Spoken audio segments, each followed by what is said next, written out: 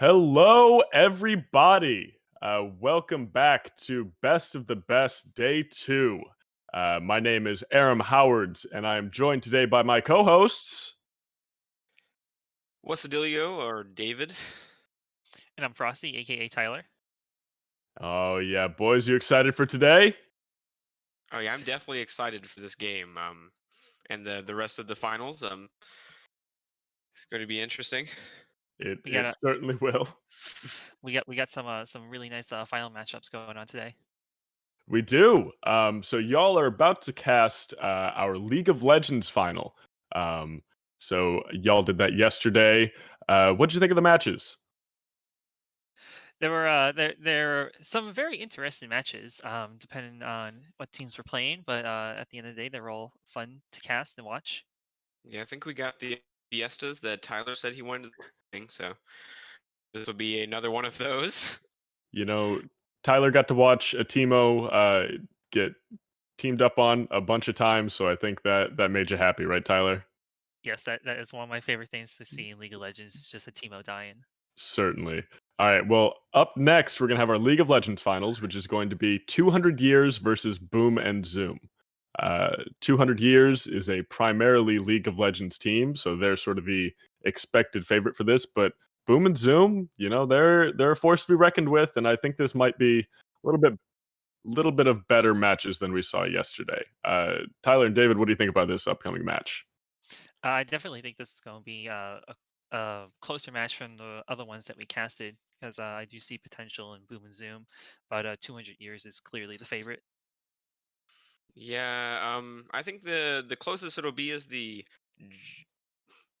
actually at this point they keep changing the roster, so I'm not entirely sure where they're playing, but they do have one gold player on the side of Boom and Zoom, so I'm interested to see how his lane or jungle will be. The rest of them I don't think will be as close, but I'm interested to see if maybe Boom and Zoom can turn that around. Definitely. Just a quick recap of all of our other brackets. Um, Up next after League of Legends, we are going to be having Valorant, which is going to be Andy's Hot Dog Water versus Spanish Inquisition. That should be a pretty good matchup. A lot of Valorant players on those teams. After that, we're going to be having Rocket League, which is going to be oh, Rock Rocket League is going to be Spanish Inquisition versus Hydrated Gamers. We had some absolutely insane Rocket League matches yesterday. I don't expect anything less than that today. I know Soup Time on the side of Spanish Inquisition has just been showing out with, at one point, uh, his team getting a 21-0 victory. Kind of showboating a little bit, but, should be fun. After that, we're going to be having Brawlhalla, which I believe is going to be Spanish Inquisition versus Hogs equals Overclocked. Um, love the Hogs. They're a great team. Always a fun time. So, personally going to be rooting for them a little bit today. And last but not least, we'll be having Diabotical finals. Our Diabotical match is going to be the Spanish Inquisition versus Hydrated Gamers. Should be a good time. Hopefully, y'all will stick with us today as we go through these finals matches. See some pretty good gameplay. And Tyler, David, you ready to hop into League? I'm ready. Yeah, I'm definitely ready to see what these teams pull out this game. Definitely. All right. Well, we're going to head to a quick intermission while we get our teams into their lobbies, get the match started, and we will be back with the draft for League of Legends with Tyler and David. Thanks so much, y'all. We'll be right back.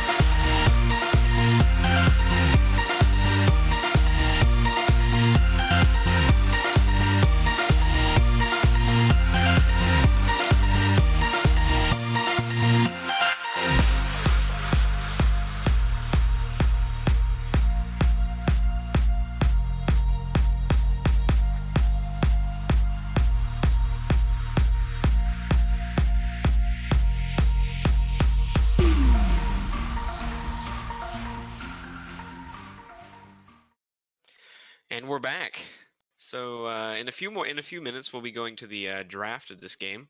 Tyler, you got any interesting thoughts on what you expect from these teams? Well, with 200 years being primarily League of Legends players, I do expect them to take the win here. But Boom Zoom did show a lot of promise, especially in the game yesterday that we casted. So I think they will put up a little bit more fight than their previous opponents.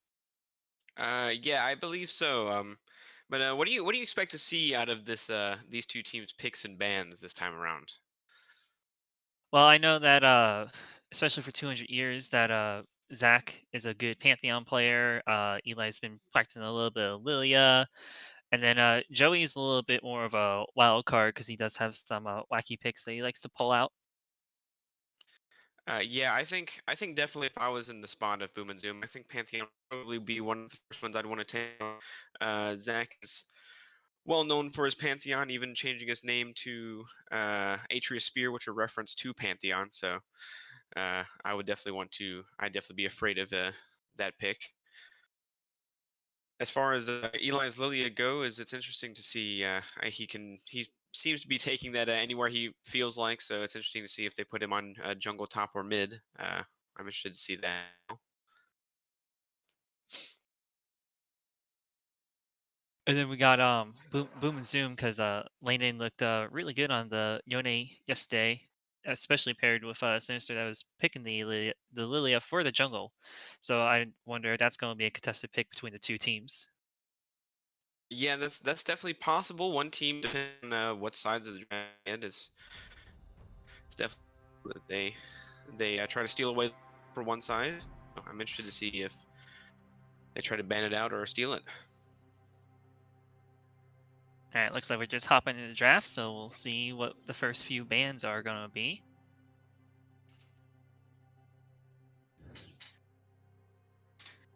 Start off with a Morgana ban. Takes away a lot of CC and the spell shield, so that takes a little bit of annoyance off the board. Yeah, I am curious. I know last year's finals of League, they banned out a word, spelled out a word or two words.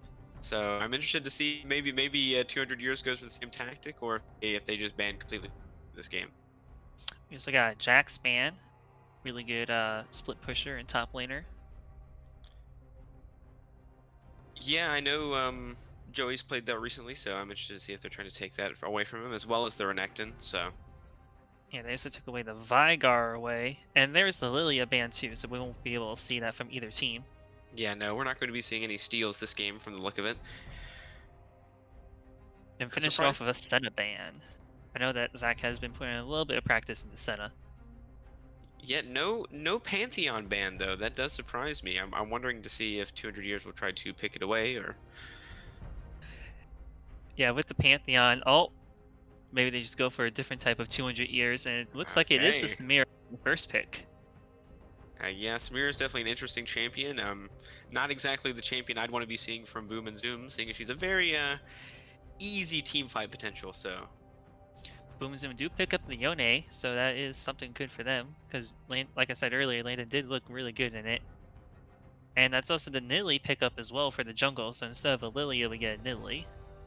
yeah, I know Nidalee is one we saw not pulled off exactly optimal first game. So Sinister can show what he can do, show show how it's done. We got a Leona picked in right here, and with Leona's CC, that's going to be very easy, except for Samira's passive, and we get the Eli special with his Irelia. This is something that I really wanted to see. Yeah, it's definitely something we want to see. It's an interesting champion to watch, although it's not a champion to see on the enemy team. So, probably not about it. We also got Boom Zoom that locked in the Jin here, and personally, now this is just from my own experience, but whenever I played Jin into Samira, I just felt like I was winning the lane, so I'm not sure if that is a good pick into her. It's just something that I have experienced myself. Yeah, I definitely agree. Then we go ahead and we get a Evelyn ban. A little bit of a pick away, trying to make sure you can always see the jungler instead of her going to stealth, and a Teemo ban to follow up. So unfortunately, we won't be able to see any dead Teemos this game.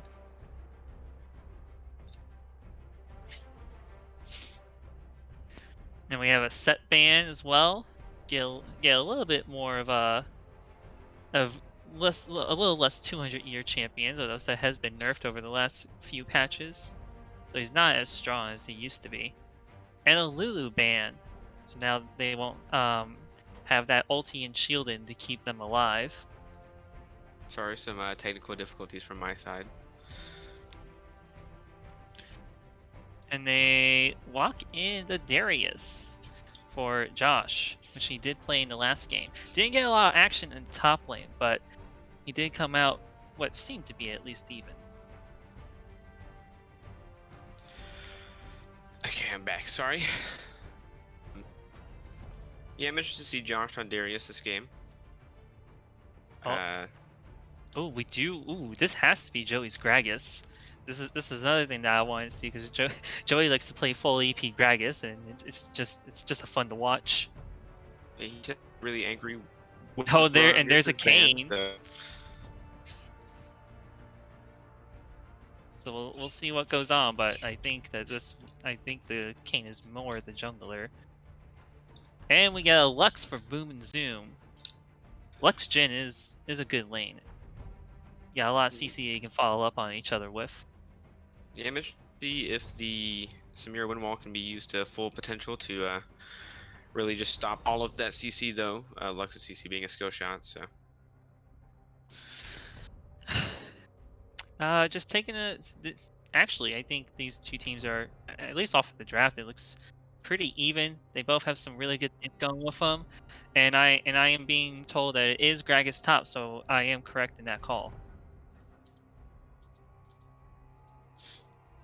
So we'll see how it plays. It will be Gragas into Darius, but I know that Joey does have some experience on it in the top lane, so we'll see how it goes.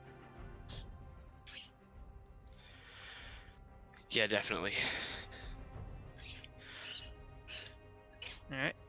Alright, so we also have Liliana ulti, and her CC will be great setup for team fights. And if Eli can come around with some flanks on Aurelia's, it's going to be some pressure that's going to be put onto Boom and Zoom, as champions like Jhin and Darius and Lux, they don't really have much mobility to get out of the way of that. Yeah, I'm definitely scared of this Leona Samira bot lane. Samira like a lot of hard fighting ADC likes that engage, and so if that Leona lands her all in, there's not much that they can really do for Samira just landing her full combo and ulting. Yeah, but if the Jhin just decides to play safe and play with his range, then he should not be able to get caught out by the Leona or the Samira. He just has to play it safe and make sure he doesn't get punished for being aggressive in lane. Yeah, I think he can really use his range to his advantage in that matchup. That does seem to be, as far as from what I've played Jhin into Samira, it does seem like a pretty good pick for that safety. So, with the especially with the Lux binding, that's going to be a lot of good either engage or disengage depending on how they play the lane out. Yeah, and as far as this Kane into Nidalee matchup, I'm not entirely certain myself on the matchup itself, but I know Kane is a very hard to stop him from, so I'm curious to see if Boom and Zoom can stop his roam and stop him from just taking all their camps. Yeah, we will see, because from my knowledge, at least, both of these champions in jungle want to get in and invade and steal camps from each other. So we'll see which ones can come out of the jungle with more farm.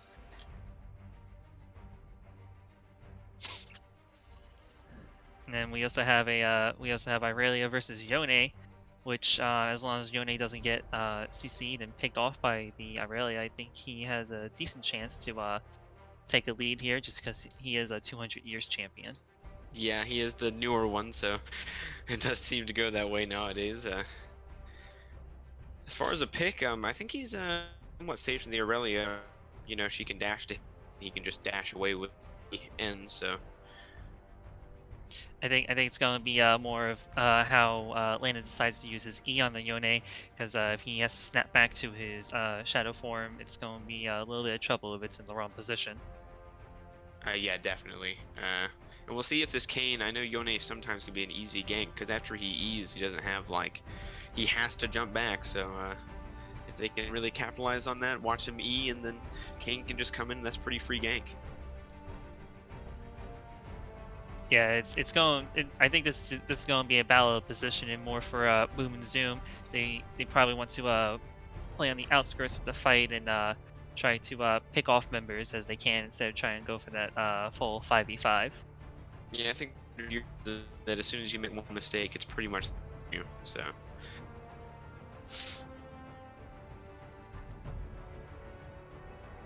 All right, we're going to take a short spectator delay, and we'll be right back, you guys.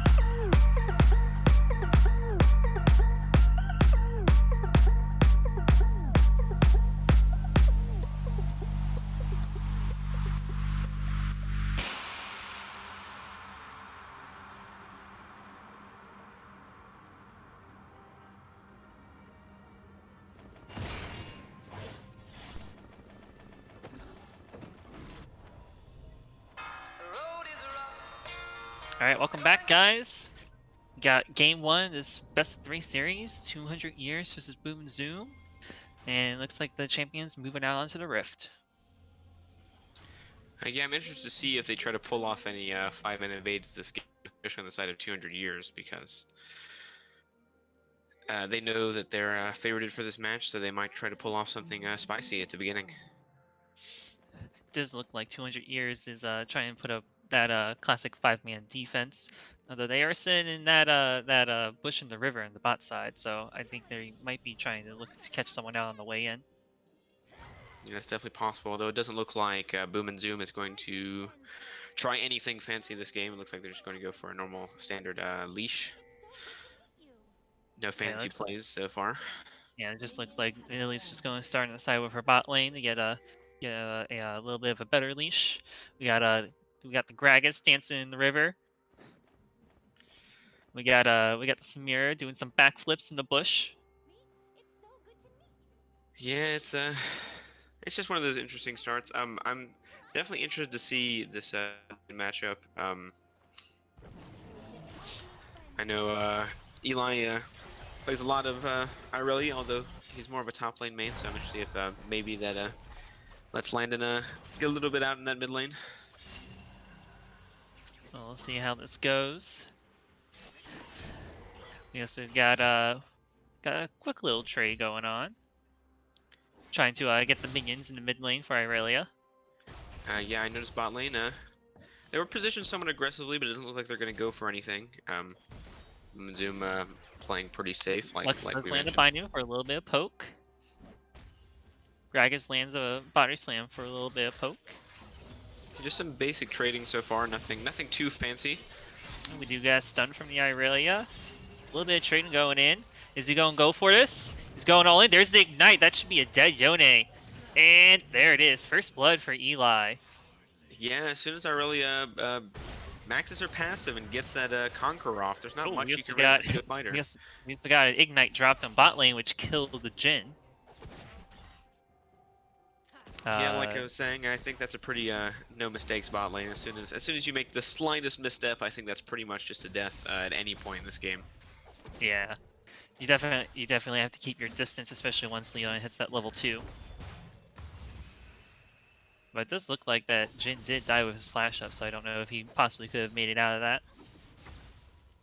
I don't know. I mean, Leona's CC really long, so who knows if he may have just been CC'd the whole time, not even had a chance to flash. I know it sometimes happens. Yeah, it's always a possibility. This Nidalee I noticed having a much smoother game than the last Nidalee we saw, so... Yeah. Joey's got a lot of caster minions right here about to crash into the top lane. He's just going for a basic siege, not much Darius can do for that, I'm afraid. Joey's just been winning way too hard in the top lane. Looks like we might get a fight here in the mid lane. We got jungle and mid both together for both sides. Kane flashes in, goes for the Q, lands a W. Nidalee does land a spear back. But it looks like they might be backing off now. Yeah, the Kane's just basic stacking up. Oh, and there's another all in there. That time the Jhin flashes out. Oh, now Joey's down here. Oh, Yone's going to snap back to that shadow. He's waiting for it. There he is. Like I was talking, just... And that's a dead Yone. He drops the ignite, but I don't think that's enough to kill the Irelia. As soon as you press that E, I mean, the enemy team knows exactly where you're going to be at that point, so they can just wait it out. Yeah. Did have the Nidalee come down bot lane, try to relieve some pressure. Maybe the Jhin and Lux could get this pushed out and reset the wave. Oh, apparently we have a replay of the kill onto the Jhin. I'd like to see if he, maybe he was just too CC'd for that flash. All right, let's see what happened down here. This is after the first blood. Oh, Jhin goes for the minion, gets caught by the Leona E. That's knock up by Smear with the Q and the ignite, and that's just too much damage. Can't get out of there. Yeah, it's the classic bot lane turns level 2, so they just go in, especially Leona. Yeah, especially trying to step forward for that minion that that put him out of position and gave the Leona a perfect chance to go in. Yeah, definitely. No all-ins in the mid lane quite yet. Still just basic CSing at this point in time. Waiting to see if this Irelia does want to go in. Okay. Oh, that is E onto him. Oh, he did activate his E. He snaps back early, and that's just a dead Yone. Just too much once Irelia gets her passive and Conqueror fully stacked. Yeah, there's not much you can really do, especially with the Yone E just putting him directly where Irelia wants him to be. Maybe if he had walked down, he could have made it, but... Yeah. It's just a feels bad moment when you try to E and be aggressive and it just turns out to be a bad play. Yeah, it comes back to really bite you, that's for sure. Top lane's been pretty passive this game. I'm surprised with a Gragas Darius, you'd expect it to be a lot more of a just constant battle out. Those seem to be just CSing. Yeah, it looks like Joey's just trying to push out the wave as much as possible, try and make the Darius miss as much CS as he can. Again, it's currently 42 CS to 16 on the top lane. So he is growing a CS lead slowly but surely. Yeah, already we've got a 3,000 gold lead on the side of 200 years. Not that time. Ooh, that's a nice route. Oh, Samira's going in on that. Flash by Lux, flushed by Leona. I don't think the ignite kills. Oh, but here's Kane. Kane for the cleanup. Does he get the Jhin? There's Smite and the auto for the finish. Oh, they're going for the Lux too, and that's a double kill for the Kane. It's going to be a lot of blue orbs. I wonder if he's going to go for Assassin or if he's going to go for Ross this game. Looking at Kane's runes, he went Dark Harvest, so it's most likely he's going Assassin. Which, looking at the side zoom, with no tanks, I think that's a pretty good pick. But they do find a knock-up onto the Kane. Ignite is dropped. He does go into the Nilly, Aerial ult, and they just wait for him to pop out. Does Landon? Ooh, Landon doesn't get the kill on the Leona before he snap back, and Eli gets a second one. That's quite unfortunate, but the Jhin does pick it up. Yeah, Jhin does find the Leona as she's trying back. The Gragas tries to trade with the Darius top lane, but there's not much. Darius is pretty tanky, even nothing but a door and shield, so not much you can really do to that at this point in the game. Yeah, Darius is down 44, but he is even on levels. Yeah, he is at least soaking up the CS. Joey does seem to have more of a wave manipulation towards the turret, so it's pretty difficult for Darius to get any of the minions at least there to get the XP. And looks like the Kane's going for the blue steel. The Nilly is on her wolf, so we'll see if they run into each other. It looks like she's pathing down that way, so... Let's see who can get it. He drops the trap. And I believe that was Kane I saw that got the blue buff. Yes. Alright, Kane did get it. And we got a little bit of all-in. Jhin is walking the wrong way, and that's just going to bring you to your death. Oh, and there's the devil trigger, and Samira picks up a kill. And we got a 1v2, but Eli does pick up the kill. Can he get the Yone as well? No, Top he does blade. back off of it. Yeah, they're just going back up. He's not willing to risk that much too yet, so...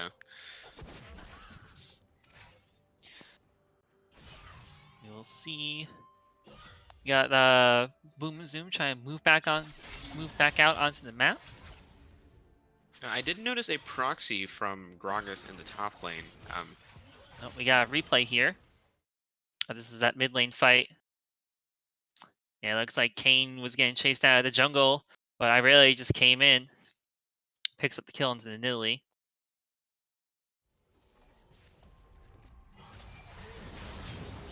Oh, okay.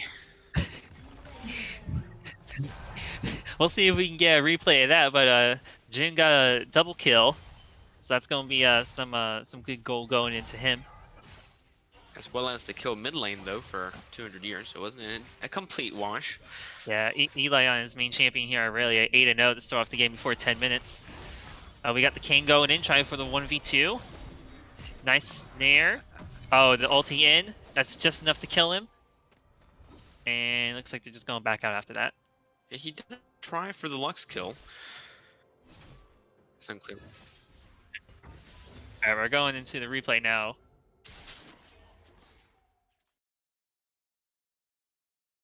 Alright.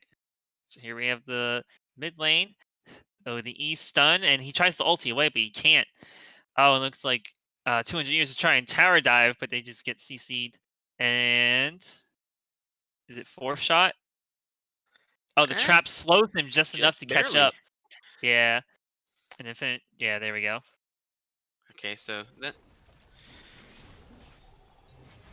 Irelia does have a blade throwing king, which is a pretty oppressive item, especially on melee champion. So yeah, I doubt Yone can do much to her at this point in the game, but still to see.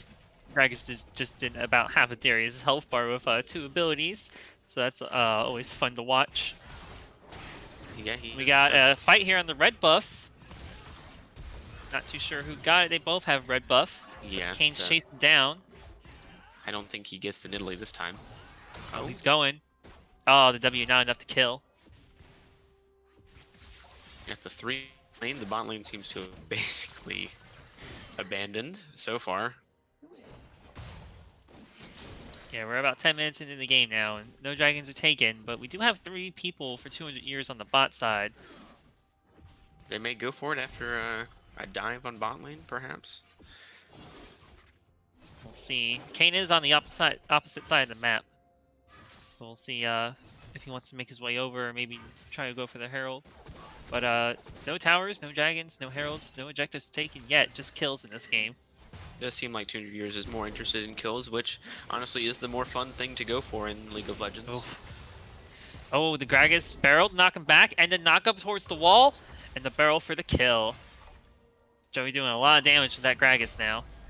Yeah, Leo Gragas ult is- onto the Jhin, goes in, and there's double trigger ulti. Oh my god, just so much damage coming out for that, and they pick up all 3 of them. Yeah, like I was saying, as soon as you get hit by that Leona's barrage, there's not much you can do to Samira. She just kind of removes you, especially whenever she gets her ult up. There's not much you can do. Yeah, we'll see if this, if the Yone going in with the ulti, get over the wall, lands the W, gets the kill on Samira. See if we can pick Leona as well. There's the knock up from the Q2. Getting a little bit of damage. He does get the kill. Eli hits the ulti to slow him. He's going in. There's the double Q. Misses the E, but he still gets him anyways. Yeah, like I was saying, I think the and King is way for this game to. They've got no resistances on at this point, or other than the Leona, of course. Yeah, and during that fight, the Kayn did pick up the Cloud Drake, so that is the first dragon on the board for 200 years.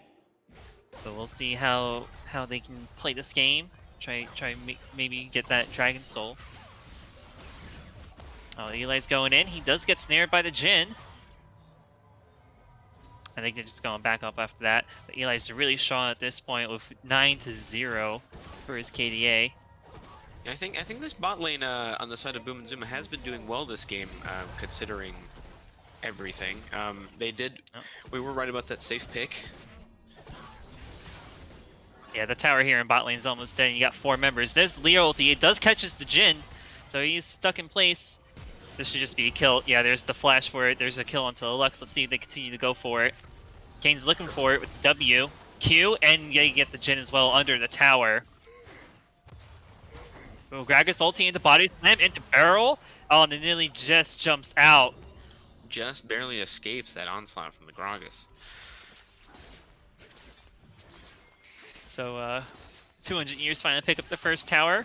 Landing on the Yone's, picking up some solo creep score and try and get that tower mid lane. But now all of 200 years is rotating over. See, and with Eli's lead, that's almost a 3,000 gold lead for the Irelia.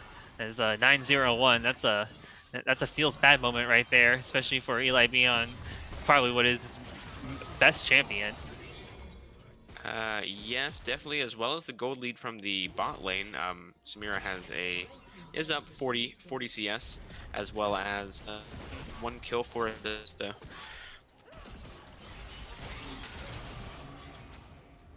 $2,200 gold for the Samira.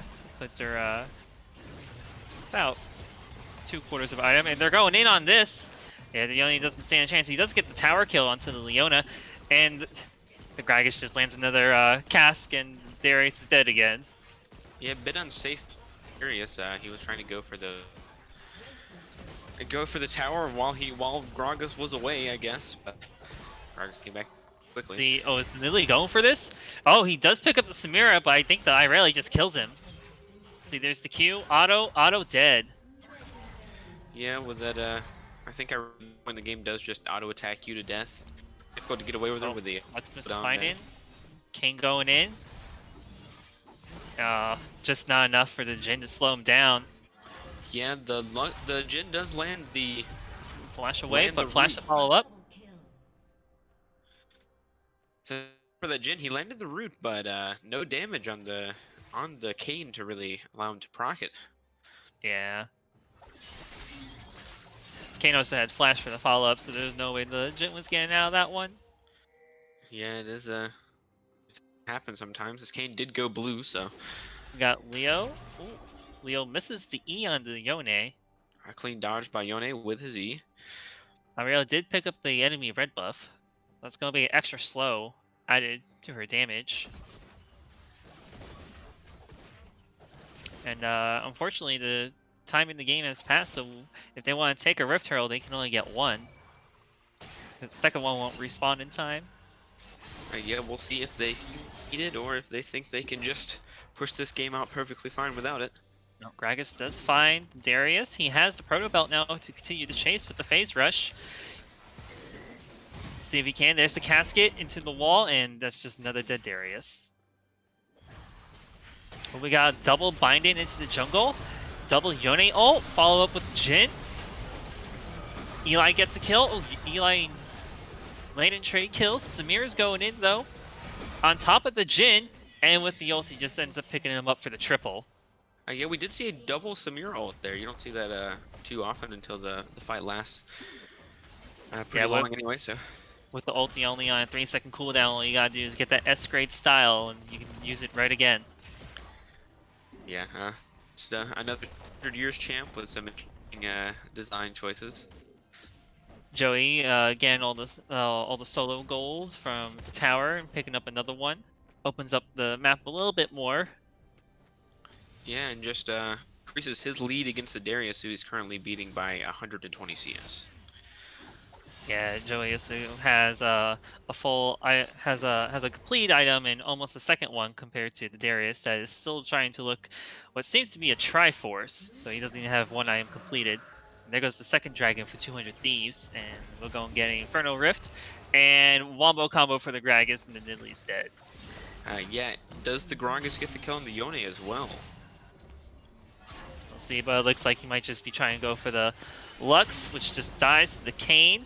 Oh, Yone almost has the Gragas, but he flashes away for his team to pick up the kill. Oh, he's just going run. No, he's just ease over the wall. Yeah, ulti for good Kayn measure. Confirm that. Oh, a little taunt in the base. Drop the Herald in the base. This could do significant damage with 2 members dead. Yeah, the question is, does that Herald get all the way to their Nexus turrets? We will see. Samira going in onto the Darius and just completely takes him out. Darius didn't stand a chance. Get the inhib. See if Shelly does not get a charge onto the Nexus towers, but inhib at 19 minutes. That's pushing the lead. Definitely so. We're currently sitting at a 20,000 gold lead. We've seen more though, I believe. In the first game, I think there was a much higher gold lead. So, ooh, double cast. That's gonna be the Jhin drop in, the Lux drop in. Ooh, they do pick up the kill on the Samira, and Yone drops as well. So it's gonna be Nidalee and Darius to see if they can defend the base. yeah, I think the engage and follow up from 200 years is a bit too oppressed. Boom and Zoom to really do after they finally get in there. And they don't really have much on their team to catch the Samira, so. And it looks like 200 years is just going back up for now, reset with all the gold they have. And Joey just keeps on pushing that top lane. He's definitely doing the strategy of just pushing and pushing until the over on the top lane. So he's been roaming around for picks every once in a while. Alright, so Irelia has her Triforce Blade of the Room Kayn, so she's fully online with 13 kills leading the team. And Yone does have Infinity Edge and Fan Dancer, although they are behind. He can be a force to reckon with. Kayn is going in here, trying to insta-pop the Yone, and the ulti is just enough. Does he pick up the Nidalee as well? W for the slow, and Dark Harvest proc for the kill. Yeah, I know if Yone hadn't pulled Kayn back to Nidalee, if she would have survived or not. I doubt it, but could have possibly gotten away had she dashed as soon as Yone E'd and then let Kayn come out far away, but did pull the Kayn back into her. So yeah, once I saw that Kayn do about like 600 damage just the ulti on the Yone, it was that's a lot of damage. Yeah, I don't think there's much that they can really do as a team to the Kayn. The Darius wasn't so behind. Possibly he could stop him, but it's to be seen. Yeah, we're just past 21 minutes, and Darius still doesn't have a completed item. Yeah, I think Joey trying to get cheap damage. I think Joey has just kept him off of CS for most of the laning phase, and now he just keeps getting the team will roam up every time. Oh, there's no way. Yeah, there's no way King gets out of here with 4 people around him. He tried to do try to sneak into the wall after the ulti, but still not enough. A leave from the Irelia. We should see if they pop or if they just run with it. Let's see. But right now, Boom and Zoom have to turtle in their base until they can figure out how to get back out onto the map. A leave from Leona as well. Currently making it a 3v5 and still no pause, so 200 just must still think they've really got this game in the bag. Looks like Joey's waiting in the jungle on Gragas. He might be looking to pick out someone.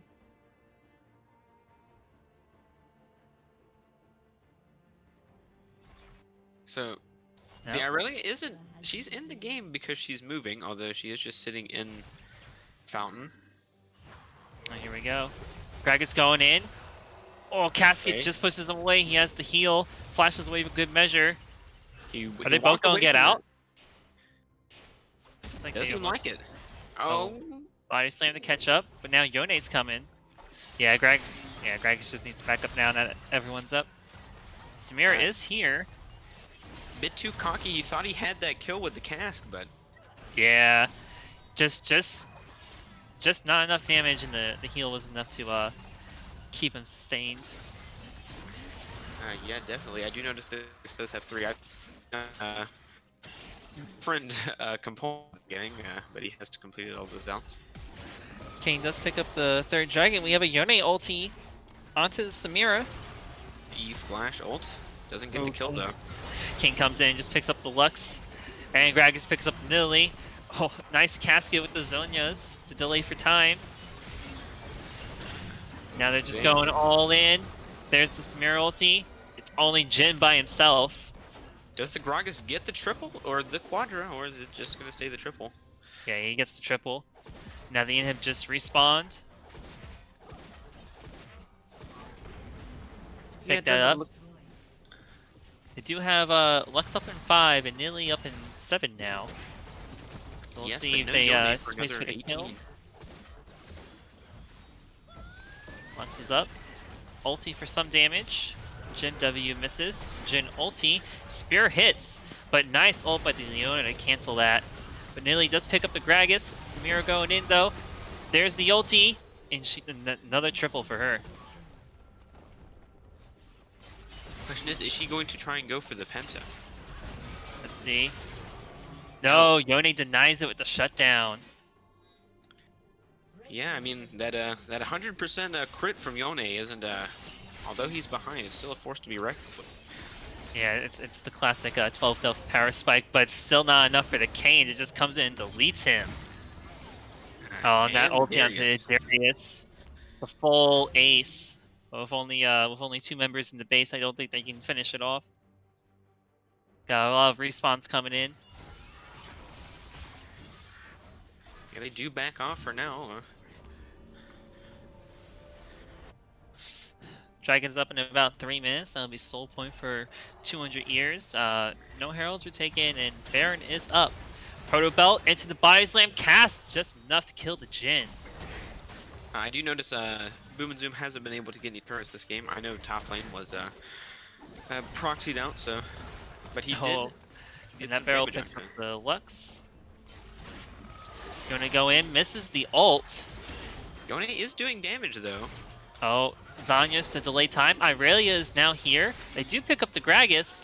See, Irelia lands a double stun onto them. Q's on over. Can he pick up the Yone? And he does. Double kill for the Irelia.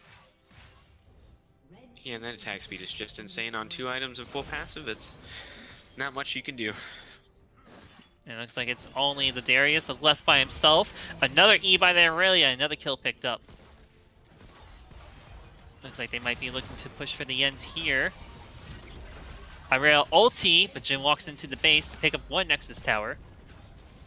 See if they can make a final stand here. Flash, E onto the Jin. Leona ulti too, picks him up. And they don't have anyone on their team quite tanky enough to I don't think get kills in their fountain. So there's the last Nexus tower. Nexus is about to go down right there. and that's game. That's game. First win for 200 years. They go up 1-0 in the series. All right, so that was quite an interesting game. What do you think, Tyler? It was pretty good, and Boom and Zoom did show a lot of good things in their game, but 200 years just kept on styling on them. Yeah, I was actually impressed by the Yone's damage toward the end. Like I said, he got the 100% crit, so he was actually able to at least do damage to that full AP Gragas. So Yeah, it's just like the classic Yasuo 0 and 10 power spike. Once you get your 2 items, you're definitely a threat, no matter how many deaths you have. yeah, it's actually interesting. I also noticed that Nidalee was doing damage. Definitely put a trip in that first Nidalee. Didn't die to chickens. Yeah, it's when a hunter doesn't become the prey, it's a little bit easier to play the jungle. Yeah, that's definitely for sure. The Kane did become a menace for her though towards the end, so not much you Yeah, can do in that regard.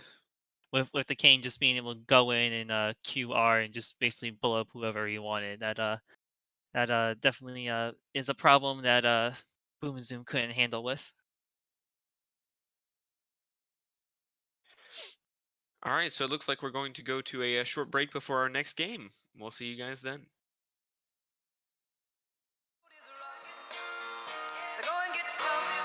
Yeah.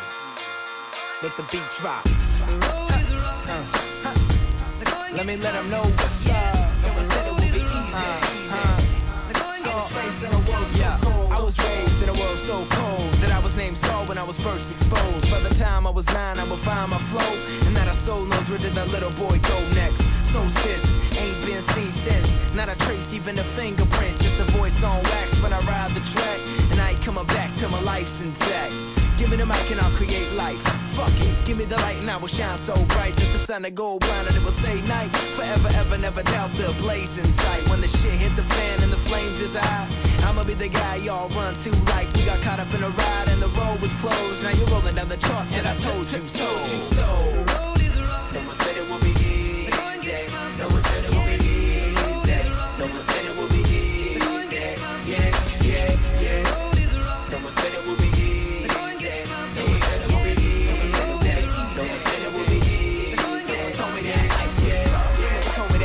Was rough.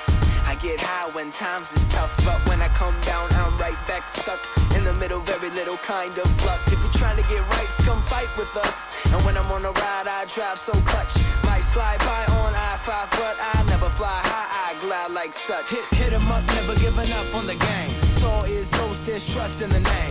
Got a couple screws loose up in the brain, so when I bust nuts, it punks in the face. And it's just like that. Every wrong turn, I come right back. Low on gas, no dro in the sack. Fuck that, nobody holding me back, but still the road is rough. No one said it would be easy. No one said it would be easy. No one said it would be easy. Yeah, yeah, yeah. No one said it would be easy. No one said it would be easy. No one said it would be easy. Yeah. Mama told me you should turn the other cheek, but my brother told me always stand up and fight. I found myself lean, getting beat up on the beat, never treated right. So I started a murder on the mic, no one heard of me. So they never see me coming, but now you heard of me. So you gotta respect something. Beat starts bumping, he starts lunching. Never give a fuck till the road got rough, man. So we gotta bust for us, I'm on a mission. Never giving up till the whole world listen. Muslim, Christian, nod your head. Black man, brown man, no more dead. Started reading books, never known so much. Still smoking blunts, never blown so much. I be in the zone cause I'm clutch. Never giving up when the road gets rough. The road is rough. No one said it would be easy. No one said it would be easy. No one said it would be easy. Yeah, yeah, yeah. No one said it would be easy. No one said it would be easy. No one said it would be easy. Someone told me that life was rough. They said the road was rough, but we keep on trucking. They said the road was rough, but can't tell me nothing. They said the road was rough, but we keep on trucking. They said the road was rough, but can't tell me nothing.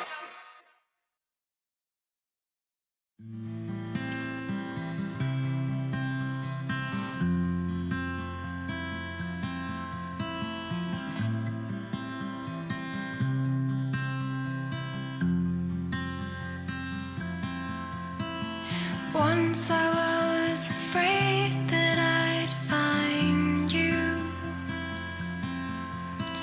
Your patient, trembling eyes would unwind me, and all I've become. Once I was afraid I'd fall in love with you for the first time.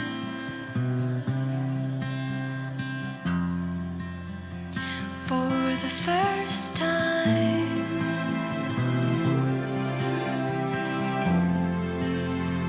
For the first time.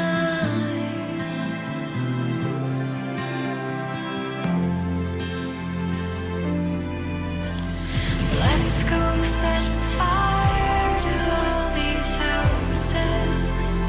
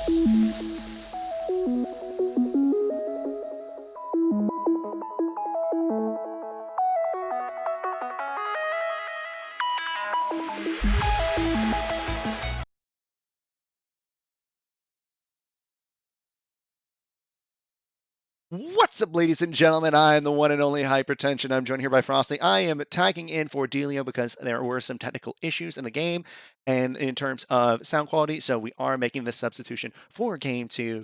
And what a Game 1 we had, Frosty. It was, how do I say this? It was bloody.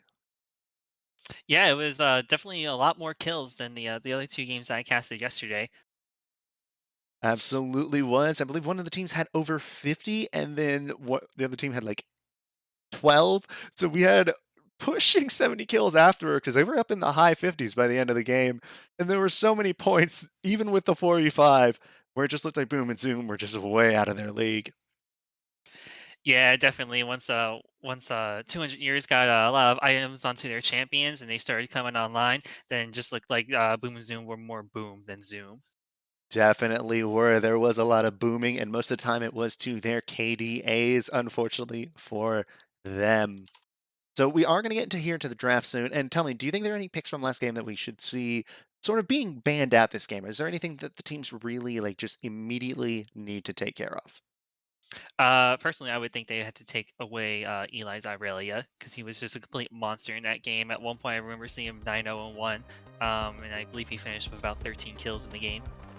Yeah, it did end up being something like that. And as we are, ladies and gentlemen, moving into the draft, we're about to see what's going to happen here. Boom and Zoom on the blue side this time, 200 years on the red. And it does look like that first ban will be the Irelia. Yeah, especially with that kind of performance on Eli's best champion in his main, they have to get rid of that right away. They absolutely do. And right now it is on to 200 years to ban, and they have banned the Vigar. I mean, really easy champion. Makes a lot of sense that they would ban that away.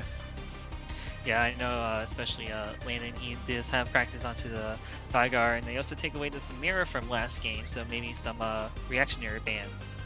Yeah, definitely got to take away that Samira. She is too strong at the moment, in my opinion, even after the nerfs. I still feel like when she is enabled in pro play at the start of Season 11, provided that there are some tweaks to the PvE, because I've been playing a lot of PvE and Eclipse is absolutely still busted, that there should be a lot of Samira picked.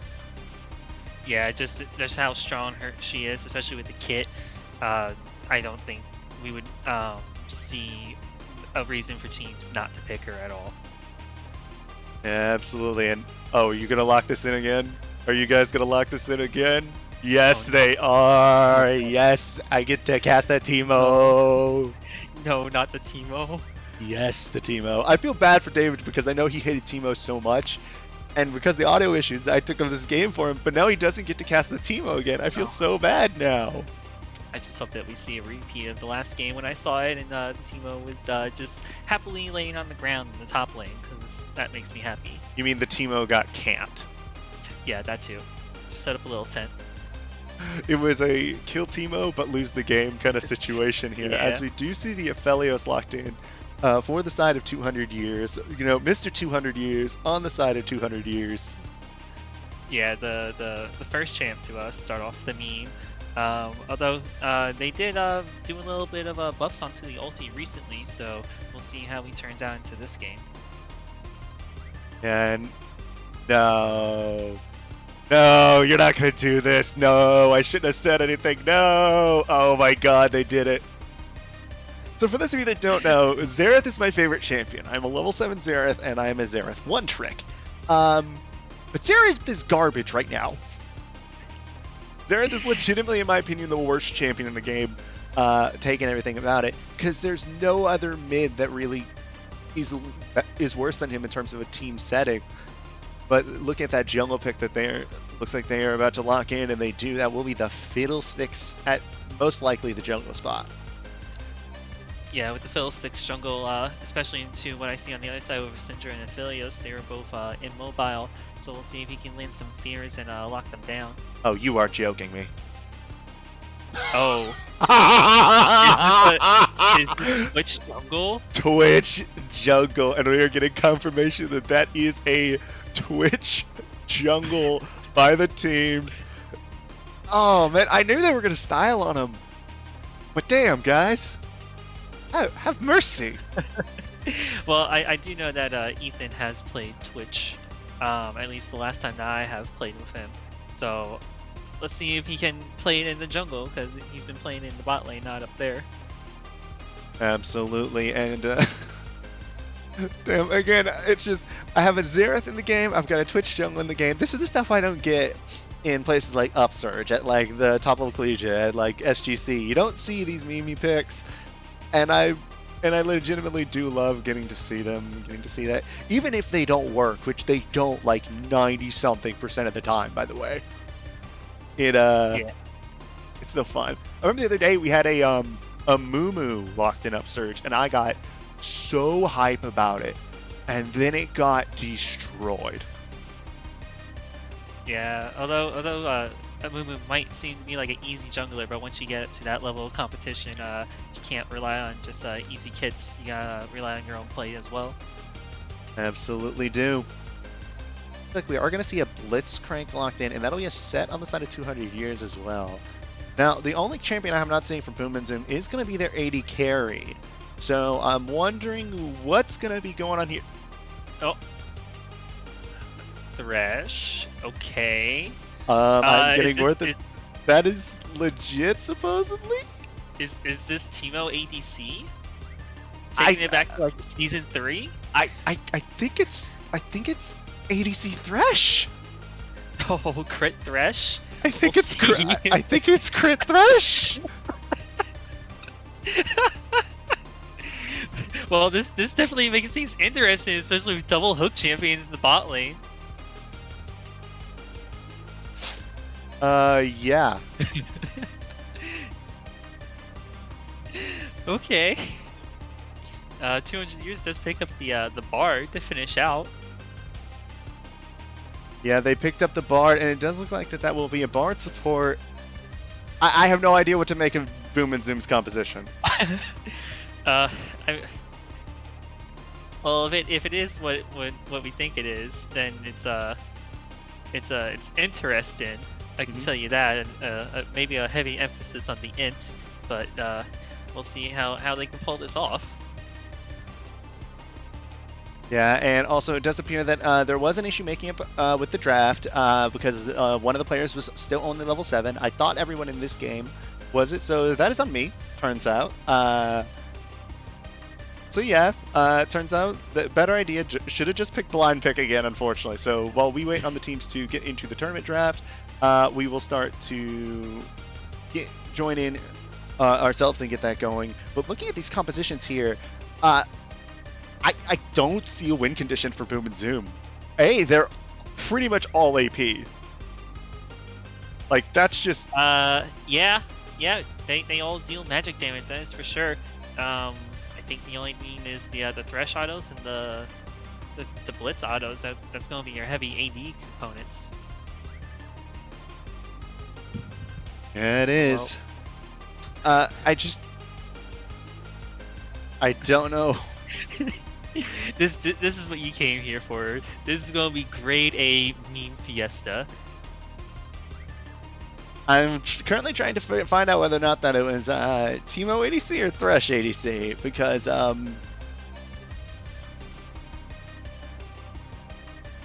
yeah, it's that is a very interesting draft that I'm looking at here. I mean, at least on 200 years, I see what their composition is doing. It's basically a sort of a cheese the hell out of this kind of draft. Yeah. I mean, you have, of course, I mean, the only position that we do know on Boom and Zoom, the only position we're likely 100% on is the Xerath and the Fiddlesticks. Because we know that Xerath is going mid just because of the fact that none of the other champions really can go mid out of their composition except for him. Yeah. He's, even though his best position is actually right now in support. So I'm a little bit interested to see how they're going to do that. Plus, this matchup is terrible for Xerath. Xerath and Syndra, once you get hit by the stun, she just ulties you. I just expect it to be over. Yeah, unfortunately, that's the bad part about Xerath, is that Xerath really has no tools or utility that allow him to stay safe during the laning phase. It's one of the reasons that he has fallen off a lot compared to other mages, and unlike champions like Ziggs or Syndra that have also been able to find spots into the bottom lane, Xerath does not have consistent auto attack damage. He doesn't have low cooldowns on his primary DPS abilities. It really has developed into a situation where he is by far the champion that just has no position right now. Poke has no place in the current state of the game with how the Ocean Dragon has developed and the presence of healing. So Poke is just an unviable strategy, especially when tanks are prevalent, the bruisers cannot get on top of him, the assassins can get on top of him.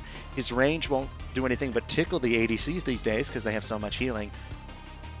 I just feel bad for that in this game, and it does look like, despite what you're seeing on the stream, ladies and gentlemen, it does look like there were roll stops on the side of Boom and Zoom. So what you're seeing on the screen is correct in terms of champions. However, the roles are swapped. Land is going to be in the bottom lane on the Thresh. Hellboros is going to be in the mid lane on Xerath. Yeah, so going back on that point, the healing is just, I do agree that there's too much on it between runes and items, and especially those Ocean Dragons, since it seems like team fighting around objectives is such a crucial part of the game now. Poke really can't get you anywhere unless you go like full OG poke comp and you pick like Xerath and Ezreal and Varus and stuff. But even at that point, I don't think it's enough to give you winning games. Yeah, and looking, I just want to take back and look a second at these compositions. Like, do you see any win condition for the side of Boom and Zoom? The only thing I can think of is like you land double hooks into Fiddlestick's ulti and you're able to pick up a couple of members. But at that point, you would have to at least pick up the Syndra and the Aphelios to knock out their damage. But I think even if you killed those two, 200 years still has enough to take them out. Yeah, and on 200 years, they just have such a good AoE team fight between the Syndra, the Aphelios, and the Twitch. You do have the Spray and Pray.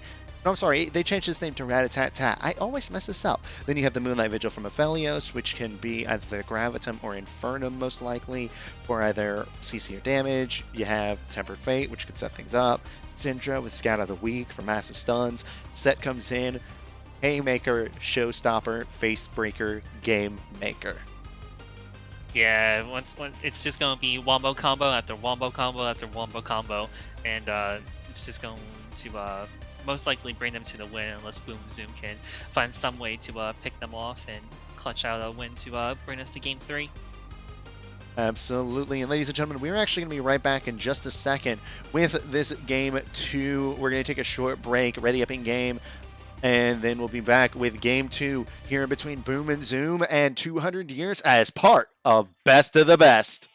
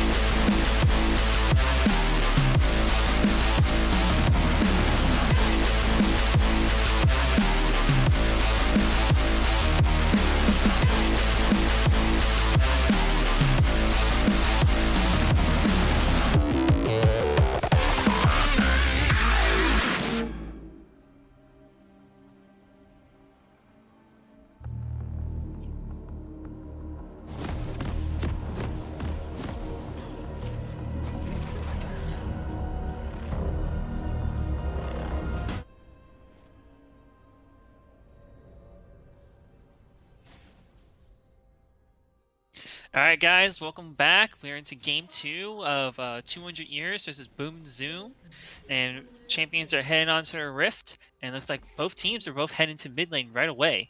Yep, dance party in the middle lane. Who's going to be the first person to break the treaty? It looks like it will actually be Boom and Zoom, as that Teemo is just throwing out auto attacks.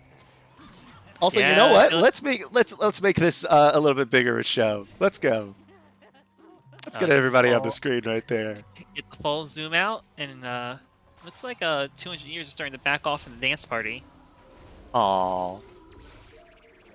Dun, dun, dun, dun, dun, dun. But overall, yeah, I mean, everybody kind of knows like what is expected out of this game, honestly. 200 Years, again, they are part of the league. They are part of the second team for the University of Alabama's League of Legends program. I say League of Legends club. So it's really difficult to imagine anyone but them winning this part of the best of the best. But at the cost of that, you're not very strong in every other games, and that's why I believe 200 Years was knocked out of every single first round except for this one. Yeah, being a one trick in something, it might be able to get you challenger in league, but it's not enough to make you go further in other parts. The best of the best. Yeah, unfortunately for me, even if I was to play, I would probably actually do better at the other games than League, because I am just terrible at League of Legends, despite, you know, casting and producing it for a living. It's one of the great ironies of my life, unfortunately. But looking at it here, looking at this bottom lane, I am very interested to see how this is going to develop with the double hooks. That FLES just has to be under pressure near constantly. Yeah, you would think so. As long as the Blitz and the Thresh don't stack up in each other and set up easy stuns for the Bard, and they can actually change their hooks correctly, the affiliate should be having a bad time down in bot lane. Yeah, and especially with the fact that, like, right now, if you think about the ganks for the Twitch, if they were to come bot lane, what is the Twitch exactly going to do except for deal out damage? I'm not sure that he'll even get to because of how much CC you can throw out between Blitzcrank and Thresh, especially with the fact that Blitzcrank's ultimate can cancel Twitches. That is true. The only way I can see it... Oh! Yeah, it's going to be a hook landing there. Rocket grab, death sentence. That's the flay. Ignite is down onto the Blitzcrank for some reason, but it does look like it is actually 200 Years to get the better of that trade. But Wetnuttle looking to flank on the side, I think. Yeah, the Fiddle's coming in. 200 Years starting to push into the spot lane. We'll see if the Fiddle can make something happen here. Their hooks are on cooldown, so we'll see if they're waiting for the cooldowns to come back up. Yeah, remember, ladies and gentlemen, that Fiddle's ganks are not great, but it does help when he has that rocket grab there for the kill for Landex. First blood, second kill going over to Atreus Spear, but he's now in a 1v2 situation, but they've blown all their cooldowns. They're lower on mana. They can't really out DPS at Ophelia at this stage, especially when he has the Gravitum there to root them up like that. 1 for 1 for both teams. Yeah, and right there in the bot lane, that was a good syncs on the hooks. The Blitz got the flash hook, and the Thresh followed up with his own hook, and they were able to pick up the kill to the Bard. Again, the CC lockdown from this duo is nutty. The problem in the long run is that the damage is going to be non-existent. And this is kind of how we expected this matchup to go, unfortunately. Set is one of the few melee counters to Teemo. Yeah, even though that the Teemo Blind will be able to stop the auto attacks, but once that's over, there's not much you can do once he pulls you in with the Facebreaker and stuff. Yeah, and that's the thing, is that the Facebreaker does actually pull you out of invisibility and reveals you, but it's gonna be the Haymaker that kills off the man Josh Harris. Renziel solo kills his opponent there. Yeah, oh, Blitz lands another hook. It's another hook. Borjay going to be their target for this game. Remember, if it hits a wall on the opposite side, it will land the root, not if it goes through a wall. So right now, without the Aphelios there, that Bard's just a sitting duck. I would not advise him to sit this far up. Yeah, especially once your ADC backs, you just gotta sit back into the lane and try to get as much CS as you can, but you just have to respect that they have double hooks in this lane, so... Oh, they landed another one.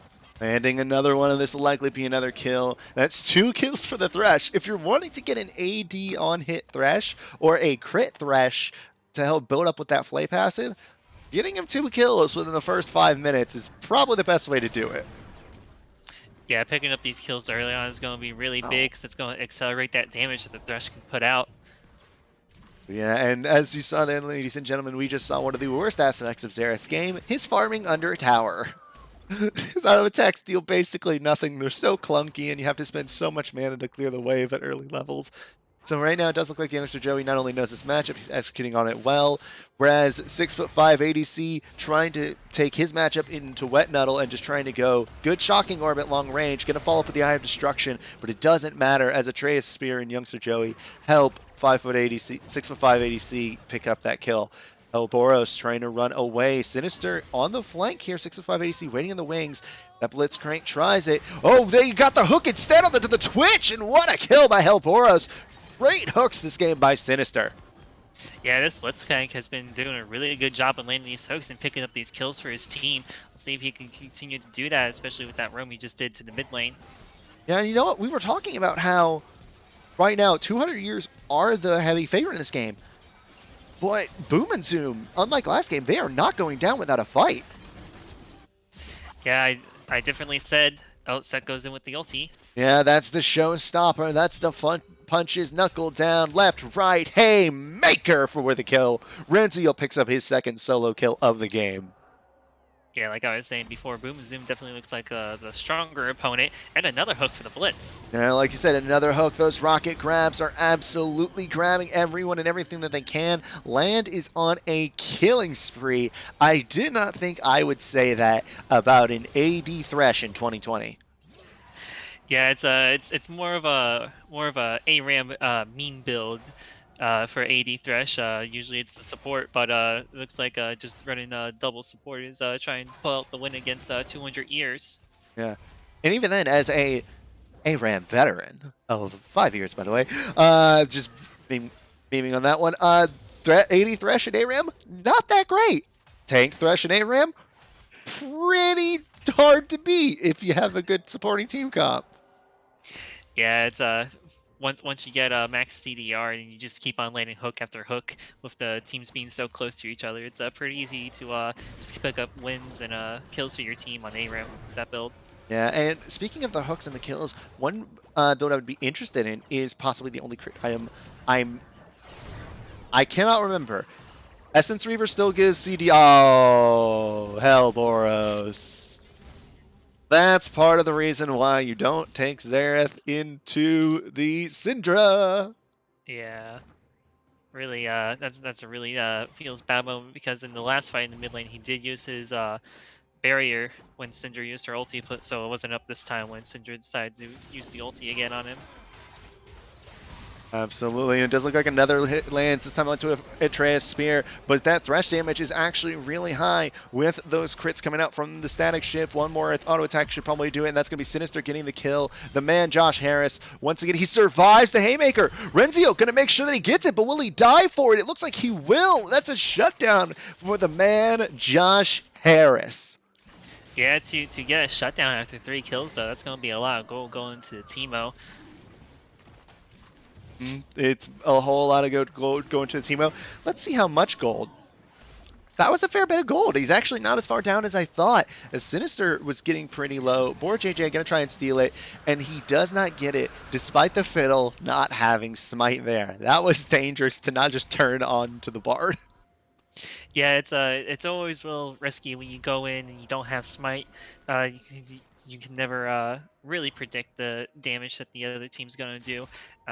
You always want to make sure that if you can peel off and take out those members just to have an extra bit of security for those objectives. Absolutely. And looking at this, I want to take a moment to talk more about this Thresh build here, just because it is such an unorthodox build. I imagine no one everyone who doesn't watch the League probably won't understand it. Thresh is a support champion. He doesn't normally build damage. And with this build next, I'm imagining that he goes Essence Reaver. Wouldn't you think so? I would think so too, and from my experience seeing it, I also see the Thresh is taking lethal tempo instead of press the attack, but I guess with the extra CC, you'll go and get more damage out of the press the attack in this matchup. Possibly, because remember, for those of you that don't know, Thresh is one of the few champions in the game that he cannot build straight up attack speed and expect it to legitimately morph the speed of his attacks. He actually has a hard scaling with it. I believe he gets like 1/4 the benefit of attack speed, something like that, which if I'm not mistaken is the single worst in the game. outside of champions that just can't enhance their attacks like Graves and Jhin. Yeah, Thresh is supposed to be mean as a support. Just not supposed to be dealing damage like Landon is on this Thresh stand at 3-0-1 so far. Yeah, and it looks like we are going to get another fight to the bottom lane, though. Good crits onto Borjay there from Land. That's going to be the Moonlight Vigil dealing some damage in the long-range auto attack for the kill onto Sinister off of that Spectrum kill. And Renziel, yet another kill. Joey, yet another kill. While the bottom lane is doing great for the side of Boom and Zoom, mid and top and jungle are not doing hot. Yeah, just kills dropping left, right, and center here as they pick up 3. And they start to increase their read and put some pressure around on the map because it looked like Wet Nulla was trying to move through the river and Renziel just caught him out. Yeah, and here we go. Another fight to the bottom lane. Gonna see if they can knock him up there. That's gonna be a knock up. The exhaust is down. That's gonna be the turret getting hooked up by the death sentence. And the auto attacks will come through as Land is on a rampage. Temper Fate tempts absolutely no one there.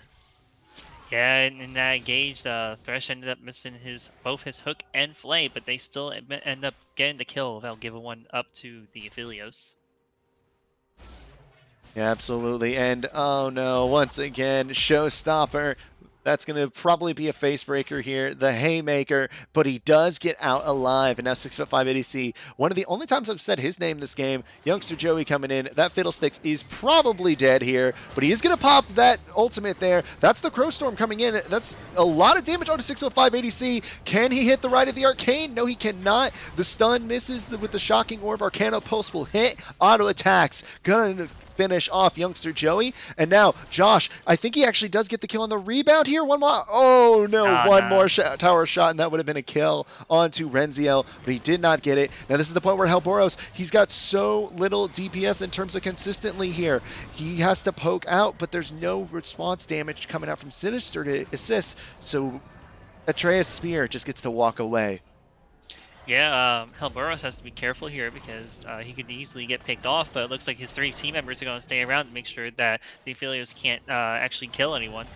Yeah, and that's still going to be the Moonlight Vigil, but it will be the death sentence from Land X, being the death sentence for Atreus' Spear once again. That is the 3rd death for Sinister, but it is also the 3rd for Atreus' Spear. Overall, great play by this bottom lane of Boom and Zoom. Yeah, and if you look at it right now, the Thresh is sitting at 6-0-1 and just picked up another BF sword. So starting to transition out of the early game into the mid game as we cross the 15-minute mark. It's going to be some unexpected damage, I think, that 200 years is going to face from this Thresh. Yeah, and what I'm kind of hoping happens here is that we see the Thresh build into the Essence Reaver into the Infinity Edge. That way he can abuse like high critical damage while also being able to get the cooldown reduction off of those things. Ooh, flash mishook by Sinister, mishook by Land. If he gets the knockup on the side, oh wow, that's a lot of damage out of the unleashed power there. And the man, Josh Harris, once again, dead. Yeah, I mean, I said it before in the other game yesterday, but a dead Teemo does bring a smile to my face whenever that champion is laying on the ground. I'm a happy man. You see, I don't get why everybody still hates Teemo. He's not even Satan anymore. The most hated champions at this point are probably like Yasuo and Yone. I feel like there's a point like about Season 8, Season 9, where Teemo just stopped being a problem because there are enough melee champions that could give him a lot of trouble now. Like Jax has evolved to where he's no longer that bad into Teemo. Irelia is pretty good into Teemo. Aatrox beats Teemo pretty convincingly. You just have those champions that have gotten reworked. It's made Teemo basically irrelevant, even as a bully pick. I mean, if you're playing a tank, you'll hurt, but otherwise you should be fine. Yeah, I just have a lot of PTSD and bad memories when I first started to learn the game, and I had to go against that little badger in the top lane, and it was not fun. See, I actually committed myself to never buy Teemo until I had to because of a lost bet. And speaking of buying Teemo, looks like Renziel doesn't need to buy a fur coat. He'll just take the man Josh Harris. Every kill he gets that little bit of patch. Soon he'll have this big lovely Corella DeVille coat. But right now it's just the hooks in the bottom lane. Borjay gonna be dead again. So is Helboros. Again, Syndra versus Xerath. Not fun for the Laser Man. Yeah, these two teams keep on trading kills back and forth, and even at the 15 minutes, it's only a 3k goal lead for 200 years, which is a lot closer than it was for the last game. Oh, absolutely. This gold lead is nowhere near as big as it was because we had double-digit gold leads by about 15 minutes last game. This one, we're in, I'm sorry, double-digit 1,000 gold leads. Now we're here just sitting over 4k. This is still definitely comebackable, especially if you do have champions that can actually scale decently well into the late game, but like the Fiddlesticks, like the Xerath. The problem is going to be fighting the team fight and killing that set, especially if he builds any sort of magic resist. Yeah, if the set manages to ulti someone into the enemy team and just pull everyone together, that's going to be almost a guaranteed team wipe for them. Yeah, absolutely. And I think I haven't seen much of 6'5" ADC this game. He's gotten 2 kills, but otherwise I feel like he's just been kind of wasting the potential that this Twitch has. You're supposed to cheese early and gank often. Come on, man. Yeah, it feels like that he's just sitting in the jungle trying to farm up and get some items so that way he can start dealing damage, but he hasn't really been into the lanes affecting them too much from what I've been able to see. Yeah, I agree with you there. And I do believe it is the pickaxe that builds into Essence Reaver these days, isn't it? Or is it, though, Caulfield's Warhammer? That's actually going to be a rocket grab onto Youngster Joey, who is going to flash out. Arcanopus will come in. The man, Josh Harris, once again. Renziel, stop bullying him. He's unstoppable. 8-1-0 on that set. Yeah, it is the Caulfield's Wallhammer that builds into the Essence Reaver, but now you got one champion on both sides as the Blitz lands another hook. Blitz lands another hook. Here comes the Bard up. BoardJJ trying to flash and get that sort of Bard sec, but he could not get it done. That's going to be a clean escape from those 2 members of Boom and Zoom, but Sinister does bite the dust as a result. Actually, I guess because he's Blitzcrank, he bites the rust. Yeah, and like I was saying before on Oh. Boom and Zoom. At this point, it's just funny. It is. But what I was gonna say is that Boom and Zoom, you got the Thresh at 7-0-2, and 200 years you got the set 8-1-0. But I think at all points of the game, the set's gonna be a lot better than the Thresh. Absolutely. Right now, Hellboros, no mana, no chance in hell to get anything going there. Oh no, Sinister missed the hook, and he's not under tower either. So even if he hit it, that would have been in no chance, no world a kill onto that set, unfortunately for him. The 200 years did end up picking up that Cloud Drake before all that fighting did start, so they do even the Dragon score 1-1. They also have 3 towers to 0 as Boom and Zoom try to push out these lanes, see if they can pick up a tower for themselves. Yeah, ooh, good death sentence there onto Youngster Joey, but that will be the Unleash power on to Landex as Hellboros still dead on the others. Us8 just spawning now. This is a 3v5, and this is going to be yet another kill here for the side of 200 years. Sinister gonna make it 4. Only Hellboros and the man Josh Harris alive. And right now, that Rite of the Arcane will take out the Syndra, but you don't stay in it next to a set. Unfortunately, he's probably gonna die off here. Doesn't have the Shocking Orb, doesn't need it, still gets the kill. The tower shot's going down. Tempered Fate does land onto BoardJJ, and he's probably gonna get the kill because of the Shocking Orb missed. The Ignite ticking him down. Bye-bye, Xerath. No, he survives! No, he's still alive. The Bard tried to go in for the BM kill with the dubstep ignite, but the Xerath survives with just a little bit of HP, and now he's going to die for it. Yeah, he survives, and the Bard does not. That's an 8-1-2 AD Thresh. He did go for the Infinity Edge instead of the Essence Reaver. Again, I would like to see the Essence Reaver. That way he has more cooldown on the death sentence, on the Flay, and I believe that also influences the time that it takes for the Flay to charge up. Yeah, I believe you are correct too, from my knowledge. Yeah, I believe Flay is one of those like weird passives where it was made sort of in the early days of CDR, so it sort of like it scales with CDR in terms of its downtime. Oh, but here, this is actually the perfect situation for Hellboros there. It doesn't matter how far behind he is. As a Xerath, you were always going to win that against the Twitch. Oh, good hook landing. Rocket grab, grabs youngster Joey.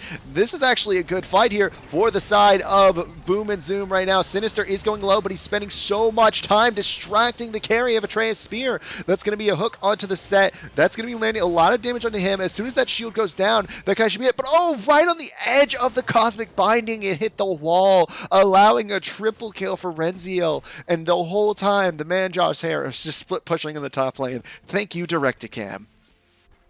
Yeah, Timo here just trying to pick up some free CS and maybe some tower damage while his whole team dies in the mid lane, trying to make some good out of a bad situation. But now that the set picked up that triple kill, he's starting to do some setups in the mid lane, and he's just going to be almost unstoppable now.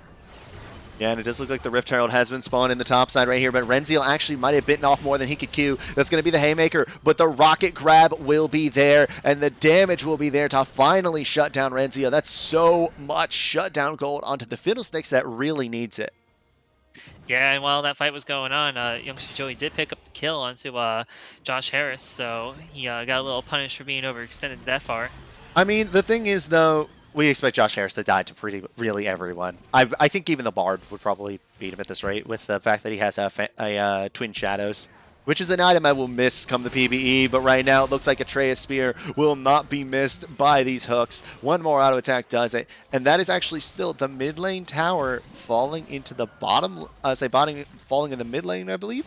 Or was that? No, I'm sorry, that is the Rift Herald taking the bottom lane tier 1 for this, let's say, in favor of 200 years, as youngster Joey nukes 1, nukes 2, doesn't matter if you have the Crow Storm guy, tower shots, balls, and the Bard shots are going to mean that you are a dead man. Yeah, with the Syndra Helboros, run. With the Syndra just being able to stun there and just pick up the kill onto the Blitzcrank, that dealing like upwards to like 600 damage. That just shows how strong she is. She has the Luna's Death Cap and the Oblivion Orb, so her burst damage is extremely high right now. Minimum damage total of currently 687. Yeah, so now with items coming online, 200 years should be starting to pull away. Although we are only at a 6k gold lead.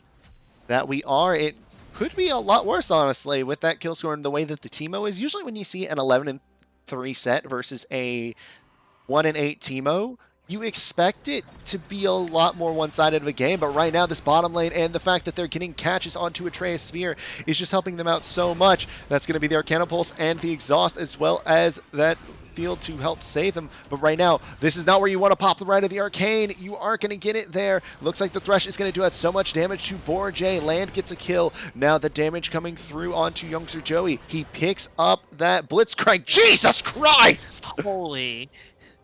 Just one Q&E from Syndra was almost enough to kill the Thresh from 100 HP. I would not have landed that hook. I would have run. Where it's just flexing on him there is Renziel. And right now, at this point, it feels like an inevitability that 200 years are going to win. But at the same time, props to Boom and Zoom for giving them a hell of a fight.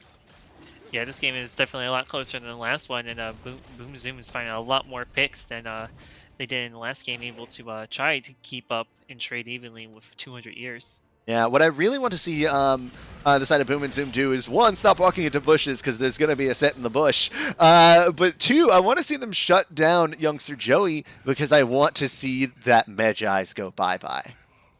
Yeah, now he's upgraded it. 10 stacks on it. Jeez, man, that is so much damage. The knockup lands, the damage is there, but there's no right of the Arcane. No, actually, there is right of the Arcane. He's firing it out. Just 1 or 2 more shots will work, and no, he does not quite get it in time. He's just going to back off and save his Medjai stacks here. Whereas, hey, I will say, something amazing has happened. Josh Harris took a tower. Hey, so the split push Teemo is finally working out for Boom and Zoom. That it is, but the hook there was not working out for Boom and Zoom, as they did miss that hook onto the set, but I'm not sure that he's the person you want to hook right now. He's pretty big. Yeah, if you hook the set, you gotta make sure that you can CC and lock him down, otherwise you're just gonna ulti and pull your team together. Yeah, and you know, despite Josh coming very close to getting almost Flame Horizoned earlier, he's actually doing really well, even if he does need to run as fast as you can. You have an ability that runs. Just run! Run, Josh! Oh. Yeah, especially with that, Set now has the Blade of the Rune King for the extra chase down potential, and he gave the kill to Syndra, increasing the stacks on the Magi Soul Stealer. By 4. I know. I hate whenever I see this kind of thing with the Soul Stealer, and I always want to see those people kind of like get what's coming with the Soul Stealer. I just want to see it become just a waste of gold. I love watching Soul Stealers get punished. Just a personal preference. Yeah, once you're able to get those shutdowns, and then the item loses all of its value and potential. Yeah. People talked about like Omra. Oh no, that's youngster Joey with a lot of damage onto Hellboros, who does end up popping his Zhonya's. He does have flash and he is able to get out there. The knockup onto Renzio will save him there. Right now, the side of 200 years, they're not able to catch up. Great disengage here, but oh my god, scatter the weak, scatter the meek, and absolutely punch them straight in the cheek. That's 2 members down from the side of Boom and Zoom. Yeah, it was looking like great disengage for Boom and Zoom, and then Youngster Joey was able to find that scatter the weak over the wall, and then just the spear to finish them off with the double kill. Absolutely. Right now, I mean, 22 stacks on the Magi's. That is almost fully stacked now. Again, I feel like that is the most BM item in the game. It's level 16 Syndra, dealing out so much damage. That'll be the Moonlight Vigil, catching Wet Nuddle. No chance there. And it looks like that this dance might actually be over, as it looks like the side of 200 years, they're done playing with their food. They are ready to close out this game, and it looks like they will probably be pushing towards the Nexus here. Yeah, they definitely have a chance. Oh, They have hook no lands! weak Hook team. lands! Hook lands! Are they getting him? Yes! The Magi lost stacks! That's a huge pickup for Boom and Zoom. Man, I'm sorry for you guys at home. I know that's unprofessional to want a player to die, but damned if I don't hate a Magi Soul Stealer. Yeah, now they knocked that from 22 stacks down to 14. Yeah, and this is a fight that the side of 200 years will absolutely win if they take it here. They've got it 4v4, but right now the secondary damage threat of Hellboros is still dead. He's actually starting to build into that Rabadon's death cap. He has his Zhonya's now. It's starting to tick down in terms of cooldown. So this is actually a very powerful place in the game for the side of Boom and Zoom. Yeah, we got this is an Ocean Rift, so if they are able to turtle and prolong this game, they can pick up a few Ocean Dragons, and that'll definitely help the sustain and deal with some of this damage that 200 years is pushing out. Yeah, and right now, Renzio actually doesn't realize that he's not as tanky as he thinks. He's not doing nearly as much as he thinks. That point in the game has kind of fallen off, so he needs to be careful about walking straight into potentially 4 members, because there were people waiting in the wings, but right now, the flank by 200 years, it's caught them all. If youngster Joey gets off one scout of the week before he gets hooked, no, he got hooked right in, and that's just going to be an instant silence, I think. It's going to be a kill onto Sinister, but it's a 1-for-1 trade thus far, and that's going to be now a 1-for-2, as they do take down Wet Nuddle as well. That's going to be Hellboros going down. Triple kill for the Syndra. Doesn't look like they're going to let him get the Penta here, or are they? No, youngster Joey probably going to die here. The tower shots were not there quite in time. The man Josh Harris, my guy, keeps split pushing. Do not give him that pentakill. Do not give him that pentakill. Especially not with that Magi Soul Stealer. Just run, hide, and save your life, my man Josh Harris. Well, it did look like that Artorias Spirit did pick up that last kill in that fight, so a pentakill would be out of the question, but a I didn't quadra see kill that. was pretty impressive enough. Yeah, the quadra kill would have been pretty impressive, but unfortunately it was like that. And now Renzio is not the person you need to be hooking in, especially with just Josh Harris there. Now it's going to be the Crow Storm coming in. That's going to be some damage dealt out, but definitely not enough here. They just cannot match Atreus' spear, who is just destroying them with this DPS here. Renzio does miss the facebreaker. The man Josh Harris just trying to zone however he can.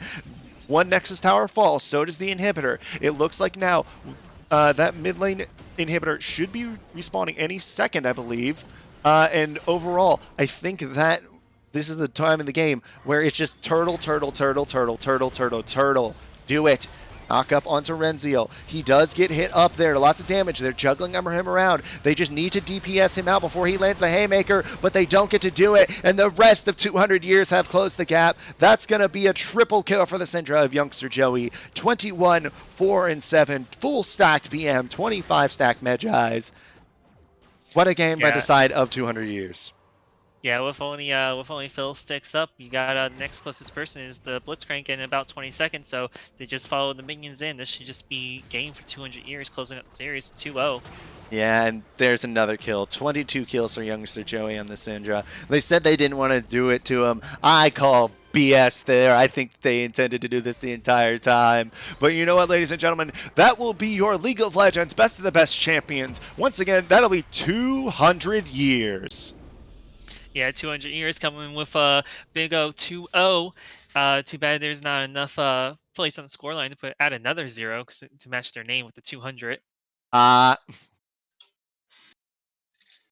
Yeah, shame on that. But ladies and gentlemen, that was actually a much better contested game than I think anybody expected on the day. I mean, again, people were betting that this entire series combined game time would be less than an hour. And you know what? It wasn't. And that's awesome. Well, actually, no. Combined game time was less than an hour, but the overall stream time for this game would be less than an hour. And it wasn't. And that makes me happy. yeah, it did come close to it. I believe both games just went just over 30 minutes. So we almost made that mark for being under an hour for the whole series. Absolutely. And we're going to go to a short break. I'm actually going to leave you guys for the day. Instead, it will be David joining us back in just a second, and it will be with the MVP of the series, youngster Joey. See you then.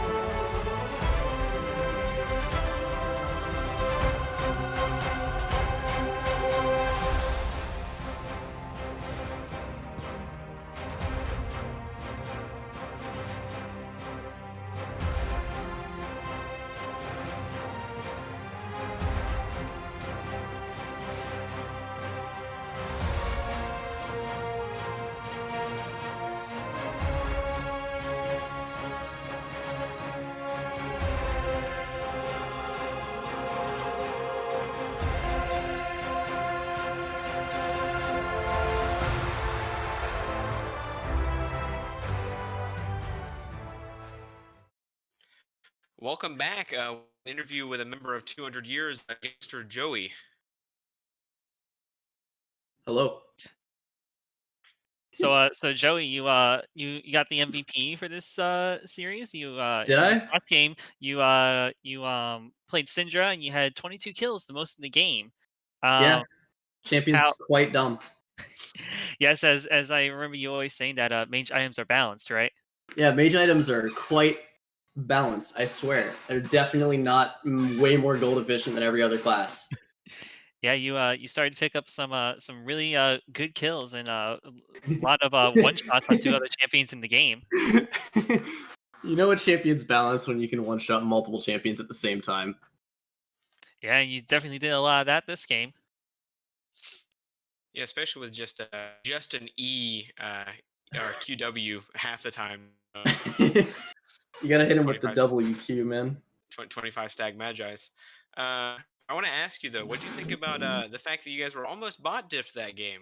I mean, I think we all know Zach's a dirty inter, and then Boris wanted to make the game a little more interesting, give the people a show. I think that went quite well. We gave him a show, but we still had to put the end in the win end of it. So I had to do some magic with Syndra. What did you think of the Thresh Blitz spot lane that you had to play? Well, it's definitely a cheese lane. If you're not ready for the cheese lane, it does work, right? That's kind of the whole point. That's why you do the cheese. Do you think you were ever scared of the crit Thresh? No, I knew I could one shot him faster than he could one shot me, so I wasn't really ever worried about it. Was there what did you ever think about that your jungler was just AFK farming the entire time? Because I don't remember seeing. Yeah, I was a little confused on the blue buff start. But, like at some point, it doesn't really matter when the Syndra's that fast. Yeah, you were like I said before, you led the game in kills, and once you got in there, you started landing some of your dark spears. It was just kill after kill after kill. Yeah, at some point I could basically just Q ult somebody and kill them. So I noticed you went top lane and both killed the enemy Teemo. Do you think that may be a little bit toxic? it wasn't to be toxic. I swear, it was to get Magi stacks. It gave me free AP, so like I kind of had to take advantage. Yeah. So just go kill a lonely badger in a top lane to increase. It your was the numbers, most free kill I could see. All right. Is there anything that you want to say to your opponents for giving you a 2-0 win in the series? I mean, they put up a lot better of a fight than I think a lot of my teammates were expecting. I expected at least to have to play, so this was relatively close to what I was expecting, but they definitely played really well. I will apologize to Hoya for dodging all of his Xerath ults except for the one while I was eating chips. But that was a fun series, yeah, overall. Well, thank you, Joey, for doing this interview with us, and Thanks for having me. And with that concludes the League of Legends portions of Best of the Best. We will be taking a short break, and then we'll be moving on to the next session.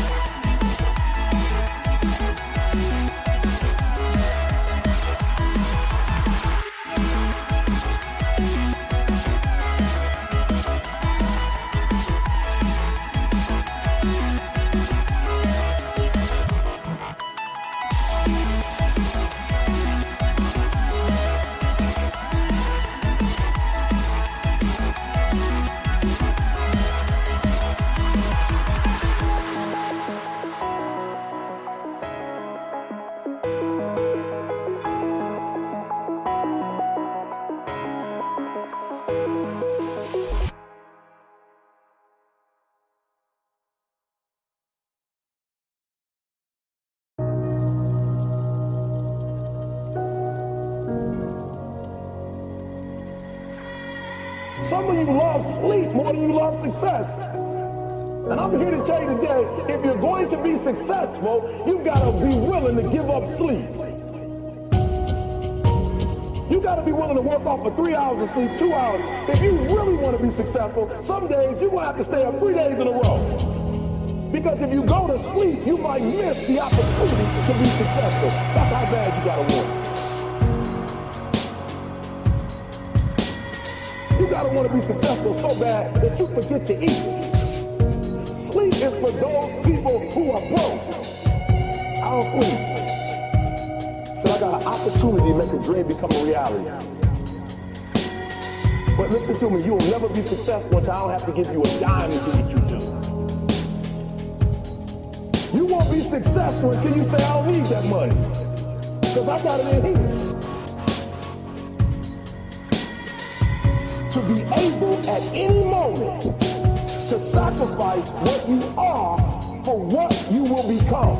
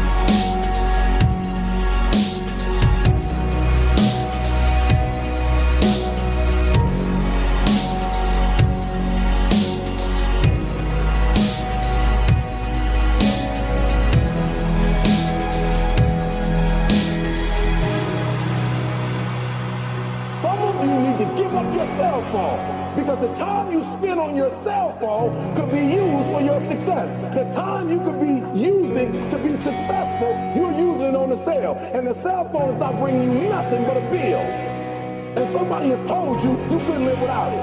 I'm talking about going deep now, giving up stuff. Watch what it says. To be able at any moment to sacrifice what we are for what we could be. I don't do well in math. You're right. You ain't never studied. You won't be successful until you say, I don't need that money. Because I got it in here. To be able at any moment to sacrifice what you are for what you will become.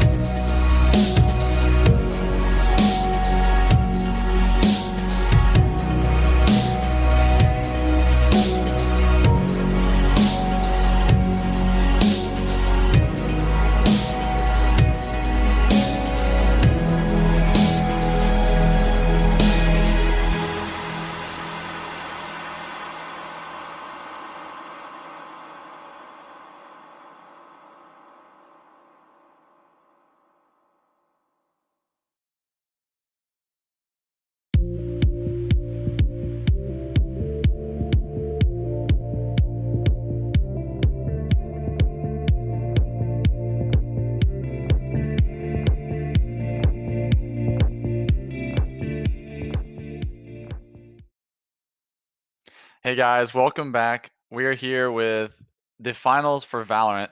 It's going to be Andy's Hot Dog Water versus Spanish Inquisition. And I'm here accompanied by Josh, the advisor. What are you looking forward to seeing in this next match?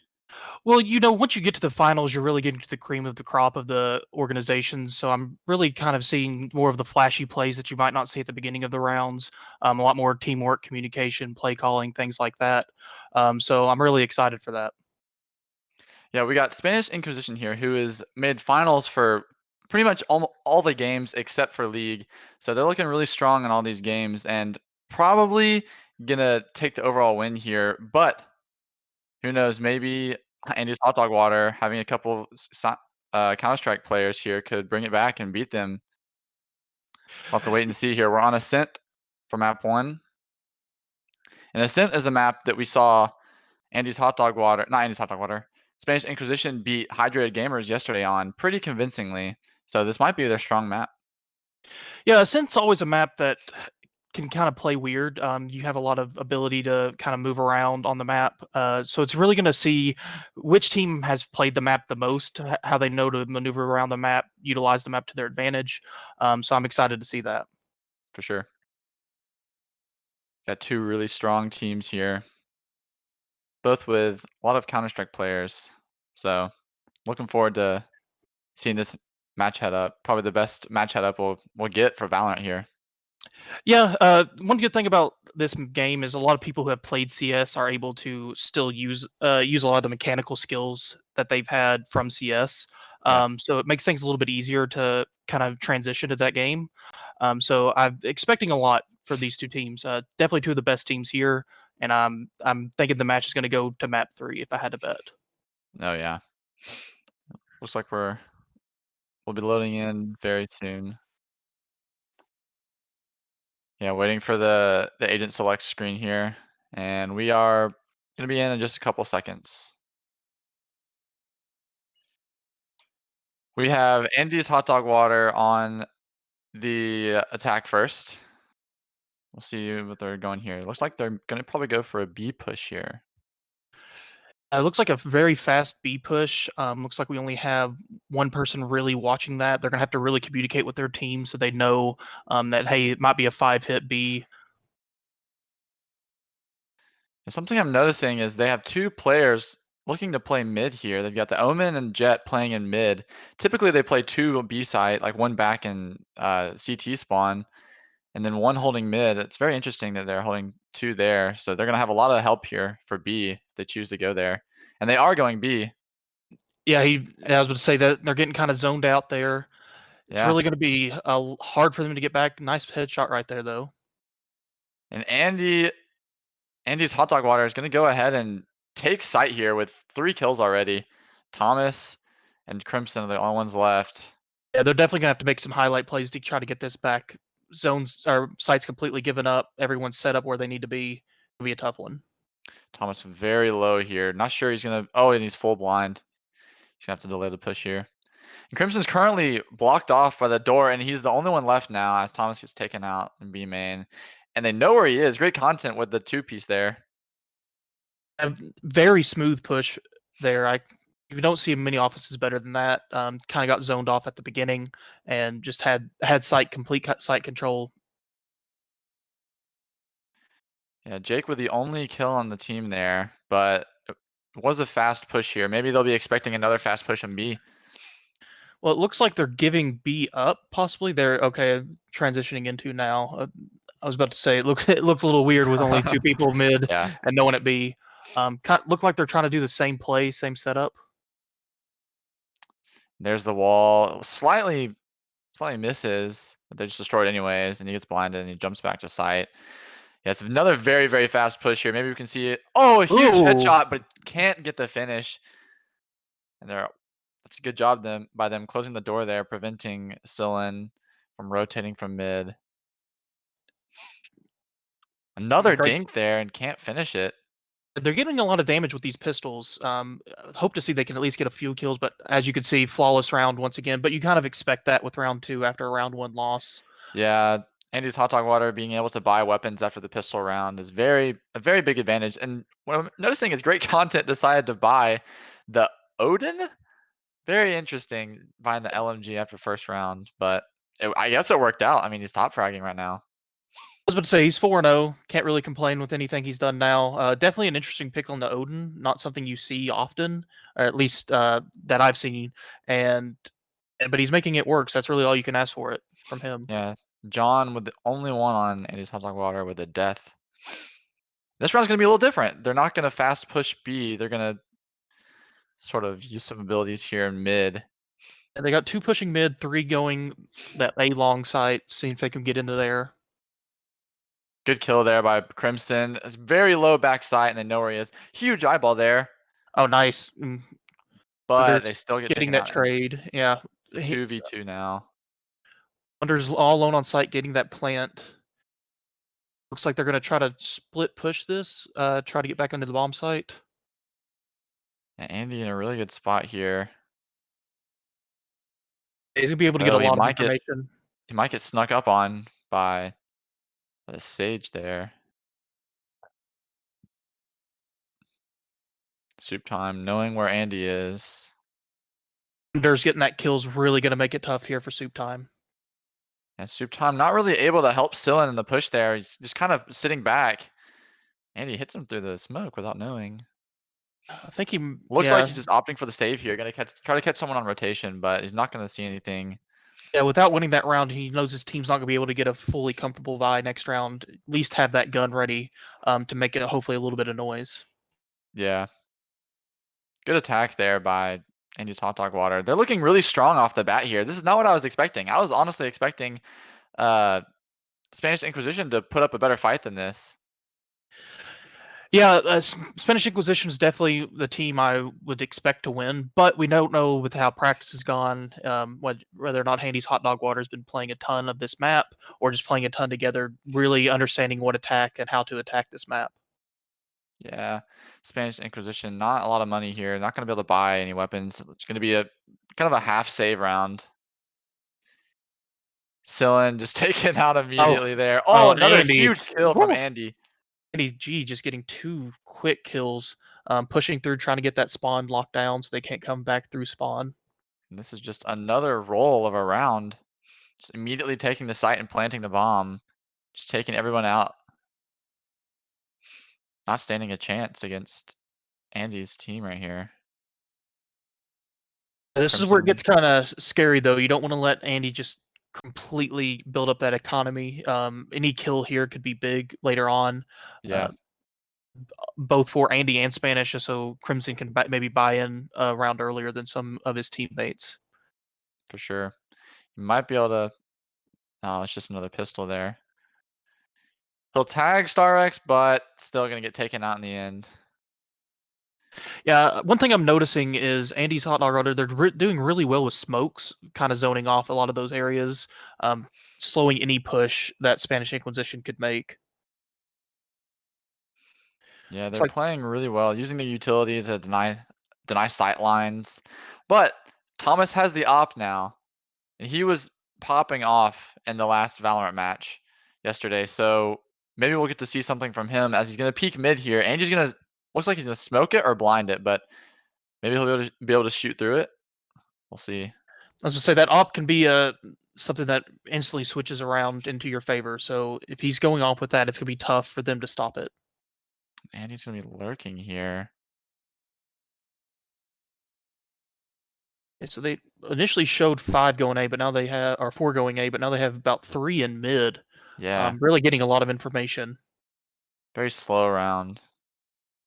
So we've had a Making lot sure of fast rounds, quick ending rounds, but it looks like with everyone kind of getting a full buy, this one they're taking it a little bit slower, playing a little safer.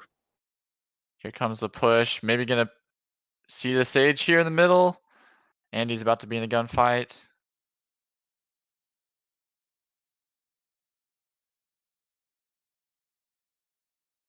Good smoke there, but he's gonna push straight through it. Maybe get the kill here.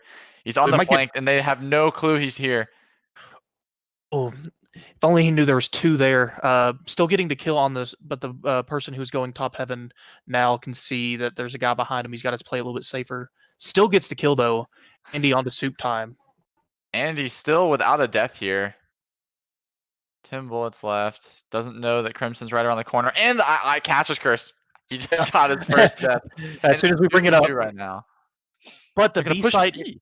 B site's open though. They only have the one guy coming through CT right now. But he does have that op that can be a big game changer. Thomas barely misses the shot there. Very surprised he didn't hit that. It was very close. Yeah, the 1v2, only 16 health on the Crimson. It's going to be tough for him to do it.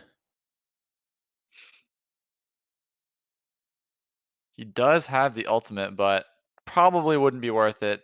As you said, he's got 16 HP. That's pretty much one bullet and he's dead.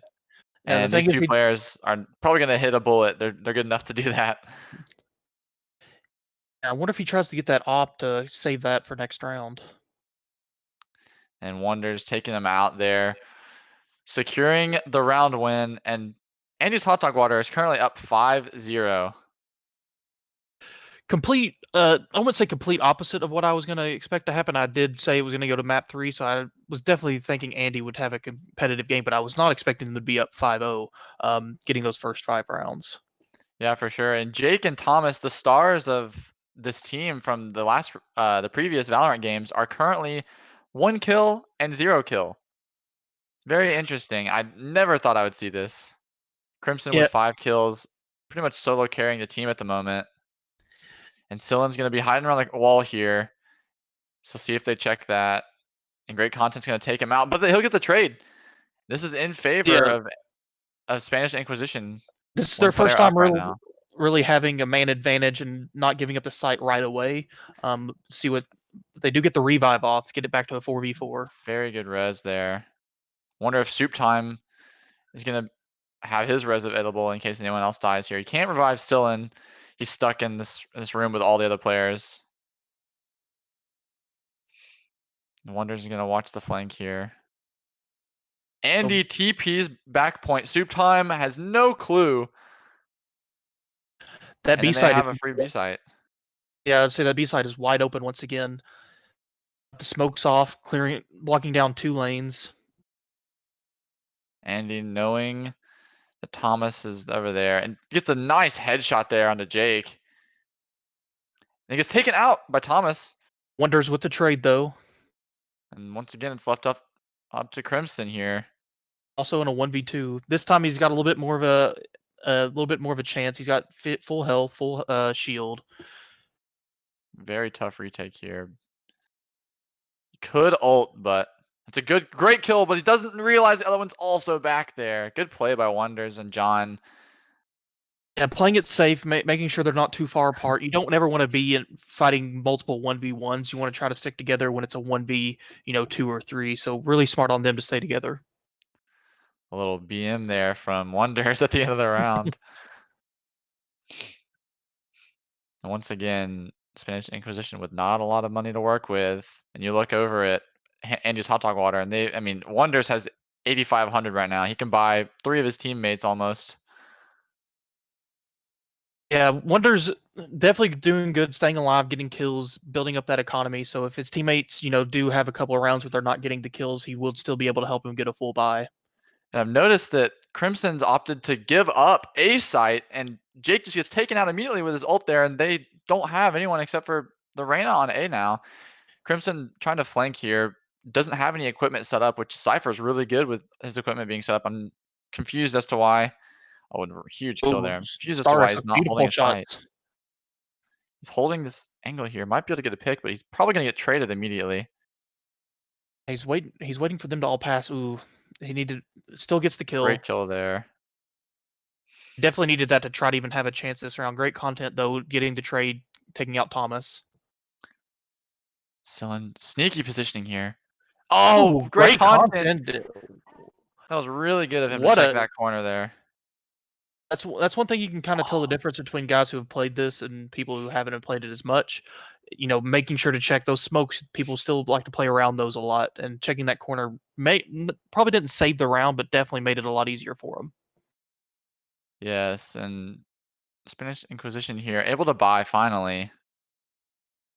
They need to change something up. I know that they tried to put Crimson on B site there, expecting a B push. Unfortunately, they got unlucky timing and they didn't push straight onto B.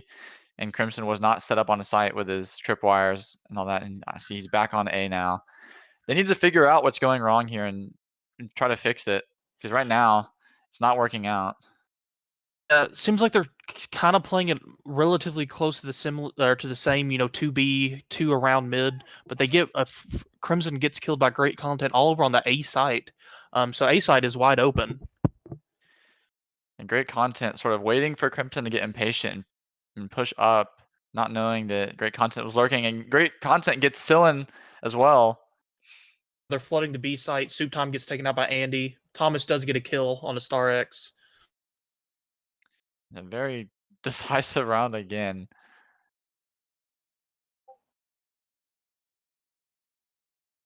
Jake probably gonna try and save the op here. You can tell they're searching for him though. Now that he Great gets that kill. kill, is he He's gonna gonna try try to that? clutch it. Okay. Definitely respect it. Maybe he's just trying to keep him on site, keep him into that bomb explosion area, try to at least limit some of their economy. Such a hard angle to try to take on. Andy G getting the kill. Yeah, that's a nasty head glitch there by Andy. Obviously, knowing the map and knowing the angles, you can see he really, really has been working on that. I can tell. You can see they're very prepared. They have how they're going to attack, where they're going to go post plant. Yeah. It's really beautiful Valorant to watch. Kind of just seeing people knowing what to do and where to go after they do things. So great communication as a team. Yeah, having a player lurk every round, trying to catch someone on rotation like Andy is right now over on B side. Gonna peek mid at the beginning, it looks like. Or no, he's gonna do the. Yes, he is actually gonna peek it. Gonna be in a gunfight real quick here. It's a nice headshot. Yeah, and then once they do that, you kind of makes the other team hesitate. They have to know, hey, they're mid. You could go basically any site right now. So Spanish Inquisition is going to have to stay calm and with all that's going on. But it looks like Andy's Hot Dog Water is just basically bullying their way into the site, getting 2 kills. Andy G taking out Soup Time. You may not see a round win at all on this defense from Spanish Inquisition. It's tough to get that. little gunfight here. Yeah, someone going for the knife. Got three knives up. players after him, and he gets taken out. Very unfortunate there.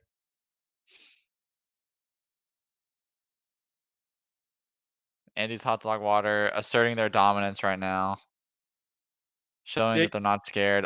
All the players max econ right now, and they just tossed a gun over the edge like it didn't even matter. A little showmanship there. Can't really fault them. You're up 9-0. You can kind of play around a little bit. Yeah. Half the team not even buying armor yet. They're actually not going to buy armor. Wow, very confident in their gun ability.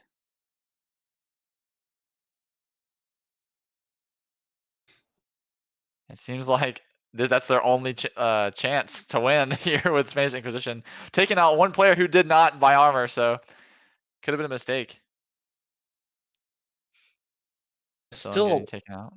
I was going to say, having those 2 kills, looks like the B side is wide open again. Seems like the players on unlucky timing there for Andy. Jake takes him out. 3 versus 3 here. I was going to say that evens us back up. Looks like they're going to try to rotate, have a B execute. Jake ready for it.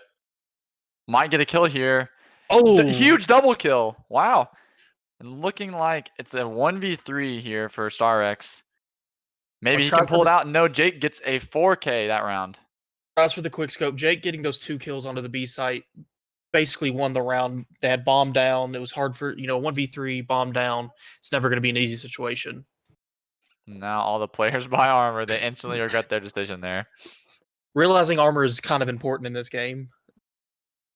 And they can't completely take out Spanish Inquisition here. They can't ignore them. They're still a really great team. I'm thinking they might be able to bring it back together here on the attack in a couple rounds. Yeah, Spanish Inquisition made it here. They're definitely players that you can't take lightly. hopefully that doesn't come back to haunt them, but we'll see. You know, not buying armor that round, allowing them to get back into it. Shoot time. Gonna see if we can get a 1D again. John just takes him out instantly. Still ain't getting caught throwing a smoke. And he is the last one there. Now they have one guy mid, one going through spawn. Not the best situation for a 2v4 post plant. Jake watching the angle, barely misses Andy. That definitely would have been a snipe for the highlight reel, but just a bit high. Andy hits the dink on him, leaves him with 10 HP. Narrowly dodging that Molotov there. Probably not gonna peek this. They might go for a save, but if they get a pick here, it's winnable, but they're kind they of need to waiting get a a little pick. long. I was going to say, if they want to try to win this round, they needed to kind of get that pick right away. He does get the snipe. But Crimsix being taken out just kind of ended it with only 10 health and them knowing where he is. Very nice kill there from John, shooting him through the wall. And it's the last round before we get to see Spanish Inquisition on the attack. They did really good against Hydrated Gamers yesterday on the attack, so maybe they're just an attack team. We'll have to see. Currently getting outclassed on the first half. Eddie's Hot Dog Rod are bringing out the double, looks like the double op setup, which will be interesting where they're going to play those two ops. Looks like one might be going heaven on A side. Oh, Jake gonna go for the ult here. Maybe? Yep. He immediately retreats, getting info there. Wouldn't be surprised if we see Crimson rotate over from A, but he has been killed every time he's done it. There it is again. Great content gets taken out by Sillin though. Thomas Thomas F, sorry. Looks like they're still going to try to get this A execute. Spanish Inquisition is going to have to stay good on their comms here. You don't want to over-rotate, leave one site completely open, because if they get a 3v1 opportunity, it's going to make it a little bit tough. Players rotating over to A. Kind of spread out here. StarX rotating back towards the spawn. 40 seconds left in the round. Not really sure where they're going to go. As John is just holding an angle in mid. With Andy taking out Sillin, it's really, they should know that the A side is very heavily stacked. The B side is wide open. I don't know if they have time to rotate there with only 23 seconds left. Yeah, looking like they're going to push A here with 20 seconds left. John not there yet. It's going to be a 2 versus 2, and Thomas takes out the bomb carrier, and that will probably be the round here. Thomas And taking that out will be the round. Yeah, very, very good execute there at the end. You know, you don't want to go down. I mean, 10-2 is still not a great half, but 11-1 and you lose the pistol, then it's basically over. So that round win is very important for them. Yeah, we saw Spanish Inquisition doing a lot better on those last 2 rounds in the first half, bringing it back, winning 2 rounds in a row. Unfortunately, the half ended and their econs reset, so they don't have any money. I'm thinking they probably would have kept up the win streak there. So let's see how they'll do on the attack. One thing I'm looking forward to this round is looks like great content got the shorty out. Always love seeing little shotgun plays first round. Yes, looks like he's trying to go through mid. That wouldn't be the side I would expect to go with a. He might just hide in the corner and wait. Very interesting angle here. I would think he'd be hiding inside of B main here, kind of where John is. John getting eyes on 2 of them should call out to his teammates that it might be a B execute. 3 players here on B. They already know they're pushing out B. Great content's rotating. Crimson in the corner here. He's going to get taken out. Wow. Very good play there by Crimson, knowing that someone would lurk. Soup Time getting that headshot on John. Thomas getting the kill on Andy there. 2v1. And Crimson with the 1 pump will take him out and win the 3rd round in a row. Getting that is a very important win for them. You know, kind of gives them basically another round, hopefully, as long as they execute everything properly this round, get them to 10-4. And at that point, you know that you can play a strong offensive side and get right back into this game. I guess almost third round on the road. They did lose a round after the first win, but still 3 wins in a row in close succession. And we'll have the advantage this next round, having more money to buy. Looks like a heavy mid execute.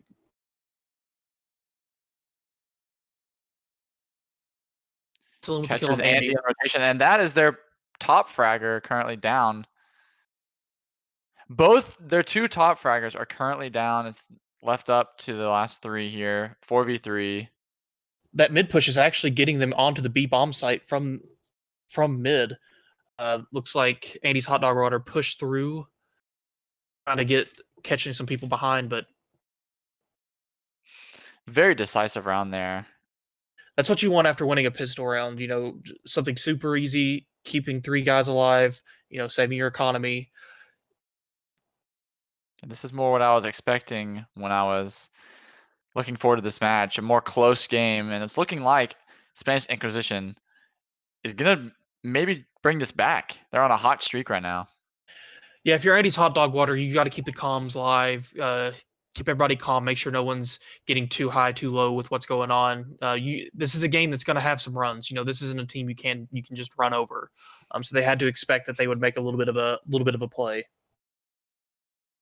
Looking like another mid play here.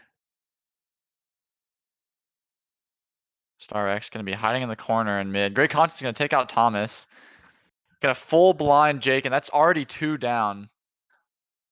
Andrew's hot dog water getting 2 kills at the very beginning there. 3 kills. Star X doing a really good job holding mid. Crimson with a very fast push from behind. Can he get the 1 tap? Maybe a second kill if he expects it. Nice! nice. Huge double kill. But unfortunately, his teammates get taken out, and it's all up to him, and then he can't bring it out in the end. Andy already at 20 kills, really leading the team. You can kind of see they're never by themselves. A lot of the kills are always getting traded. There's always 2 people there to make sure that at least we can have a fight right after another one and not let them get too comfortable. Yeah, Andy's hot dog water shutting down the round win streak there. Looking like maybe an A push for the first time. And it looks like Andy's hot dog water only has 1 guy really watching this, but he has a strong angle. He's gonna be able to see if anybody comes. And you're gonna go ahead and take out one. With great He'll get content, the trade. but with great content getting taken out there, really leaves the 8 side wide open. It's a 3v3 retake, but they have all the map positioning you would want on this side. What's concerning is that Andy is still alive, and Andy is the kind of player that will clutch a 1v3, and he still has 2 other teammates with him. So we'll see if he's able to bring this one back. He gets the blind onto Jake. Jake will immediately smoke. And Andy pushes through it. Yeah. Thomas with almost 2 kills. Still gets Star X. It's 1v2. They are defusing. Kills big. Oh, and Andy gets all 3 kills and the bomb defuse. So what's the opposite of a caster's curse? Because I was basically you telling me he was going to clutch it, and then obviously right away he does. I don't know. I don't know what to call it. Yeah, caster's blessing right there. Andy's soaring above everyone else in the lobby in kills. Great content close behind. He's got that Odin again. We saw how well he did in the first half. That might be the Ares actually. That's not even great content. That's soup time. Just gonna spray through the wall there with the Odin, hoping to get a kill, and Andy will shoot through the smoke. Get the kill there. Big full blinded mid. Not really being able to peek. A lot of stuff smoked out. He's taken out in mid. Great content. Providing some great content. Oh. Accidentally kills Star X there trying to shoot. Great content. Gets taken out. And that will be the game. Just like that, Andy's hot dog water will take a 13-4 victory when we started to see Spanish Inquisition bring it back, and then we're immediately shut down. sort of Yeah, looked like it was going to be a close game for a second, and then just absolutely demolished by Andy's Hot Dog Water. well, you see there you got Andy and great content leading the leading the leaderboard. 6 kills more than anybody else in the game. Lobby was really carried by those two teams, but I really liked how they were always together. It seemed like they never got rattled. No issues on their part with any of their offense or defense. Yeah, very clean attacking round from Andy's Hot Dog Water, and started to do a little worse on defense, but were able to bring it back and see what was going on, and they were able to bring out the victory in the end, 13-4. Very decisive. Yeah, definitely thought the map was going to be a lot closer. Mhm. Andy, you can kind of see that CS kind of gameplay coming back from him just with the pure skill. So he's really able to carry the lobby. And once you get kills in a game mode like this, they can just kind of stack on top of each other. Really made it a little bit easier for his team to get the win. Absolutely. And we'll be going into the second map here. We'll see if Andy's Hot Dog Water will be taken down and Spanish Inquisition can bring it back, or will Andy's Hot Dog Water continue this hot streak of winning and bring out the victory in the end and win Valorant overall.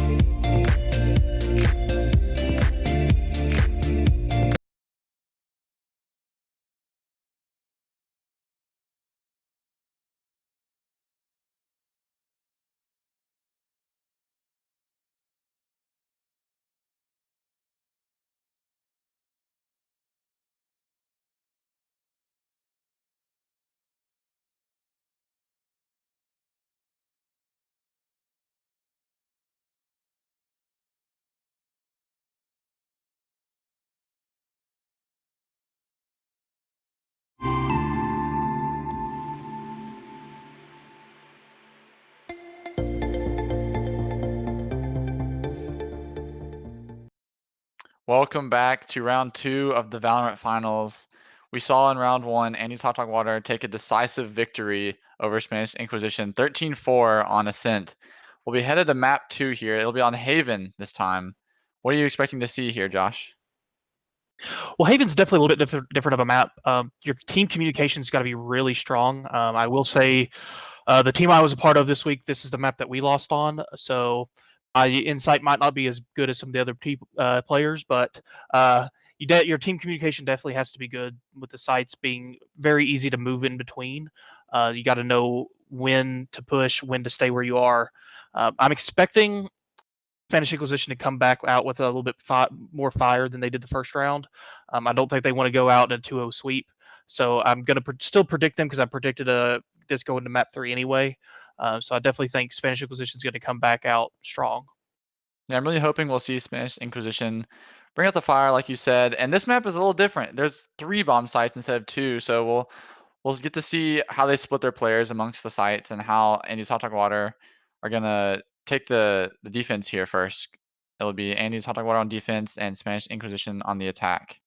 When you're on defense, this is really where you need to have a great team communication. Like I've been saying, with 3 different sides to defend, it makes it a little bit tougher in order to, know when to rotate, where to rotate to. It's a lot more opportunities on the map to kind of hide around if you're on offense. Yeah, and it looks like it's probably going to be a C push from Spanish Inquisition here. Andy's Hot Dog Water opting to put 2 on B site and 1 on A. Very, very interesting. Yeah, they Every have one guy. time. Go ahead. But I was going to say they have the one guy in the garage window, kind of seeing if they're going to push C that way, and then one guy watching C long. I am surprised only having the one guy kind of watching A long. So a little bit tougher to defend, but I guess they're going to have that rotation ready. Very fast rotation here from Andy's Hot Dog Water. They immediately know they're pushing on to C. John with 2 kills off the bat. Maybe going to make it a third, and they're just taken out as Wonders will take out his own teammate with a raise grenade. But Andy's Hot Dog Water taking a really, really fast, basically, it's not over yet, but I mean, unless Crimson can bring it back here, not picking the Cypher this round and picking Reyna. Andy's Hot Dog Water will take the first round. He's Hot Dog Water, the only death there being a team kill. You got to feel pretty good about that, kind of being prepared for whatever they decide to throw at him. So it looks like Andy's Hot Dog Water is picking right back from where they left off for map 1. Yeah, for sure. And a team comp change from both teams as Andy's Hot Dog Water won't even have a Sage to heal. They'll be using the Sova and Raze instead this time. Looks like they're wanting to get a lot of vision, a lot of long sights on this map, and with so many different bomb sites, having vision on a couple of players is such a big advantage. I still like having that healer just in case you need it, but I can kind of see why they're wanting to have that Sage.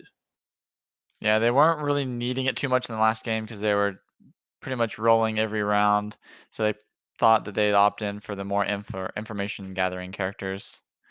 As we'll see a player disconnect and reconnect. Uh-oh. Not sure what's happening there. They put it in a timeout. Now we're back. Okay, they were in a. Okay, the timeout was happening, so we're gonna see the round starting in about 15 seconds here. 2 people holding on B site again, and StarRex solo holding A again. Maybe might see an A push here. Great content's going to be key here. It looks like he's going to be the person to rotate from B to A. They got to have that all out really fast to make sure he can get there in time to provide cover. Andy, though, take out Thomas. Andy, though, getting that kill mid is just a really big advantage. They're already going to take 2 kills in the lead here. They have a ton of map positioning. They're really clearing out any place that the other team could be. It's really, really good just to kind of close in on them, not give them any ways to get out of where they're going to be. Crimson getting taken out there. Jake in mid still. Pushing through B. Maybe trying to rotate to A to get a kill. He's not going to be able to plant. There's only 50 seconds left. As you can see, Andy's Hot Dog Water is all sticking together, making it really tough to do basically anything against him. He's not going to get a free kill without getting traded instantly. Yeah, he's probably trying to get a pick here before he gets killed, and he might be able to get someone as he will get Andy super low, but get taken out with the scout. He doesn't have any armor. He'll get 1 shot. Andy picking right off from where he left after the map 1 3-0 already after 2 rounds. Yeah, not even a kill on Spanish Inquisition side. All of them 0-2 with 1 assist. So that one probably being the grenade that killed John in the first round. I wonder if John's kind of upset being the only person on his team with a death, and it's not even from the other team. Yeah, I'm sure Andy's Hot Dog Water is having a lot of fun this match. Pretty confident with their gameplay. John calling in a couple smokes, allowing his team to push up a lot. Jake with a great kill on Wonders, though. That's a great angle to hold. Wonders getting caught out, getting a little too aggressive here. Andy getting shot a little bit. Great content, gets very low, but we'll take out Thomas after pushing straight through mid. 9 HP. He Got has that side- drone. He has sight right on the bomb, so they're gonna have to push him. So he's got a great angle to hold. He'll take out Jake. Most likely. Oh, Andy saves him. Great teamwork there from Andy's Hot Dog Water. Allowing him to get out, so he's not caught in the spot where he can't get out. And now it's a 3v1. Another round where it seems like their teamwork and gun skill is just a little bit better. Crimson actually might be able to clutch this round as Star Rex is very low while Crimson's at full HP, although he will have to take out Andy. The good news is with the Phoenix, you're able to heal yourself with your fire. Looks like he just did that. He is not Yes, being able to pick indeed. up bomb. Let's get the headshot on the Star X. He'll pick up the scout here. He'll tag him, but not hit the headshot, and Andy will take the round there. Very close round, actually, from Crimson, as he'll get body shot. It looks like Andy's Hot Dog Water once again just has a great sense of the map, what to do, when to rotate, playing together. Expecting Spanish Inquisition to make some changes, maybe a little bit more team fights. I haven't really seen them get too close to any of the bomb sites, really, which is always such an advantage when you get that bomb planted on offense. Yeah. Every round has been just kills. Everyone's killing each other before they can plant. See what's happening here as Jake's going to be pushing towards A. Star X will take down Soup Time in a spray battle. Jake might be able to catch a player off and he'll get taken out. They're playing very split on the attack here. On a round where you don't have a full gun buy, you kind of want to stick together because you're not going to be able to take a lot of 1v1 fights with players who are using their fully kitted weapons. Yeah, you want more of the trade situation where you can kill players, get traded so you can take their guns. But looks like they've opted to try and play split to throw off the enemy, but doesn't seem like it's working. It is winnable though. Sillin takes out John. It's a 2v3. And they are going to get the bomb plant. Doesn't heal himself with his grenade there, with his Molotov. Will it come in contact with Andy and we'll hit him with one shot.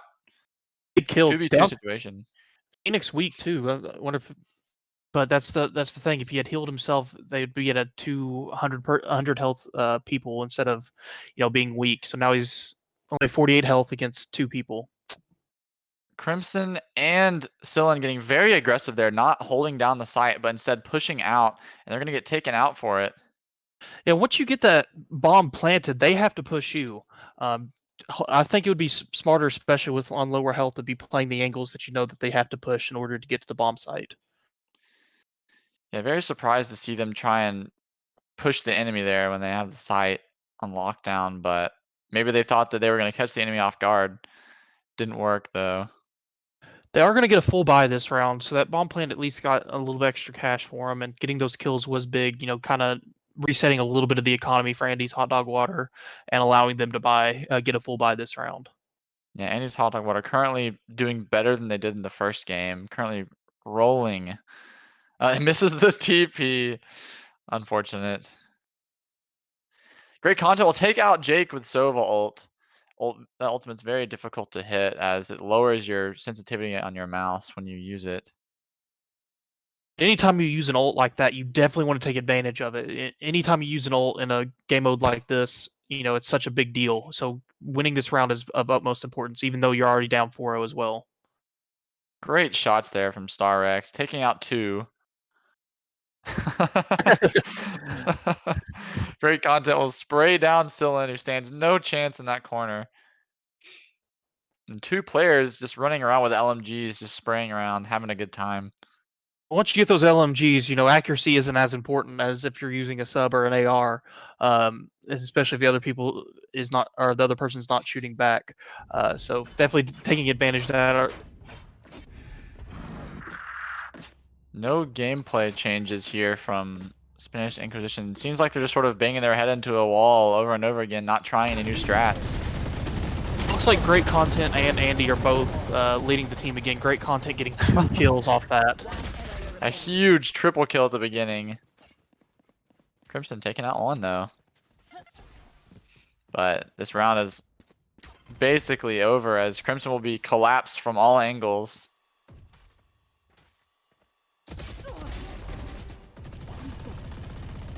Getting the double kill there, but he's oh. Okay. That was supposed to be straight down. Great content already Wonders. reaching double-digit kills, 10 and 2. Crimson currently way ahead of his team on kills, and Andy's Hot Dog Water currently way ahead of everybody else on Spanish Inquisition and kills, aside from Crimson.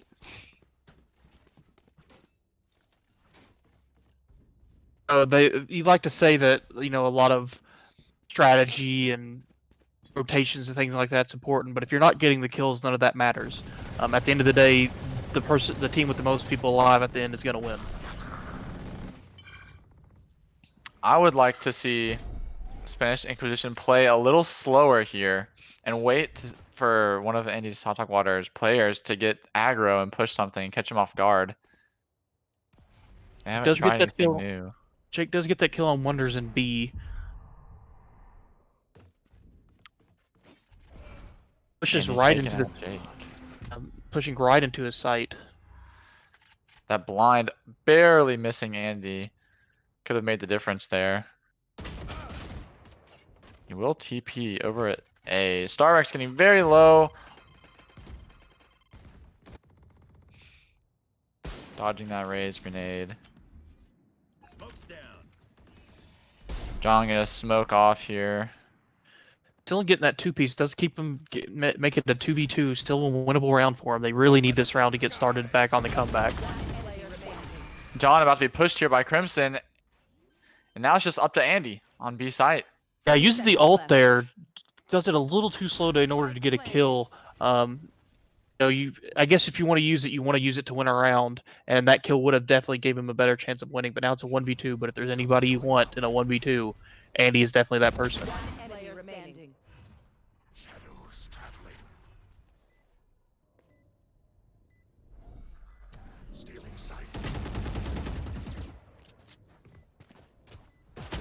The 30 HP. Sillin getting the kill. Gets Spanish Inquisition their first round on the board. 6-1. Let's see if they can start to come back on this offensive side.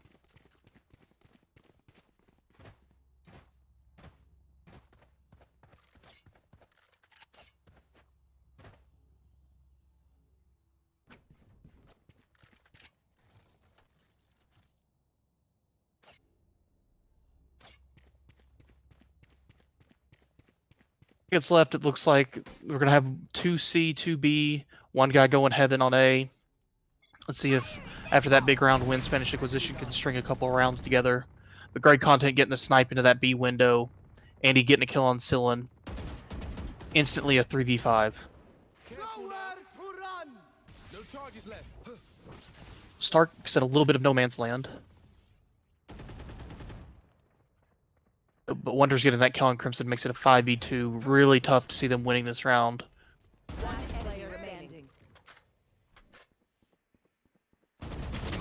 Starrex with the headshot on Soup Time. Jake does get the kill on Wonders. Frees it up a little bit. Maybe he'll get that gun. I have the spike. Cover going out.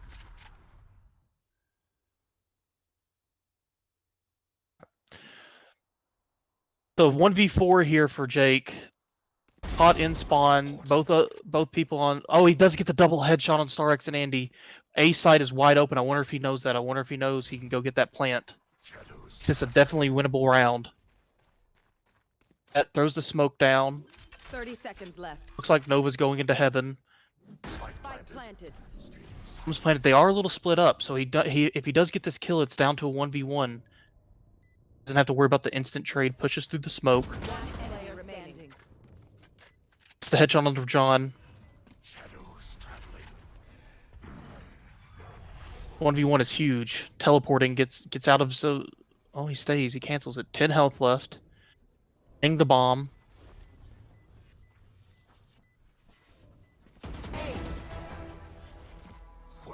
Oh, and the headshot to great content. He gets the ace. What a clutch by Jake. Gives them the chance.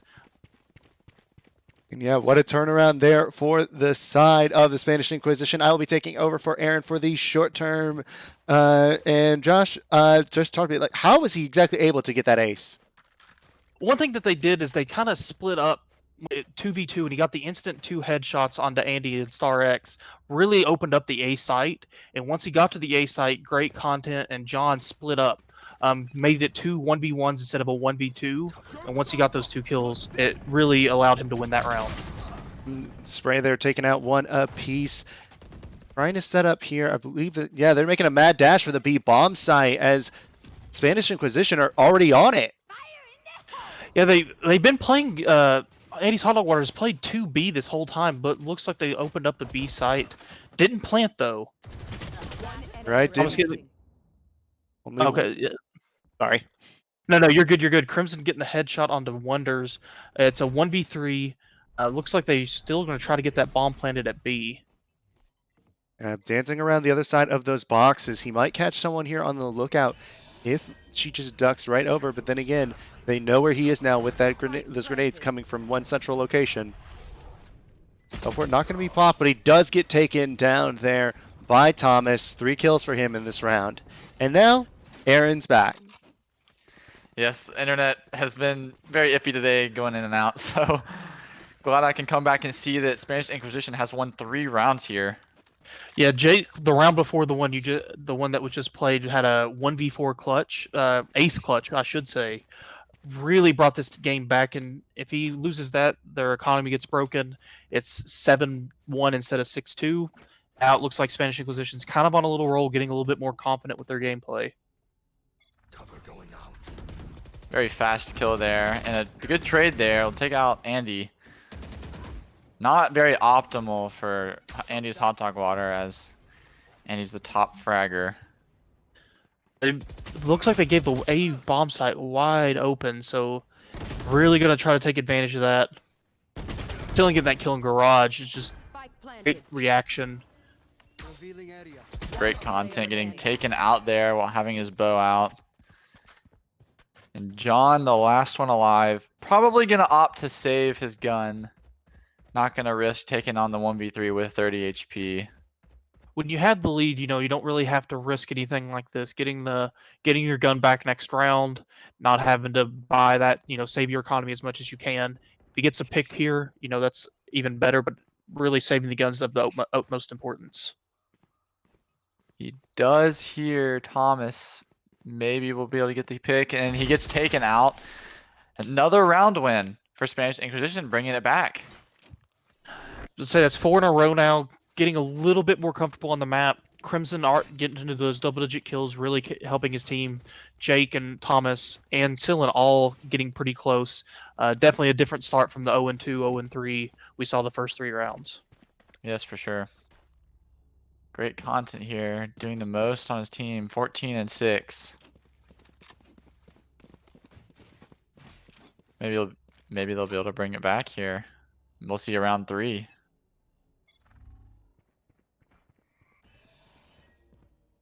Great content, sort of sneaking down short A, and we'll take out Crimson.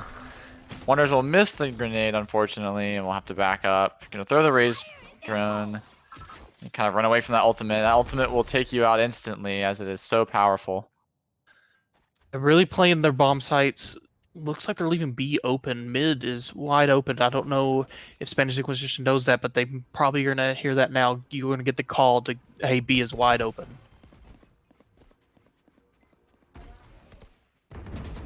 Good kill there from Jake. Thomas getting caught out alone on C site. 2v3 here. 2v2. Jake with the beautiful Mike got caught out in Garage here. Jake will take him out. It's all left to Andy now, who's all the way rotating to C, starting at A site. So we'll see if he'll be able to bring out the 2v1 clutch here. He'll take out Sillin in the back. Now his position's given away, but he's on bomb. Is he going to go for the defuse, or is he just going to bait it out? Jake will take him out, and this game is almost tied. We saw it 6-0 at first, 5-0 at first, and now it is 6-5. Jake has really stepped it up the past 2 or 3 rounds. After that big clutch to bring his team back into it, He's up to 11 kills. Crimson at 10. Now Crimson's pulling the op out. Interesting to see what they're going to use for that. Soup Time not having the best game right now, 0-11, but I'm sure we'll start to see him racking some kills.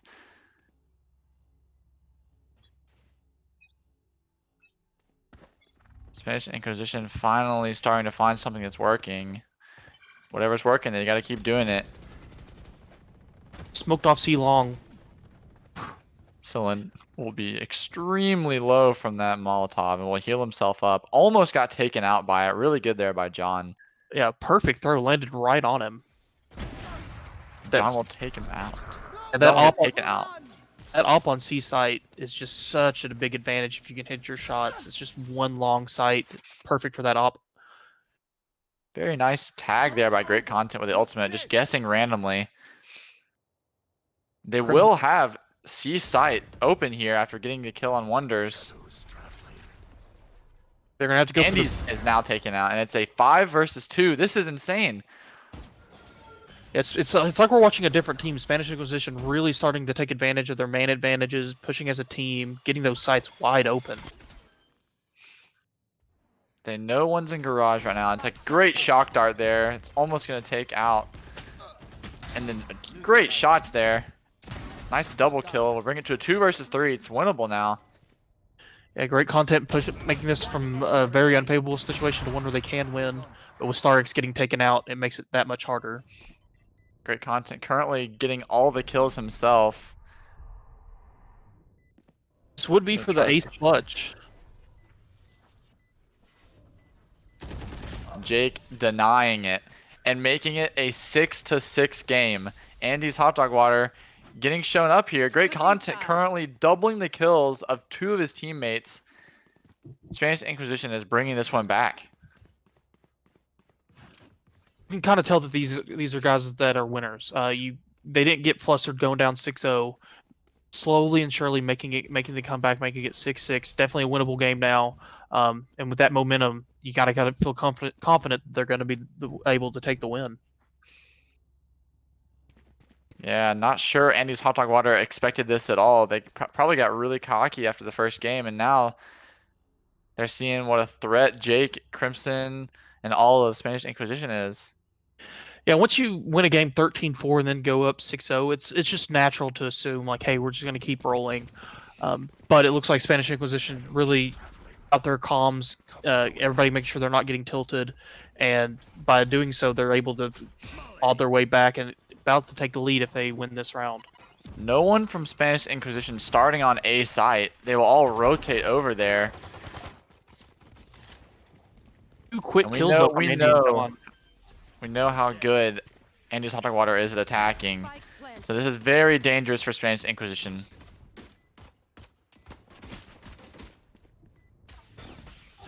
So, and getting hit by Soup Time, picking up his first kill. But we'll get traded out immediately, and it's up to Sillen now. 1v4, only at 59 health. And once you get a bomb site, you know, that controlled, there's only so many places that they can go. Really watch those sites, make sure that no one can push in and get caught from behind.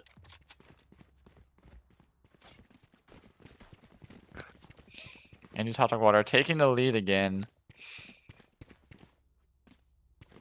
Yeah, after losing, you know, going up 6-0 and then losing 6 in a row to get it tied going into half, getting that pistol kill is a really good confidence booster. Like, hey, you know, let's calm down. We know what we're gonna do. We won the first map. Let's just get this one taken care of. Yeah, winning the first round there allows them to buy SMGs while Spanish Inquisition is probably stuck with full saving, hoping to be able to buy for the 3rd round of the half. Good Molotov there, denying the fast C push, and we already see Spanish Inquisition rotating over from B and A site. Sillen with a nice kill there. Unfortunately, he's outgunned. Although Thomas takes one out with a nade. And the scout, he took Andy out with the scout. Wonders with the kill onto Jake. It's a 1v2. Looks like Wonders knows where he's coming from. Soup Time with a big kill. Very low here.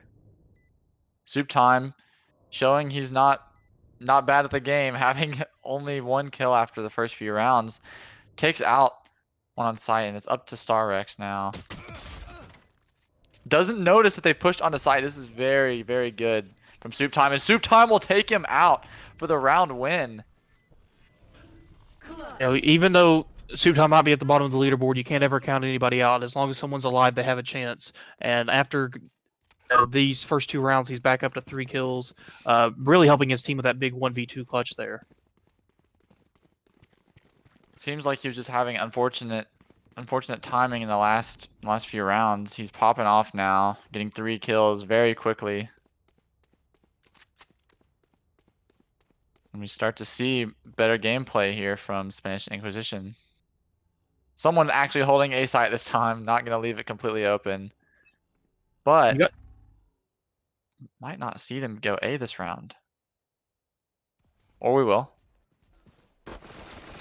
Leaving themselves wide open, they're not fully committing to any site. Oh, Crimson is stuck in a bad spot here.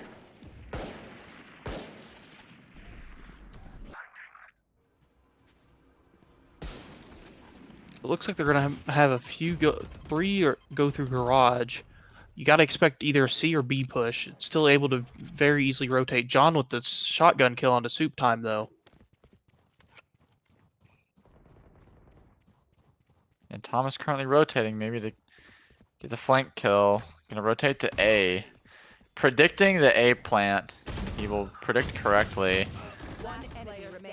As he should probably wait for his team. Jake with a great kill there, and Thomas with another. Oh my goodness, this is not going how they expected. Spanish Inquisition taking 3 quick kills there. Jake with those 2 big headshots. It looks like Andy got the headshot of the Cyllin. He's going up to heaven. Checking all of his angles and sights. 30 seconds left. Does have the Vandal now. The bomb is not planted. So it's going to be up to who gets the kills here. I think they noticed the bomb was down and see it, and he knows he's going to have to push to get the win. Andy being very cautious, checking all angles, but Thomas catches him out in the end.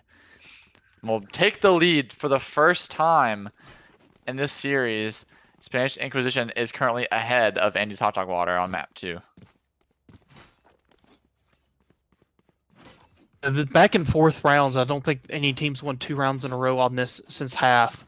So you got to expect to see if we're going to see this go again with Andy's Hot Dog Water taking the next round. Now we'll have to see. Don't think they've done a hard A push this game. They've only ever done slow mid and maybe gone to A after that and a hard C push, but I'd like to see them do a fast A. A little gunfight going in here in the mid, and Thomas will win. Will take out Andy at the very beginning of the round. Gotta feel a lot more comfortable once you take him off the map. You know, he's arguably the best player in the lobby. Getting him out is gonna be a big advantage for you. And it will be a 4 versus 2 right now. Jake in a really good spot to maybe get a flank kill here. And he takes him out, leaving him in the 1v4. Sees John, pinches on him, and he'll just get surrounded there. Nothing he can do there, and they'll take the 2-round lead. Not much John can do there once you get to the 1v4, surrounded by all sides. Great teamwork there. Once you get those kills and you're in a man advantage, you guys got to take advantage of that. And they didn't leave anybody open for maybe getting 1v4'd again. Yeah, Spanish Inquisition making Andy's Hot Dog Water work for this win, but currently ahead 9-7. Might take this to a game 3. That's what they're hoping for. Here's what you were hoping for: fast A push. But this time they have the immediate 3 kills from Jake. Almost gets the 4th, but they will still be up a man here, with great content being very low.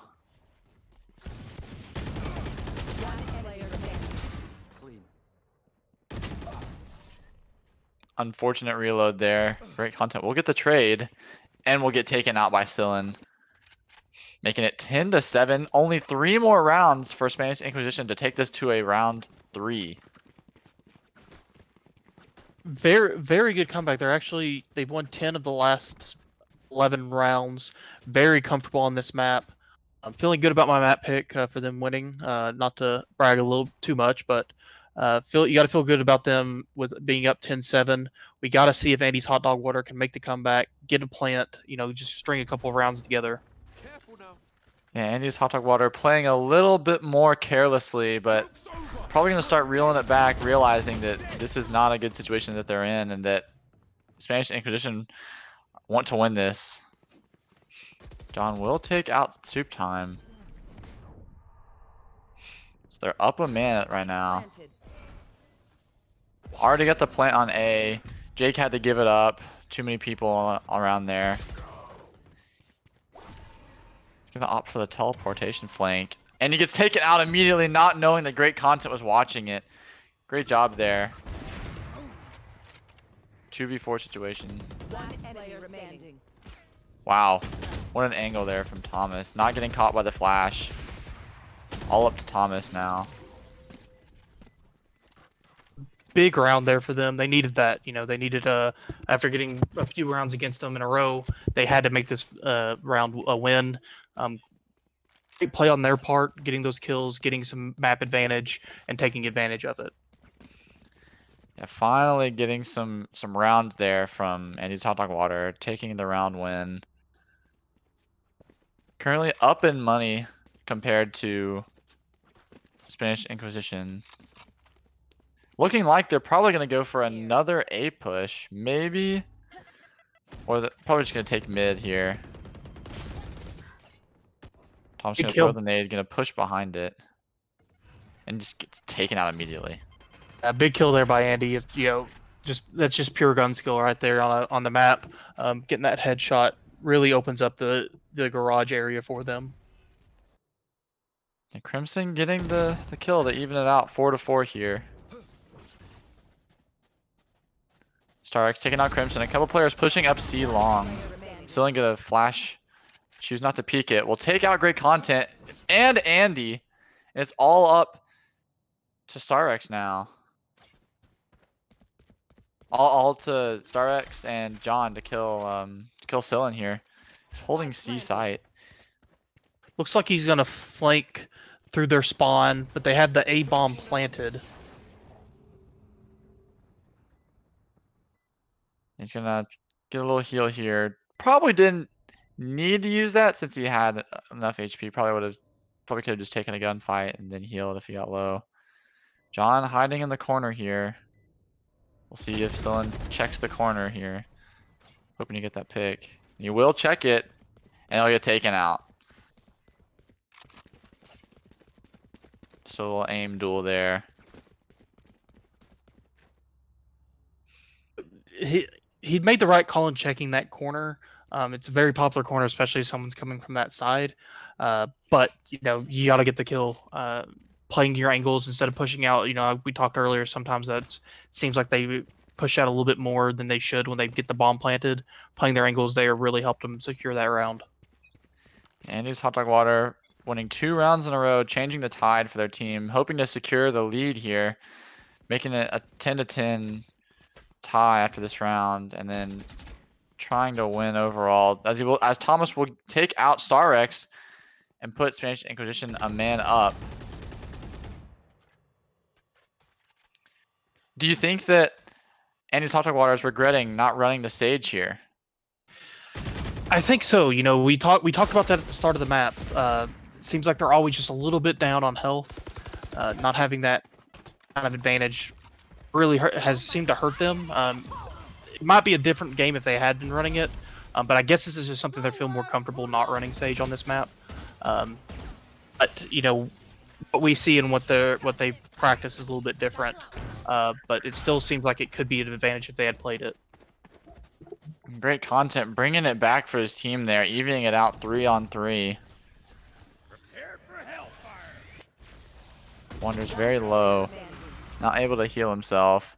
Good ult there by John to zone him back, and they will take out Sillin and Jake at the same time, leaving it in a 3v1 when this was Or it'll get the res there. Mark on Sillin.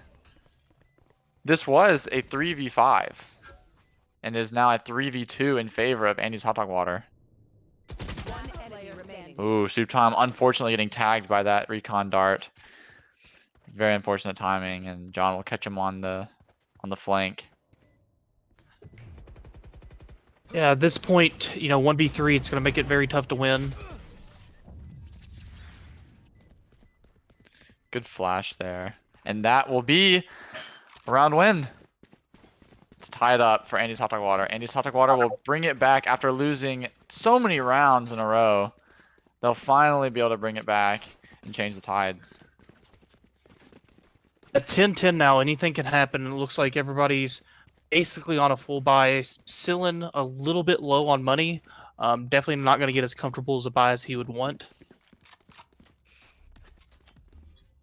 Yeah, a couple SMGs on Spanish Inquisition here. They are on defense, so they can just hold corners, and they'll trade immediately at the start of the round. Yeah, very quick 4v4 right at the beginning of the round. Crimson very fortunate to have taken out Andy in that.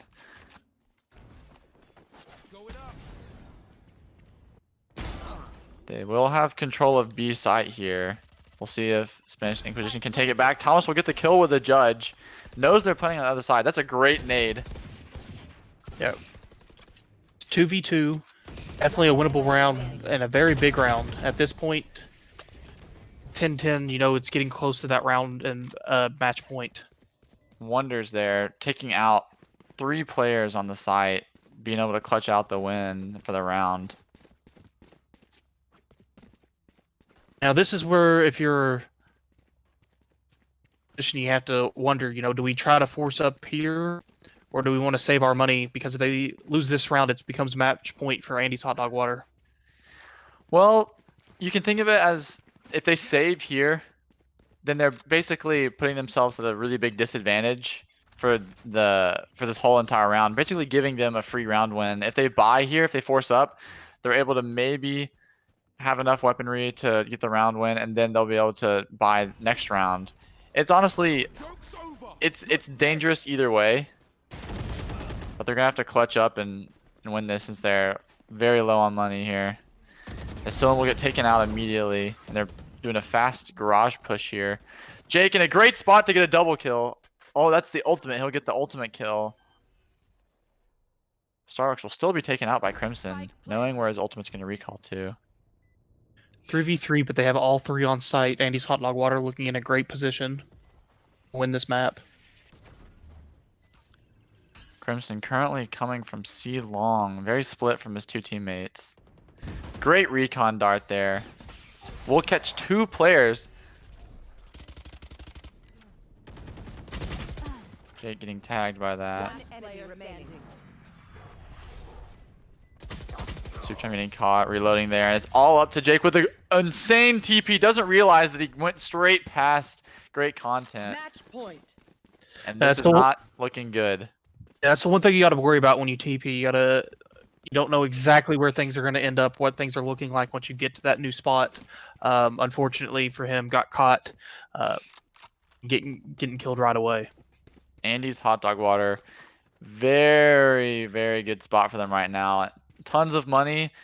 Even if they lose this round, they still have plenty for next. And if you look at the guns on Spanish Inquisition, they're having to force up and buy anything they can. A lot of SMGs, not a lot of ARs. Some players buying half armor. This is one where you're really going to have to play corners, try to take advantage of that submachine gun's fast weaponry. That is not what you want. You do not want to see 2 players taken out immediately. This is not looking good. They're going to have to clutch up here.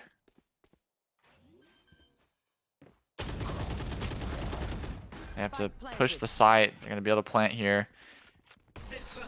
Jake going to get tagged up a little bit.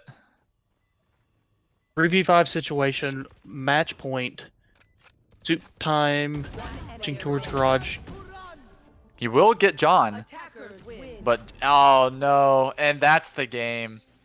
Just like that. Just when you thought the Spanish Inquisition was going to make the comeback. Great content hitting 32 kills that match, soaring above everyone else in kills. We'll be able to take the 2-0 victory against Spanish Inquisition and Valorant.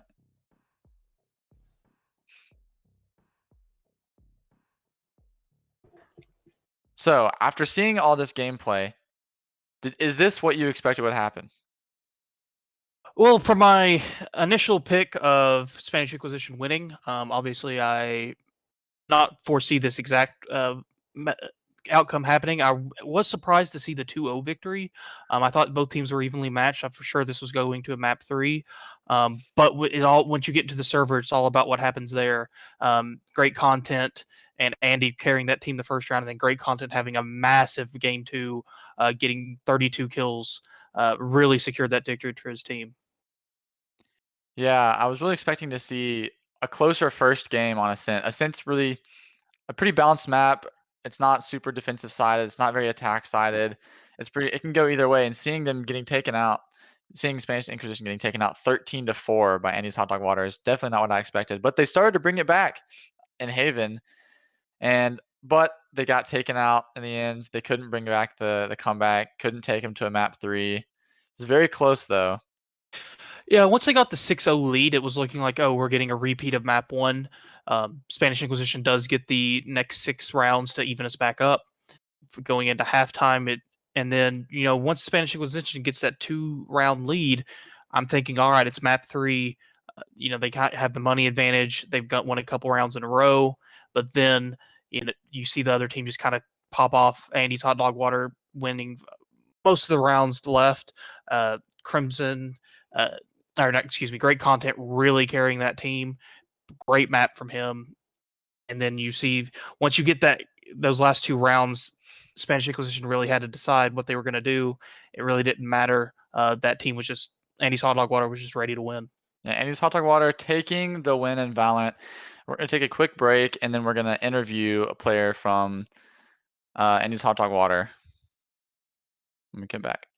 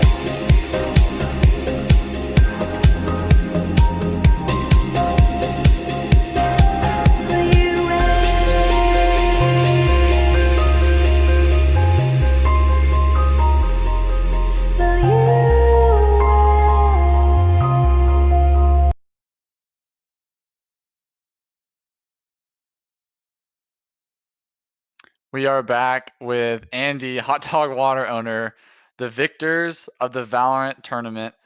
What do you think, Andy? What was going through your team's head at the start? You know, the only thing in my mind was how was I gonna sell this hot dog water to the Spanish Inquisition? Because they're everywhere. No one ever expects them. Oh God. A very decisive map one, 13-4 victory. And then started to see a decisive win on the second map, but then they started to bring it back. What was going through your team's head after they started to take the lead?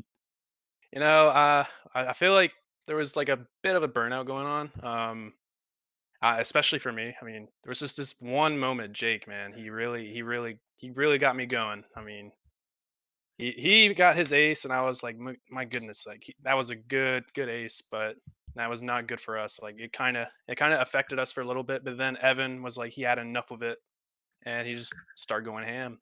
I figured he was gonna come in. That's why I picked him. Josh, you have anything?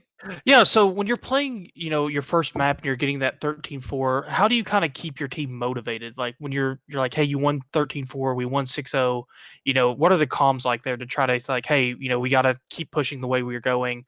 We can't slack off. And then you see it starting to happen a little bit. So what are comms like there? Well, the comms really, it's mainly like I just make sure everyone's just playing as themselves. If you play as if you were to have pressure, you're obviously going to make more mistakes. And out of previous experience on other teams, I have definitely had that feeling, of course, as well for me. When it came to 13-4, of course, like we figured, like I mean, it was either going to be like that or we just couldn't really like give them the benefit of the doubt. I mean, we definitely questioned whether or not if we really actually 13-4 them or if they were just getting warmed up. So we made sure that we wouldn't lose on Haven, mainly because it's a three-site map, and so like with that, it puts a different hindrance on us as a team since you have 2 Crimson players on each team. So like playing on defenders, of course, would be a lot harder. And lastly, is there anything you would like to say to your fellow teams? Well, I mean, I want to say thanks for letting me get this far. I mean, I'm pretty proud of my whole team, really. I'm proud of everyone here at the club. Most notably, we avenged you, gamer girls. We will put the Spanish Inquisition at their place. We will avenge you. But I mean, yeah, honestly, I'm proud of everyone on the work that they've done. No matter even if we didn't get first or second, I mean, I'm still proud of them. That everyone showed up. And that's Valorant. Andy's Hot Dog Water taking the win in the Valorant tournament, shutting down Spanish Inquisition. And up next, I believe it is Rocket League. Yeah, I think so. I'm pretty sure it's Rocket League. Up next, you will see Rocket League. And who else is in the Rocket League finals? It's Hydrated Gamers and Spanish Inquisition's back again. So we'll get to see them, see if they can win that. Didn't work out in Valorant, but we'll see you up next in Rocket League.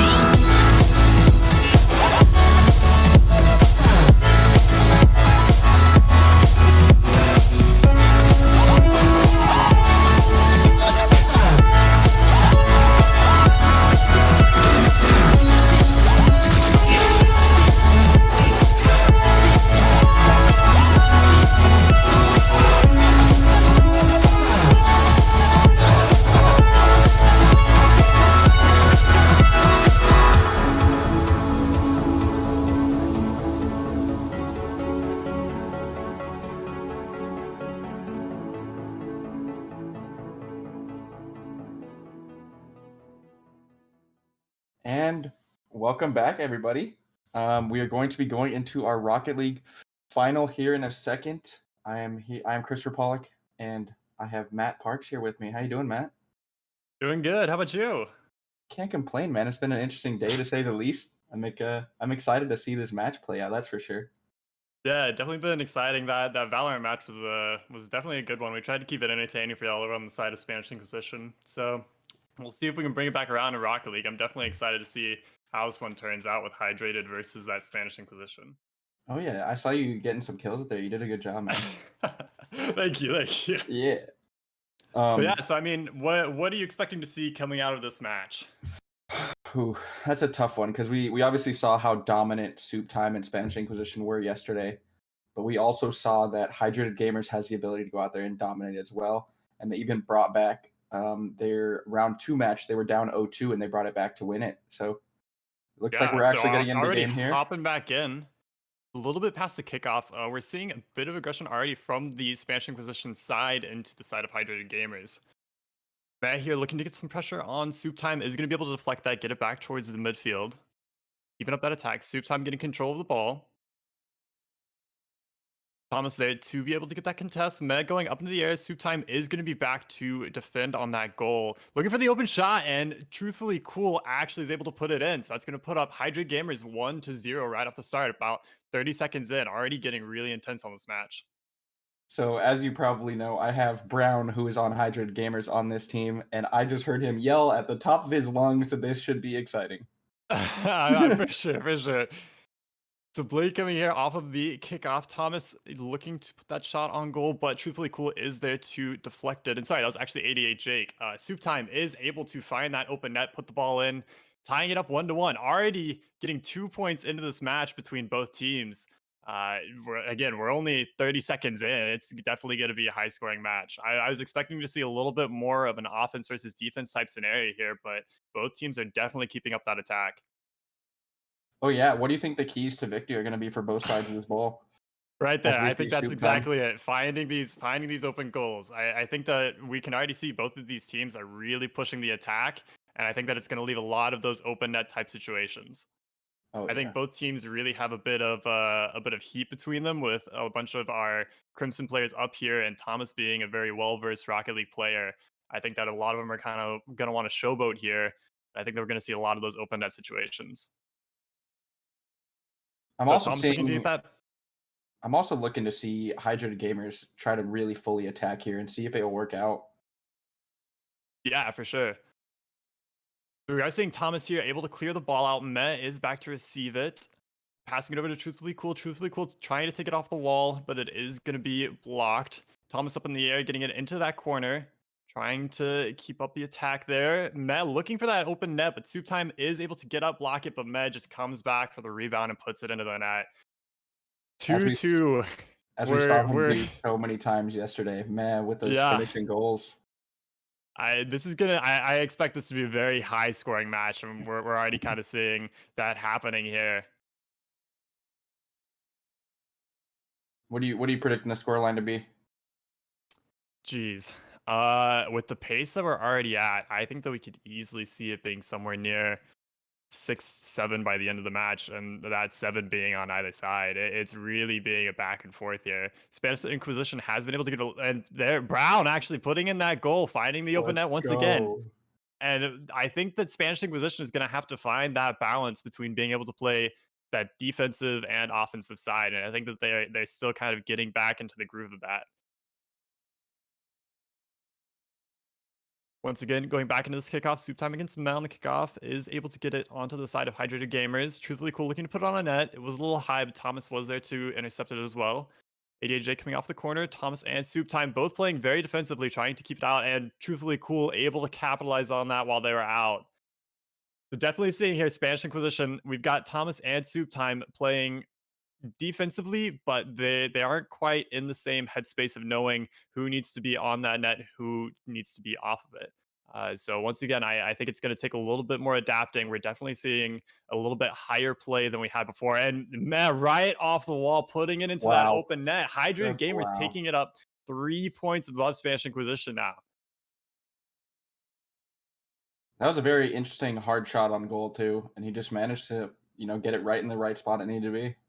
Yeah, and that's where we're saying Spanish Inquisition really needs to click to be able to get those rotations in check. We're definitely leaving too many goals open. Matt already on the aggressive, able to dribble it. ADA Jake is there to contest, and Thomas taking it back for the clear.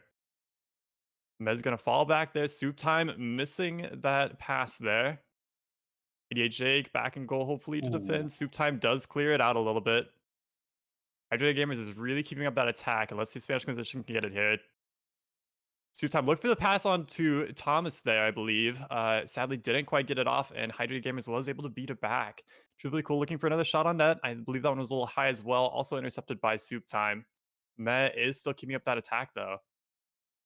Brown receiving off of here with Thomas contesting. The Spanish Inquisition is going to get a little bit more control here, but Met is going to take that ball back. Thomas looking to keep it up. Met in the air, passing it over. Jake and Soup Time both there to receive it. Soup Time looking to potentially get a shot on goal. Truthfully Cool is there to block it. And we're really seeing just a back and forth here. This is kind of a brawl looking for an open net. Soup Time trying to put it on there, but Mez there to receive. 2 demos coming out actually on both Soup Time and Thomas. Now that is going to put them back towards goal, so they are able to easily defend this one. But those demos can definitely be huge later, especially when it's on both of the Spanish Inquisition players. So here we are, minute 47. Still seeing that lead from Hydrated Gamers, 3 points up. The Spanish Inquisition is going to have a bit of a tough time being able to capitalize, get back those points within this time frame. Truthfully Cool, once again, finding that open net and being able to put it in. It's kind of what we talked about a little bit yesterday, being able to keep that attack and just beating the ball towards the net to where we can finally get the opposing team in a state to where they can't recover. They're really able to kind of roll the ball in after those. As we've seen this game a lot, it's all about being in the right place at the right time. And it looks like Hydrated Gamers is doing just exactly what they need to do to be there.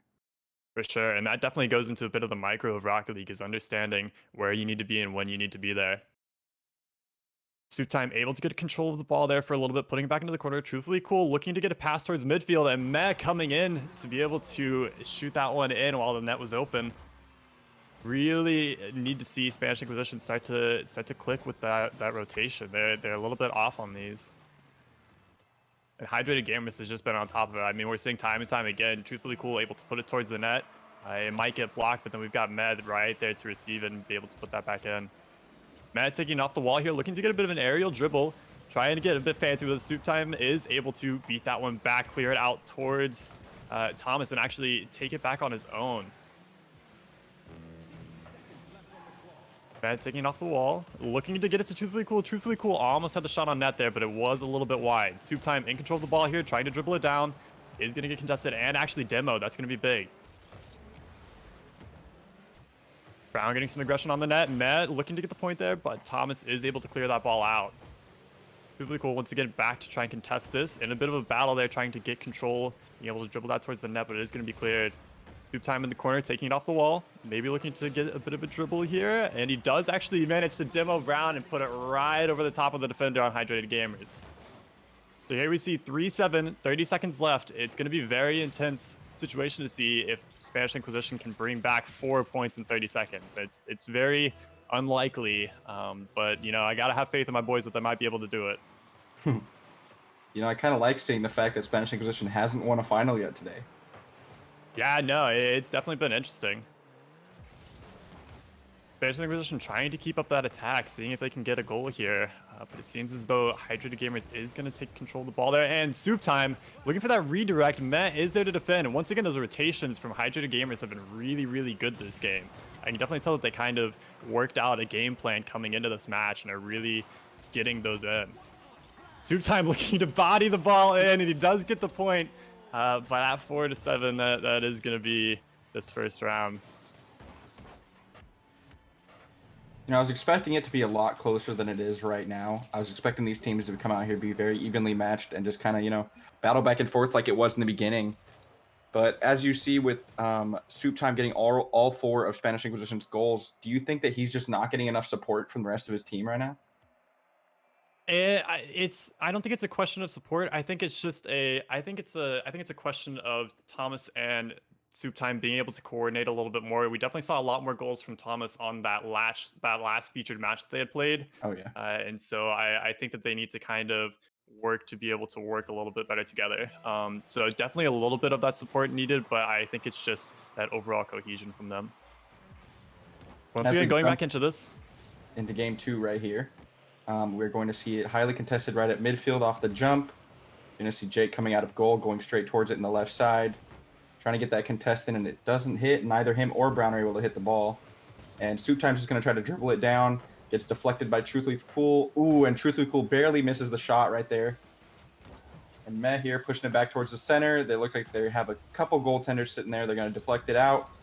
Beautiful shot and save there from both Soup Time and I believe Meh was on that shot, putting it up in the corner, and Soup Time able to get up there quickly to push it out. Oh yeah. Thomas in the air there, going for the shot. Truthfully Cool is there to block it. And I think that we're really seeing a little bit more cohesion from Spanish Inquisition here. But I think that they need to work on their commits, because we're seeing a lot of situations, once again, to where they're going for those double commits and the net is going to be left open. And there's always going to be Truthfully Cool or Med there to kind of contest that ball and put it back towards net.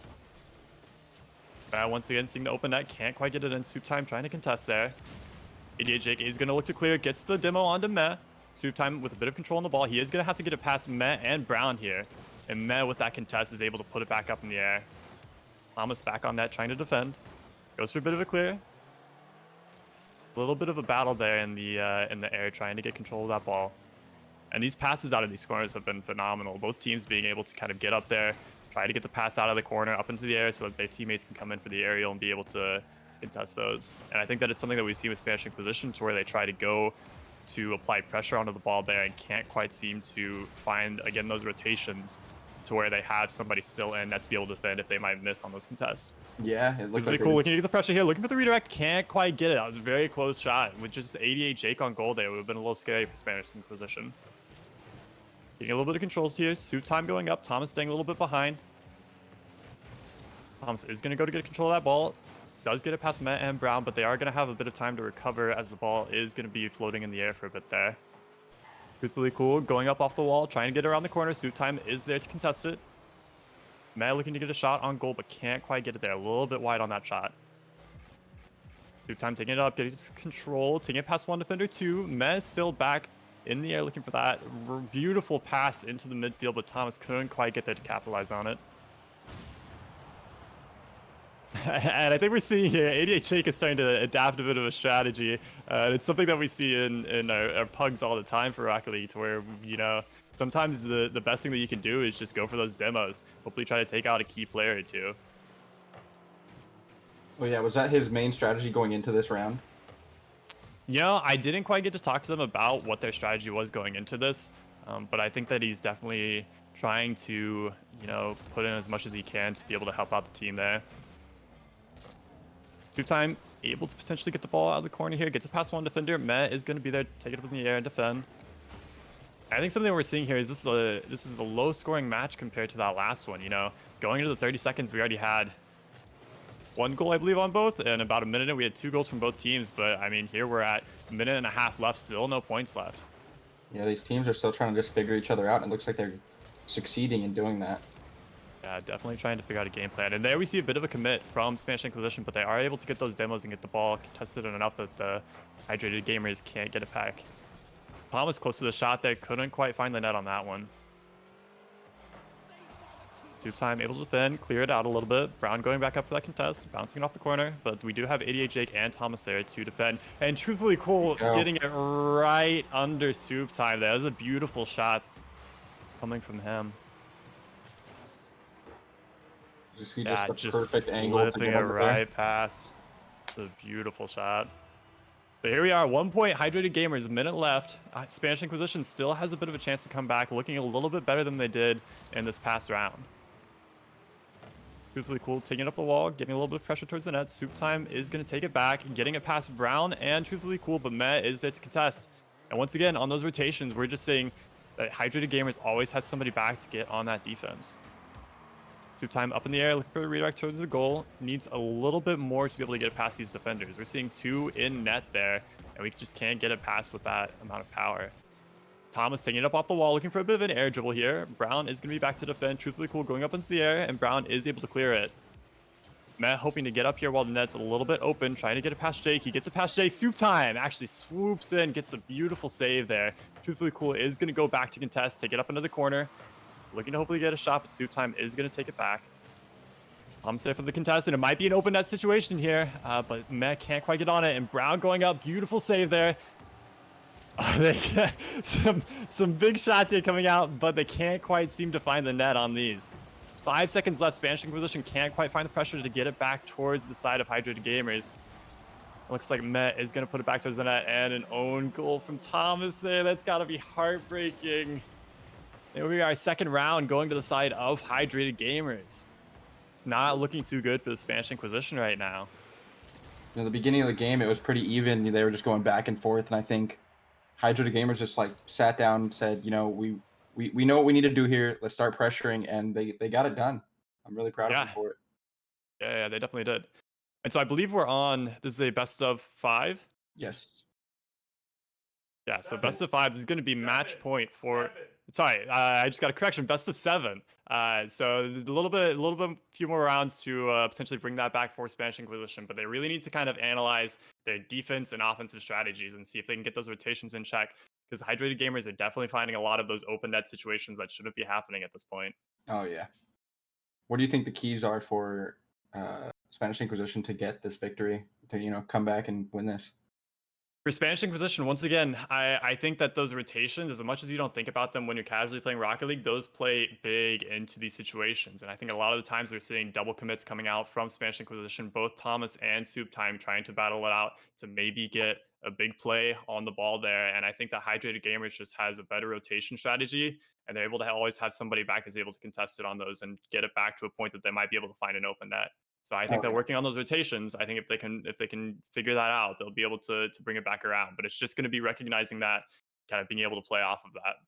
Oh yeah, we see it oftentimes that just applying that pressure and getting all the ball into the other opponent's side of the field is just all it takes, and just flying around. That's all I ever see is all these cars just flying around trying to get that shot on. Yeah, it's kind of, as we talked again yesterday, Rocket League is just a very entertaining thing to watch, just because we add that extra dimension of having those aerials, and we can definitely see two very skilled teams here as the ball is getting contested constantly in the air, and those are some really hard moves to pull off. But we definitely have kind of the skill between these teams to show those off and get a really cool look at what's going on with those. Oh yeah, and I didn't know until after the first match we had yesterday that Matt was actually on our Crimson Rocket League team. This guy was unknown to me. He's going out there and just killing it in his first games, and then I find out he's on Crimson. Man, Soup Time's doing a good job of picking the right players for that Crimson team. No, it's definitely cool to see kind of our players being able to finally get a good chance to compete against each other. And it's always a fun time to see those Crimson players going up against each other. I believe we had the same thing in Valorant in this past match. A few different Crimson players going up head-to-head on those two different teams. Oh yeah, it's always a fun time here with Best of the Best to get to see those. For sure. We have a lot of talent out here. We're just trying to, put on a show as we like to do. For sure. All right, so I believe that we'll be going into the second match here in a minute. The third match, and I think third match. All right, so actually we're already in. Hydrated Gamers has managed to get a point over Spanish Inquisition. Had a little bit of technical difficulties there, so I apologize that we happened to miss those. But we are going to try to catch up here as quick as we can. Brown looking to get that attack on, looking for the pass to the middle, but Soup Time is going to be off of the backboard, able to get that one back out. Thomas taking it up into the air. Truthfully Cool is there to get control of the ball, and there we see 88 Jake with the demo. Can't quite get anything out of that, as it is going to be received by Meh. Soup Time playing it back, trying to be able to contest that ball. Look to clearing it out midfield, but Truthfully Cool off that respawn is going to be back, and once again demoed by 88 Jake. He's going to be sent back to spawn. Soup Time going up into the air, looking for that shot. Beautiful air dribble, but it is going to bounce off of that crossbar in the back. Mez looking to clear it. Jake potentially defending here. Mez has to work it past Soup Time as he does go up for that contest. Thomas going to look for the clear towards the back. Truthfully Cool heading back to be able to defend on that, and Brown is able to pick that up on the clear. Soup Time able to take that 50 against Brown. It is going to cross field over towards Meh. Meh looking for the open goal, but Thomas and Soup Time are both there to contest. Thomas taking it up for the dribble, trying to get a pass. Gets a pass Truthfully Cool. Brown goes up for the contest, able to get that 50 and bounce it off for the clear. Meh back in control with Thomas then intercepting. And I believe we saw it there with 88J zooming past, looking for those demos. Oh, and a beautiful shot right over the head of the defender from Hydrated Gamers there. The equalizer out of soup time, as we saw so many times those goals from him yesterday. Yeah, and so here we are, 2 minutes left, 1-1. Definitely a very, very close game. Here we are on the kickoff. Thomas against Truthfully Cool. Meh up there with the aggressive play. Soup time going to look to contest that, but can't quite get it. That's very smart from Hydrated Gamers. Being able to go off of that aggressive play on that 50 on the kickoff, knowing that it's going to be kind of in that center field. If Meh is able to put that pressure on and contest the ball there, he can easily find an open net if, say, Soup Time or 88 Jake are back looking for boost. There we say Soup Time going up for the aggressive play. Thomas trying to get a shot on, but it is going to be contested. Thomas going back into the air, looking to get a redirect on it. Can't quite find it. And oh, that's got to be heartbreaking. Soup Time had the open net, and Thomas did deflect it coming back down. He just had no control. There was nothing that he could do. Soup Time taking it up into this corner, looking to potentially control the ball on the wall there. It's a nice flick off of the wall to be able to get it past one defender, but Brown is there to push it back. Thomas in net, looking to contest that, getting it up off of the wall. And so here we see Soup Time going up in the air, getting a nice little dribble. Met going up to be able to push him off the ball. Can't quite clear it yet. Thomas trying to get the shot off in the corner there. But Truthfully Cool is able to take it back as he and Meg go on the attack here. And we do see that Spanish Inquisition has 2 players back. Might not have time to get back in. Soup Time able to actually push that one out. And we hear once again, Hydrated Gamers having those really good rotations. Brown is back to be able to contest that ball before Spanish Inquisition can really capitalize on anything. And so I think it's very key here once to get to notice those rotations. You know, we see Brown there to defend on the backside, and as soon as he's able to defend, the ball is instantly back over to the side of Truthfully Cool, who can then take control of that and be able to push it back towards the Spanish Inquisition side. 30 seconds here. 1 point difference between Spanish Inquisition and Hydrated Gamers. Spanish Inquisition putting on the pressure here, trying to get a shot onto Hydrated Gamers. Can't quite get enough of a contest there. Thomas back to receive. Soup Time up to the air, looking for a redirect, but Truthfully Cool is able to give it up in time to be able to push that ball out. Thomas looking for an open net, can't quite get it. Truthfully Cool is going to be back on the saves. And the defense from Truthfully Cool has been fantastic seeing this. Looking for that open net, can't quite seem to find it. Meta looking for the redirect, can't quite get it there either. 88 Jake is going to take control of the ball, passing it over to Soup Time, but Truthfully Cool is going to get that as it does shoot a little bit past Soup Time. And a beautiful, beautiful save there from Thomas, but that is going to end our 3rd round. So here we are going 3-0 on the series between Hydrated Gamers and Spanish Inquisition. These are some very high action matches, but we're definitely seeing a bit of a difference here. I think Hydrated Gamers is really kind of taking it away with this one. Oh yeah, and I just want to apologize again for the early technical difficulties at the beginning of the match. But it was a pretty good match to see. We saw 1 goal from each side there on stream, and it looks like Soup Time is just flying around trying to get that goal and from one of the passes off the corners, and it's just not working out so far for Spanish Inquisition. Yeah, and we're not seeing nearly as many passing plays as Hydrated Gamers is putting out from Spanish Inquisition. I think that they really need to try to use those to be able to get that attack and push it a little more, and we're just not seeing as much of that from them. So definitely going to be interesting to see once again if they can adapt to that. But I think Hydrated Gamers is really kind of showing out here that they might be dominant in this series. Oh yeah, I believe we're going to be going to this next round here. We'll see if we're able to kind of have Spanish Inquisition make that comeback, as it is a substantial lead on the side of Hydrated Gamers right now. I'd love to see it happen. Oh, 88 Jake going for that kickoff. Met shoots it over him, hits the crossbar, not quite able to find the net. Tom's up in the air off the wall, looking to put it down to the side of Hydrated Gamers, but it is going to be contested in the air. Soup Time and 88 Jake having a bit of a bump fest there. Soup Time is back in net, looking to defend if needed. Meta putting it back off the wall, looking towards center. And Meta, right off the crossbar, almost able to get that shot in. Soup Time is going to be able to get control of the ball, and Brown actually coming in to bump him out of that. That's a very, very big move there.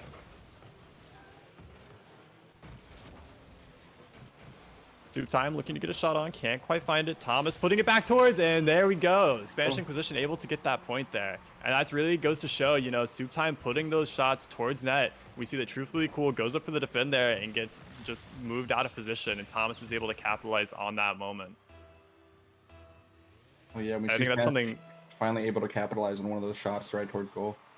Yeah, and Hydrated Gamers has been able to keep up those kind of plays of being able to keep those shots on net and being able to get the defenders out of position. I think Spanish Inquisition might finally be starting to click on those. Thomas with a nice save there. Met with a beautiful shot, trying to get it up towards the top side of that net. Truthfully Cool in the back corner, contesting Soup Time on the 50, goes up into the air. Met looking to get that aerial to keep it in play.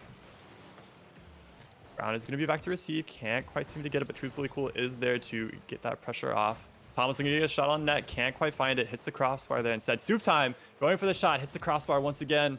Truthfully Cool getting a little bit more control here. Clearing that ball out. Looking for a shot on. Mez there to redirect and gets a beautiful passing blade from Truthfully Cool and Meh on that shot. As we're just seeing perfect communication of Truthfully Cool and May there trying to get that shot on. Yeah, Truthfully Cool and knowing that he wouldn't be able to get that on his own and recognizing that Meh was in position to be able to get that is just massive. But here we are, 1-1. About 3.5 minutes left in the match, so we can still definitely see a lot of things happen here. Thomas and Soup Time going for that aggressive play. Meh is going to be back looking for that redirect. Soup Time in net to be able to defend. Putting back towards the side of Hydrated Gamers and Brown there to be able to put that back towards midfield. Thomas looking to capitalize on that, but Meh is going to be able to defend. Thomas still applying pressure. Truthfully Cool going to get control of the ball here, trying to dribble it up. Gets it past Soup Time. Meh there to potentially get it back out, and Truthfully Cool is going to bounce it out. Not sure if that was intentional. Oh, shot going on net here. 88J going for it. Meh is able to get that defend. Beautiful save there from Meh. And Soup Time puts it in. That was a very nice play from them as well. Oh yeah, able to get that finisher in. It looks like they're finally starting to click it here. Oh yeah, and we're seeing some great rotations from Spanish Inquisition this time around. So I think that they're finally kind of getting those to click between their team. Going back into this, Thomas and Truthfully Cool hitting that 50. Meh is going to be back to receive. Not playing as aggressive on these well, and there we go. I was going to say not playing too aggressively, but at least not rolling up as much as he was on the kickoffs before. Soup Time going to get that contest, looking for a shot on, but Meh is going to be back to receive that. Putting it towards the midfield. 88 Jake potentially looking to get control of that ball, but he is going to let Soup Time take it instead. Soup Time putting it up off the crossbar, looking to get that redirect. Can't quite get it. Thomas looking for the shot once again off the crossbar. These shots are so close, but can't quite get it.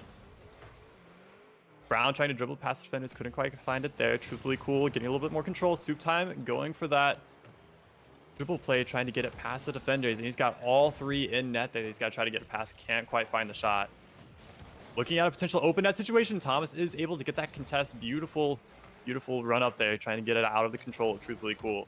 We do see Met putting it back off the corner, getting it towards the net. Soup Time is able to bring it back in, taking it towards the midfield, passing it over. I can't quite find his teammate there, as the Hydrated Gamers are going to be able to beat that one back. Met going up into the air, putting it more towards midfield. Truthfully Cool able to receive that one.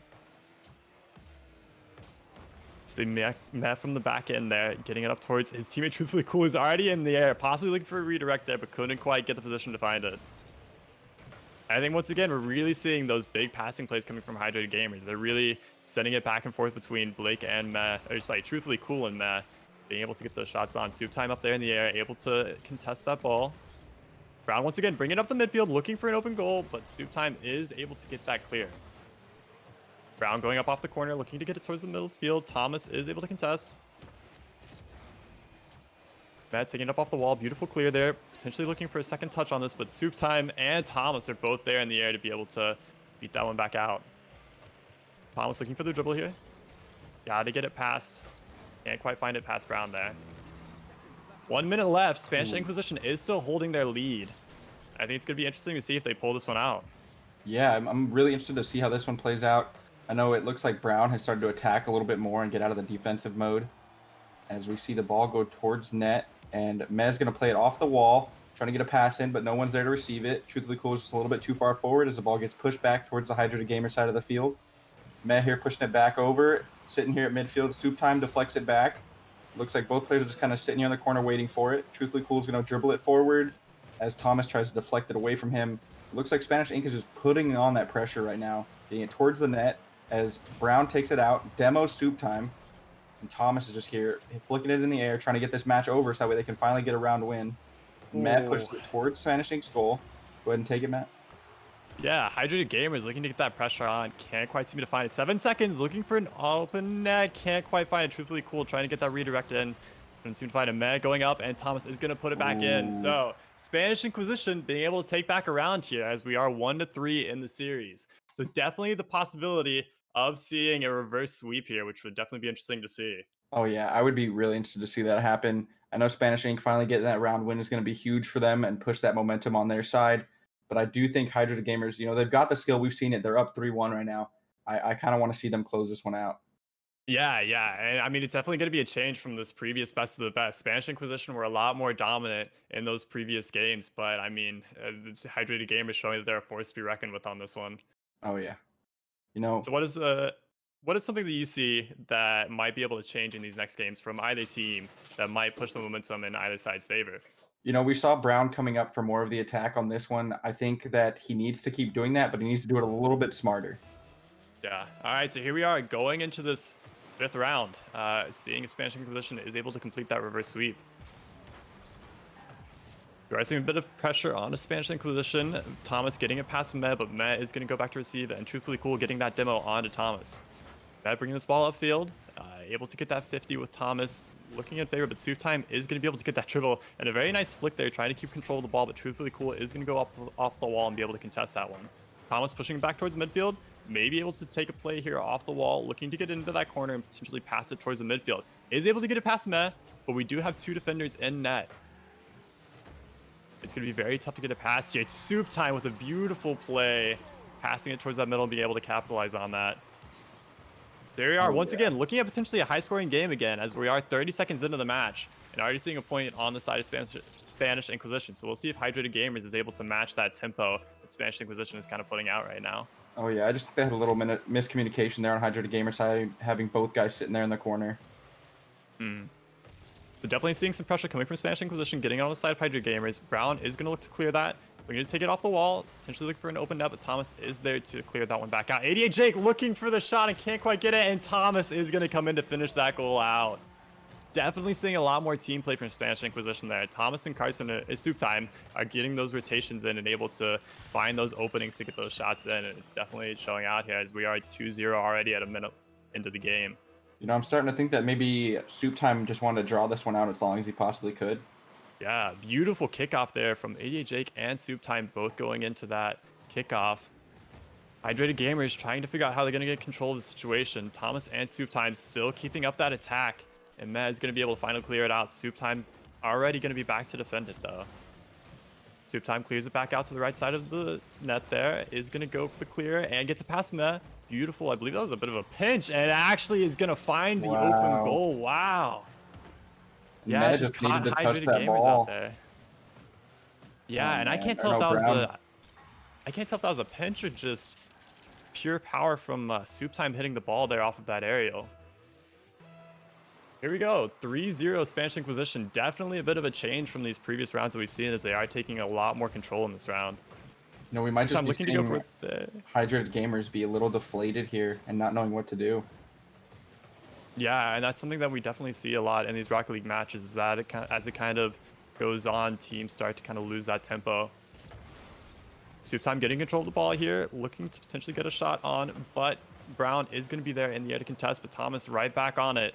Looking to press that attack, can't quite get it past Meh and Truthfully Cool, as both of those are going to be back in net. Thomas pulling back, looking for the defend. Truthfully Cool, potentially getting the pass there, and actually squeezes it right under, I believe that was Soup Time there, to be able to get it into the net.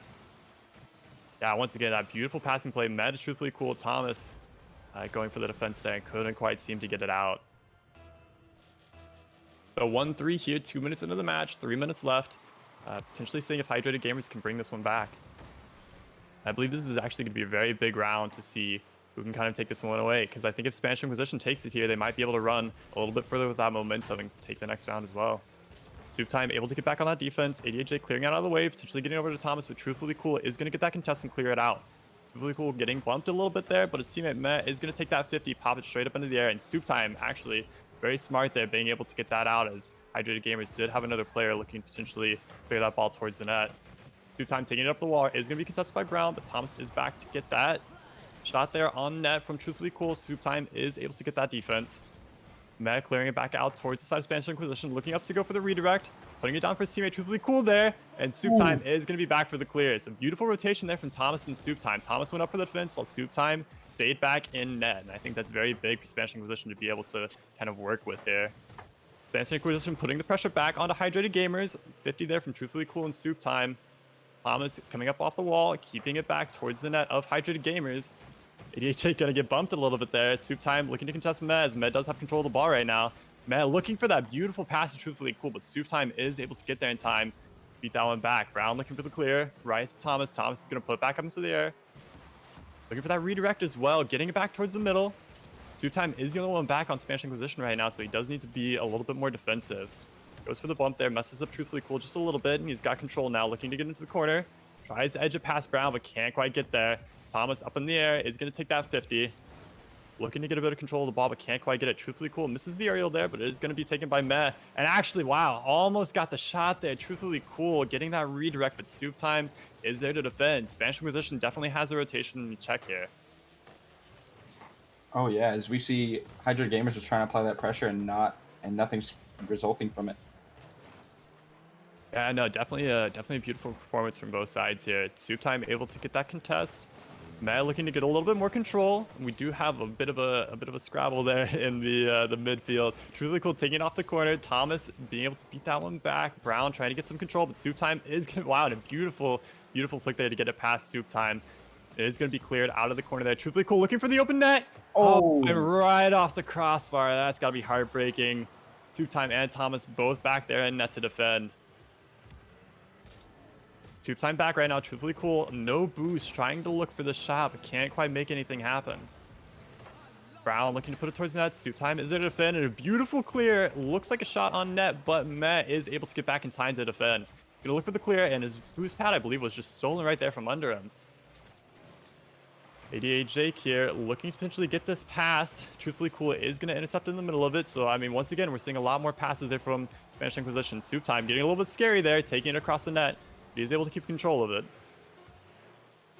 2 seconds here, 2 points in the lead for Spanish Inquisition, and I believe that they're going to take this one for this round.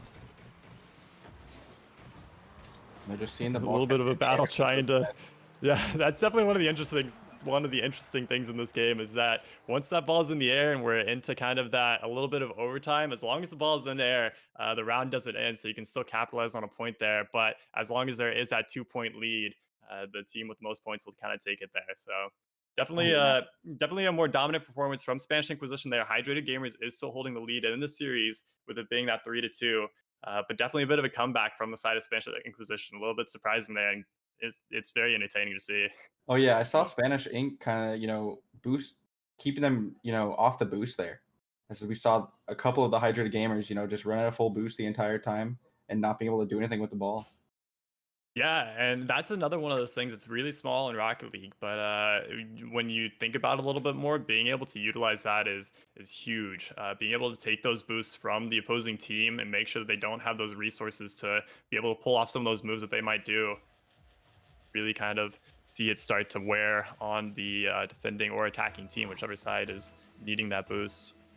So here we are going into our 6th round. Kickoff here, Matt able to squeeze it past Thomas. Soup Time looking to get on that defensive. Brown going up for the aggression, looking for the shot on, but both Thomas and Soup Time are there to contest. We do see 88 Jag back on the side of Hydrated Gamers looking for those demos. Soup Time looking for a dribble here, gets a pass, Truthfully Cool, but Matt is going to be there to save the day. Thomas looking to get into the corner here, trying to get it towards the middle. Pass Soup Time. Soup Time can't quite get it as Matt is going to be there to save. 88 Jake getting control of the ball here, gonna have to fight Truthfully Cool for it, and Truthfully Cool does get it back over him, but Soup Time once again right there to be able to push it back up towards the net. Takes the 50 with Med there, gets it up into the air. Thomas looking to potentially get a pass towards the midfield here. Soup Time going up for the redirect, can't quite get it past. And here we see 88 Jake definitely playing a little bit more on that aggressive side, looking for these demos. I think that for the most of this round so far, he's actually been on the side of Hydrated Gamers, and I think it's starting to work for him, as we see Spanish Inquisition able to find that open net while the defenders on Hydrated Gamers were a little too invested into that shot towards Spanish Inquisition. Yeah, we saw Truthfully Cool there doing a perfect job on defense. Then he just tries to push forward to get a shot on net and leaves it wide open for the Spanish Inquisition to get a goal. And those commits definitely can kill. So here we are off the kickoff. Thomas looking to get a beautiful air dribble there. Can't quite finish it off there. Soup Time going to be able to receive it. Looking to put it back towards the net. Met is going to come off the wall there to be able to clear it out. Brown up in the air. Looking to potentially get a touch off of that. Is going to get a bit of control with it. Soup Time going to take it up into the air. Looking for this touch. Can't quite find it. Thomas coming up with a recontest as well. And we do see, I believe that was 88J getting a demo on Truthfully Cool in the goal. Once again, those could be huge if he can pull them off just at the right time. Thomas going to pass it back to Soup Time, trying to get a play off of the Soup Time going to the air. And we do see Thomas going back there for the defensive in case that there is a clear. Soup Time can't quite get anything off of that ball, and Brown is going to be able to find that clear. Meg going up for the pass, can't quite find it. Thomas is there to receive, taking it off the wall, looking for an open net. And if Truthfully Cool can't find it, he can. 2-0 for Spanish Inquisition here. 3 minutes left in the match, and I mean that's a very good performance from Spanish Inquisition. Once again, definitely getting those rotations down and definitely finding a bit more of those passing plays to be able to get it past Hydrated Gamers. Oh yeah, I just think Hydrated Gamers have just completely lost the passion at this point. Yeah, we're definitely seeing Spanish Inquisition kind of running away with that momentum, and I think that it's starting to see kind of the wear on Hydrated Gamers, as you said. Thomas going to look to get that shot towards net. Oh, finding the crossbar. Man, looking to get that redirect towards the side of Spanish Inquisition. Spanish Inquisition had a little bit too much of a commit there. Soup Time going to go for the contest. Thomas right under to be able to clear that ball off of the backboard. Hydrated Gamers trying to keep up that pressure, but they have to be careful that they're not committing too much. Brown going to get that save. Jake still looking for those demos. I think that's actually massive that he's still going for those. Even just being able to disrupt Hydrated Gamers at all can provide some really big opportunities. You know, kind of as we said before, one of the ways to do that is to be able to keep those shots on net to try and keep either the defending team or attacking team out. Oh, and that's unfortunate. Brown putting it off of Thomas's car, able to get the own goal on him there. That's going to put it at 1-2. Hydrated Gamers potentially being able to bring this back here with 2.5 minutes left in this round. Oh yeah. As we saw a beautiful goal there by Brown as he pushed it from the defensive side and just got the correct pinch on there to get under Soup Time on the defense. Brown possibly having fake there on the kickoff, potentially giving it to Met to be able to capitalize on, but Spanish Inquisition is going to be able to keep a bit of pressure off of that. Looking to get a shot on, can't quite find it. Soup Time going to demo Brown off of there. Meg going up into the air to contest that, gets a bit of a clear, but Soup Time is going to be back to once again contest that ball. Keeping it in the midfield, both Truthfully Cool and Brown coming up here for the shot and finds the open net. So there we saw Spanish Inquisition getting a little too hasty with those commits, and Hydrated Gamers is able to kind of find that open net situation. Definitely seeing Brown actually playing really well this match. Oh yeah, love to see that. Because Brown, I think, is just getting that confidence back that he needed from his other teammates dominating in the early matches. Oh yeah, and I think it's going to be big that they kind of pull out all the stops here, as this is going to be a very big round. And once again, the demo is coming out. A lot of fighting in the midfield. Soup Time going to get that contest as Med tried to keep control. Can't quite find the open net. Med is going to be back. Thomas putting it back towards the midfield. Meh looking to defend, pulling back a little bit. Soup Time going to try to get control of that ball. Pushes it around Meh. 88 Jake looking for the possible goal there. Can't quite get it. Truthfully Cool is going to clear that out. And Truthfully Cool can't quite find it on the wall there. Soup Time is going to get bumped a little bit out of position, but he is able to get that contest and keep Hydrated Gamers from keeping that pressure on. Soup Time looking to go off the wall here. Doesn't have a lot of boost, and as we kind of talked about before, he can't pull off those fancy aerial moves that he usually does when he doesn't have that boost. Gonna have to fall back, potentially find that, maybe look for a defend and look for another opportunity that might be able to shoot that in. As we saw, Meh gonna take it for that demo there on Meh. Oh yeah. And once again, 88 Jake really kind of showing that he can still have a good amount of use here in this match. 88 Jake, one of those players that doesn't have a ton of experience in Rocket League, but again, having those kind of disruptions onto the side of Hydrated Gamers is big. Thomas and Soup Time having a bit of a moment there, trying to figure out who's going to take control of the ball. Thomas going to take it up the midfield, passes Soup Time. Thomas is out of boost area, so he's going to have to find a way to get boost. 88 Jake, I believe, actually we're seeing him stealing those boost pads from Hydrated Gamers. So, I mean, once again, seeing how he can disrupt their side. And I think that that can be big in both keeping Hydrated Gamers from having that boost, but I think that also sometimes it can hurt Spanish Inquisition a little bit, as when they're on that attack, they might not be able to find those boost pads in the back. Brown looking for an open net, can't quite find it. Soup Time is going to be there to defend. 30 seconds left, 2-2 here. We might see another overtime. And I don't believe we've seen one yet this series, so it'll be definitely interesting to see who kind of comes out with that type of pressure on. Thomas able to take that 50 with Truthfully Cool, putting it back towards the side of Hydrated Gamers. Brown is going to go for the aerial to contest. Soup Time looking for the open net, can't quite find it. Is going to be beaten back by Met. Thomas going up here to take it. Soup Time is going to be back to receive that ball, potentially get a little bit more control. But Hydrated Gamers is going in the offensive here. Met looking for that redirect, can't quite find it. And then, oh, big commit there, but Spanish Inquisition didn't quite have enough time to be able to get that ball back. Thomas and 88 Jake both going for the very aggressive kickoff there. Truthfully Cool is going to try to get control. Brown's going to pass it over towards them. Truthfully Cool trying to get that bump there. We get it in. 88 Jake going to have that demo on Truthfully Cool as Soup Time takes it up into the air looking for the shot. Very nice contest there from Soup Time, being able to block that. That could have been a very open goal situation. Oh, and the ball off the crossbar. Thomas getting the save. Beautiful defensive and offensive play from both sides. Couldn't quite find the net, and I'm sure that they're going to be kicking themselves after this. Met putting the ball up towards Soup Time. Soup Time going to be on the defense. Gets that save. Thomas looking to contest here. Actually steals the boost pad from Truthfully Cool, and that's going to be massive. As Truthfully Cool does have to back up. Thomas going to get that ball, putting the pressure on a Spanish Inquisition, taking it off the corner, looking to get it centered. Soup Time is going to have to back off as Met is able to control the ball there. Beautiful contest there from Soup Time as he is able to take it off the top of the car. And we've got Brown coming here to look for the clear. Soup Time able to get that ball up into the air and then bump Truthfully Cool out of potentially contesting that ball. So a lot of aggression there from Spanish Inquisition. Thomas and Brown getting him into a bump fest there. Truthfully Cool is going to get the control back. Soup Time is going to be back to defend. Brown pulling back here to get the ball. Met looking for an open shot on. Thomas going up to defend that. And Met can't quite seem to find an opportunity for it. Truthfully Cool looking to get it there. And once again, we're seeing that if they can keep that ball on net, might be able to find a position that they can get the defenders out, but can't quite happen there. Soup Time going to go for the 50 on Brown. Pops it up into the air. Looking to get that play on the middle. 88 Jake looking to maybe get a jump there, or a bump there on a Truthfully Cool, but doesn't quite work out. Thomas able to get that back. Soup Time going for the shot on Meh with the save. Beautiful save from Meh there. Very good rotations on his side. Thomas going to take it back around the corner towards the midfield. Truthfully Cool looking in. We've got both Thomas and Soup Time back on the fence as Truthfully Cool does try to take that up. Very close game here. Going into 2 minutes in the overtime. Soup Time. Oh! And Hydrated Gamers does pull out the point there. And I believe, is that the series? Yeah, so that's going to be the series. Hydrated Gamers taking it from Spanish Inquisition. Very big plays from them, and that was definitely an interesting game. Spanish Inquisition almost being right back there, but couldn't quite seem to find it. Yeah, you know, I'm pretty happy, man. I predicted, if you watch the prediction show, I predicted that Hydrated Gamers was actually going to win Rocket League over Spanish Inc. in the final.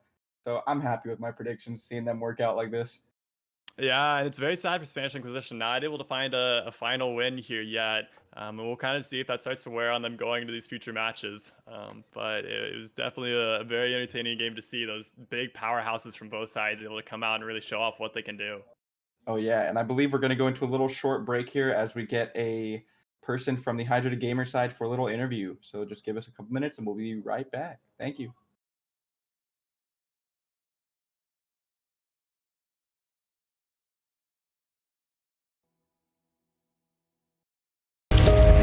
Crash to the mountain top. Hear the fire inside. Light in the night sky.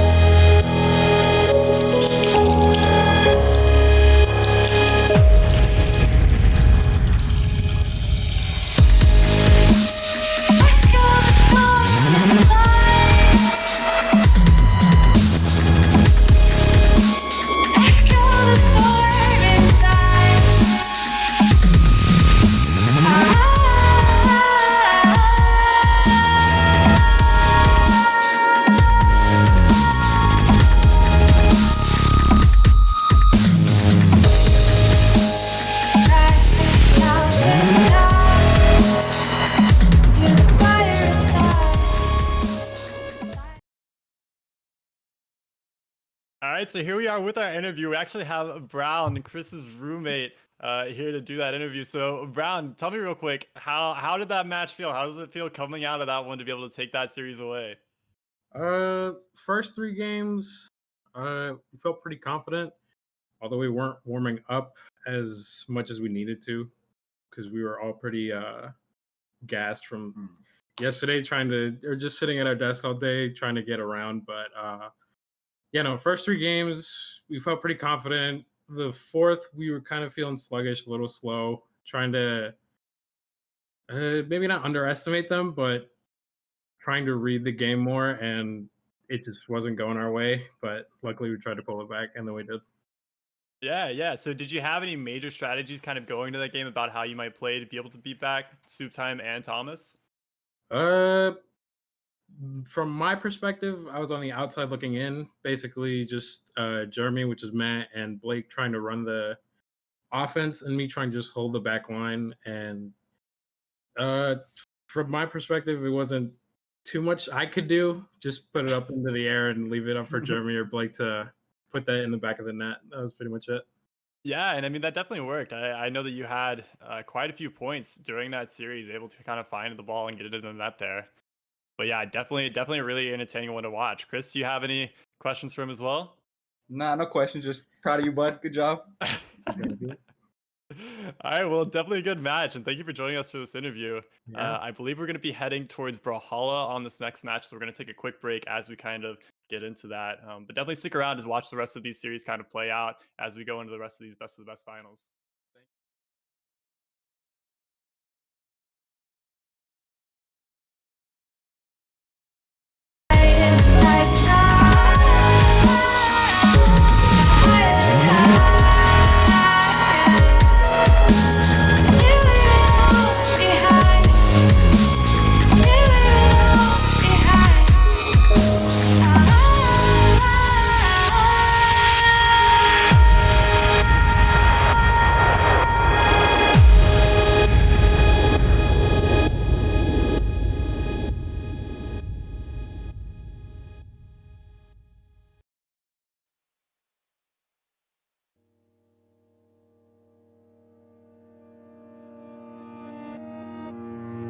Welcome to Brawlhalla.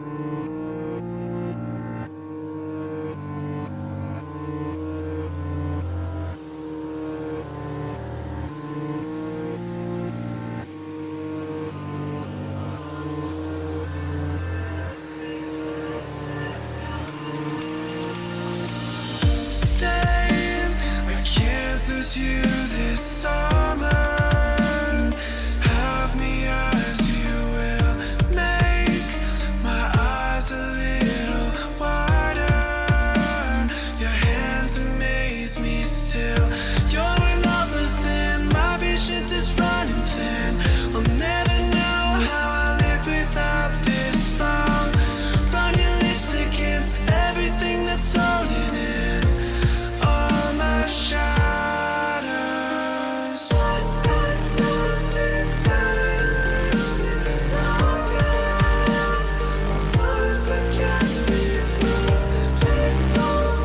Just a little bit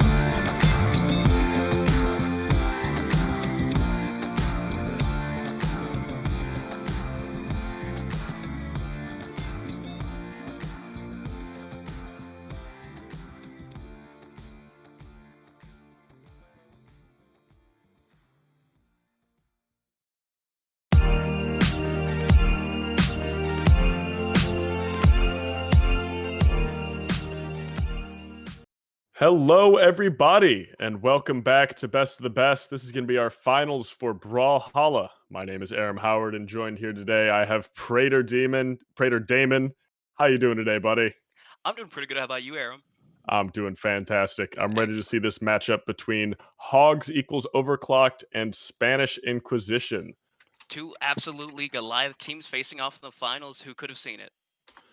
You know, it's these two teams. Oh, hold on. Sorry, 1 second. I actually just hopped on out of the lobby. But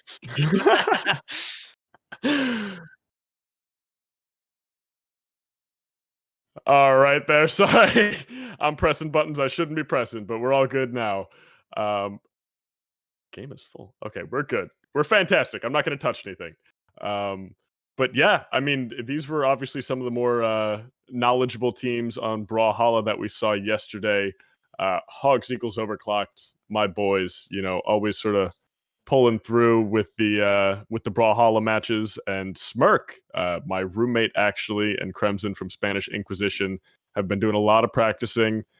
They really want to get the points for this game. Prater, what do you think going into this? Who do you got your money on? I mean, I'm horrifyingly biased, right? Because I was doing a little bit of training on the Spanish Inquisition, so I've got to pull for them. You were training the Spanish Inquisition, Prater. Oh my goodness. You offered those services to everybody, huh? A little bit. A little bit? All right. All right. Well, so Miami Dome, the ramen shop capital of the world. All right. So Prater, looking at these picks right here, what do you think? Who's got the just the straight player advantage here? So I've got to say, they both went with Artemis. I mean, not Artemis, Orion, which I absolutely love. The Rocket Lance is OP in this meta. But what's interesting is seeing Hattori come out for the first time.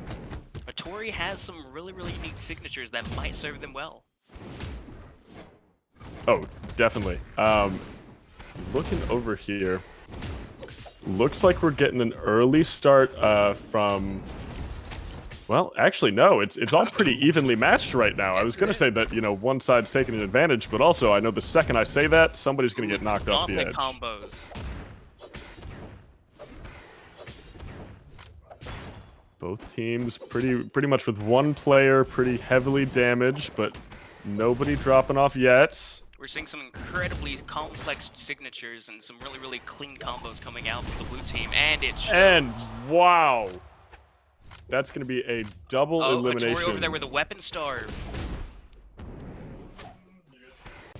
That's going to be crucial if Orion can't get a weapon, and just as I say that, he picks up Rocket Lance. You know, Prater, I think the best part of this game is listening to my roommate Smirk, who is, you know, from Spanish Inquisition, just sort of making random sounds and yelling throughout this match. I can see it. Lots of great damage onto red team. Uh-oh, a little bit of miscommunication in the team there. Beautiful. And the down spike will take out Zerial. Looks like right now we have a 5-3 stock lead on the side of Spanish Inquisition. Hogs equals overclocked. Really have to pull out some clutch hits here to take this back. And there you see Hattori's huge hitbox coming out, but didn't hit anyone. Oh, great spear signatures over on the left side. Can Hattori clean the stock up with a down pound? No, not yet. Beautiful. Oh my goodness. Beautiful plays. I'd like to point out that Crimson is still on his third stock, has not been eliminated yet, still clinging to life. That is insane. Oh, yeah. Of course, the second I say that, something's going to happen. The caster's curse, it's bound to any second.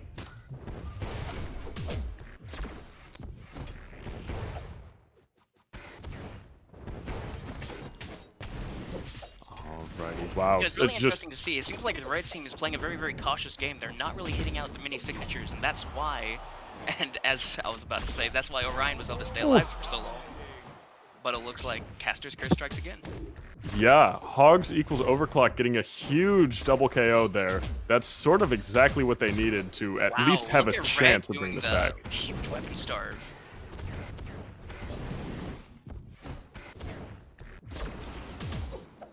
Both teams just sort of poking at each other's defenses, trying to see what they can do. Nice hits here from Smirk coming out.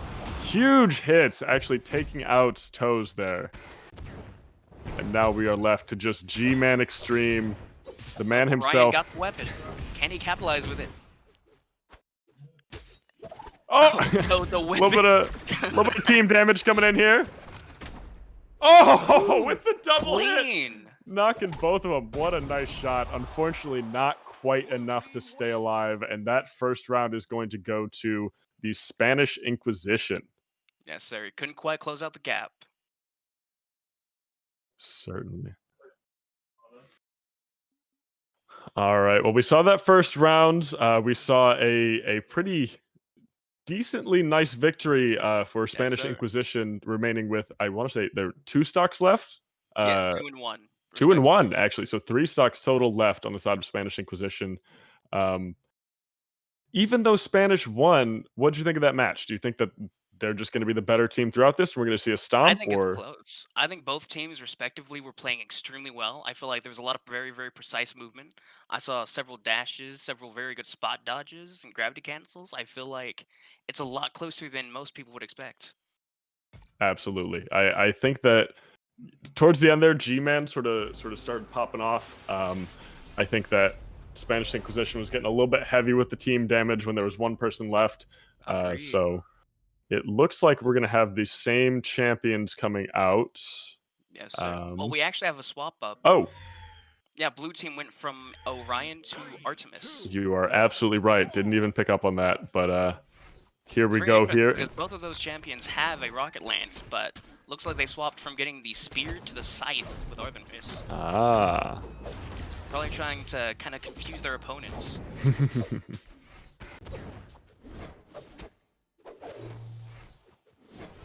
I love Crimson trying to go for the down scythe light attack.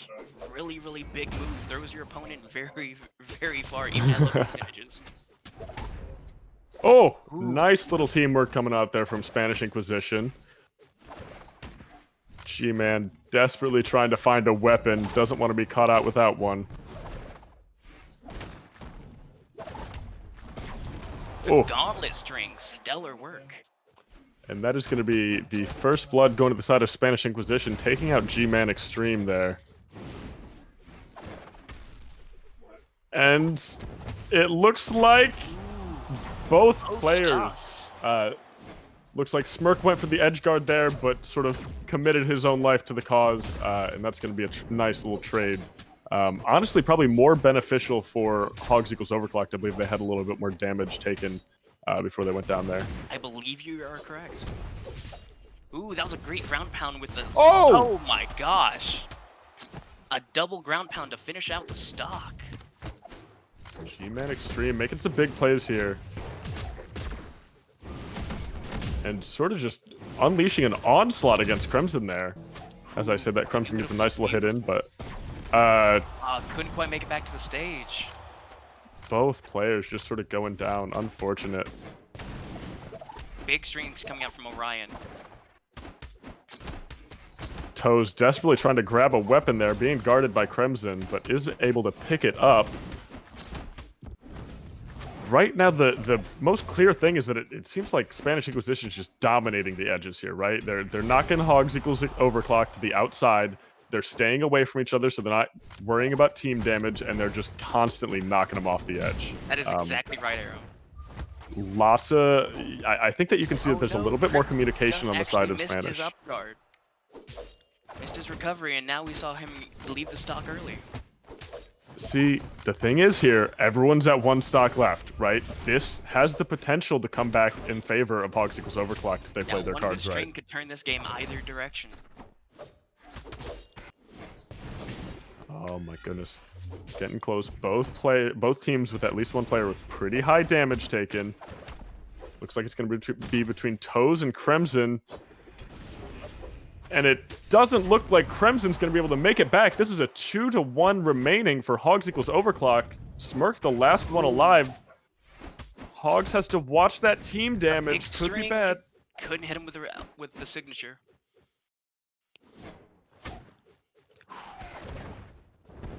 Oh my goodness. Smirk really trying to go for the edge guard, but slightly misses. Hogs equals Overclock being very careful not to do any team damage here. They're sort of taking this fight one-on-one. The Sig gains the stock. Oh! One left, but Toes is very high on damage. Next Sig, I say, finishes the stock. From the way it's very tense. Pull out the string. Can't quite make it. Oh! And that is going to be it. Smirk with a nice little clutch to bring it back, taking out both Hogs in order to win this round. Second round for Spanish Inquisition. Wow. This is a best of 5 match, y'all. So we still have a couple more matches potentially left, but this is match points on the side of Spanish Inquisition. So we're going to get some picks coming out here. Oh, Smirk has left. I'm not sure why Smirk has left. I think we're looking at a relog here, but hopefully we can get that sorted real quick. In the meantime, Prater, what did you think of that last game? You know, after seeing the last match, I've got to say, Hogs Overclocked really looks like it's picking up in its team composition. So I'm really interested. If they continue to improve like we just saw last match, they very well may take the set. Yeah, I think that second match was obviously much closer than the first one, bringing it down to actually the point where we had 2 Hogs left versus 1 from Spanish Inquisition, but unfortunately Toes at just a little bit too high of damage, and G-Man getting picked off early wasn't enough to take it, but I don't think Hogs are out yet. They certainly... But this is actually interesting. We're seeing Smirk pick up the Zol play. Oh, yeah. You know, I haven't seen him really practice this character at all either, and Crimson okay. going for the Mordex. Wow. Interesting. I'm not sure if they're just trying to swap it up and sort of confuse the Hogs here, or maybe these were the sleeper picks the whole time. I think you may be onto something. I seem to recall Crimson doing a lot of plays with Mordex, and he absolutely loves the Scythe. He was using that Scythe pretty well last round, so we'll see if we can get this going here. And it looks like we're going on to map selection. 2 votes for Shipwreck Falls.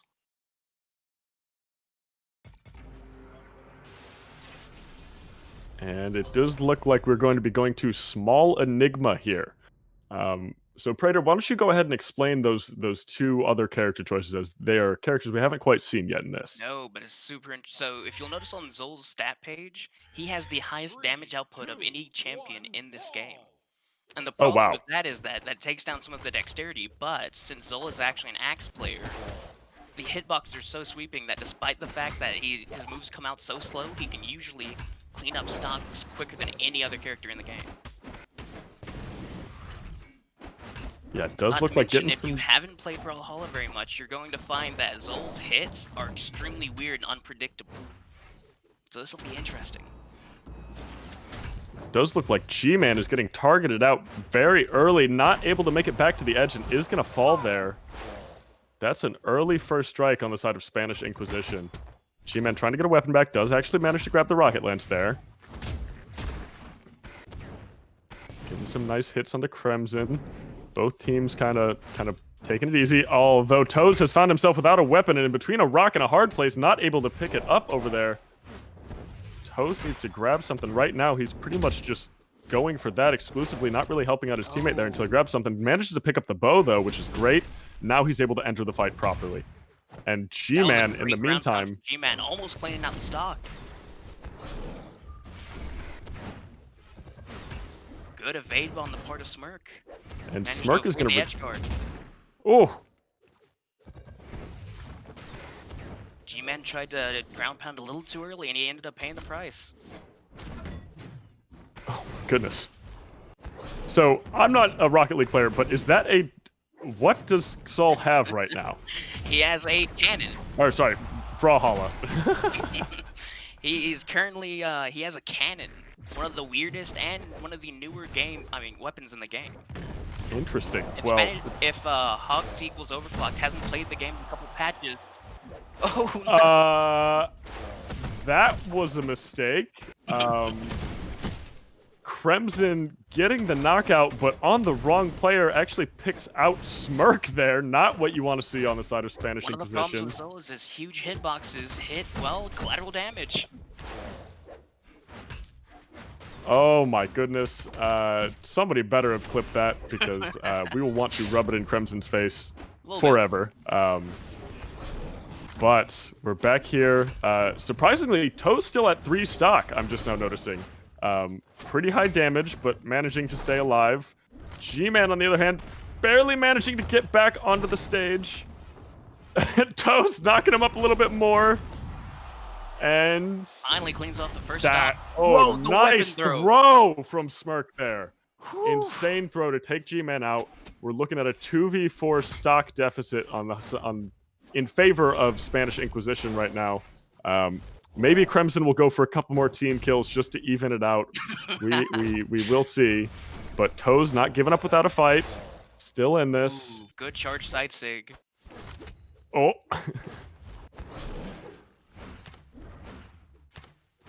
Both teams just sort of hoping something will connect. And, Toes with a nice knockout onto Crimson there. Another one onto Smirk. Now, this is down to 2v2 on stock. Spanish Inquisition does have the advantage of having 2 players alive. Oh. Having 2 players alive. Are they going to try the weapon starve? They certainly are. They are not letting him have anything. Yeah, there goes Crimson. He's juggling the weapons. All right, let's see Smirk return the team kill favor here. Oh, but Toes manages to grab the fist there. Both teams playing it cautious. Looks like Toes is trying to get them next to each other, trying to instigate some of that team damage. He's really doing his best, but it looks like Blue's up. It's working. Oh! And Crimson once again landed a nice weapon throw onto Smirk. Wrong team there, buddy. Gotta hit the red one. Oh, no. Toes is dancing around them right now, just trying to get them to do some team damage. Nice hits there. Nice sigs onto from Toes, onto Smirk.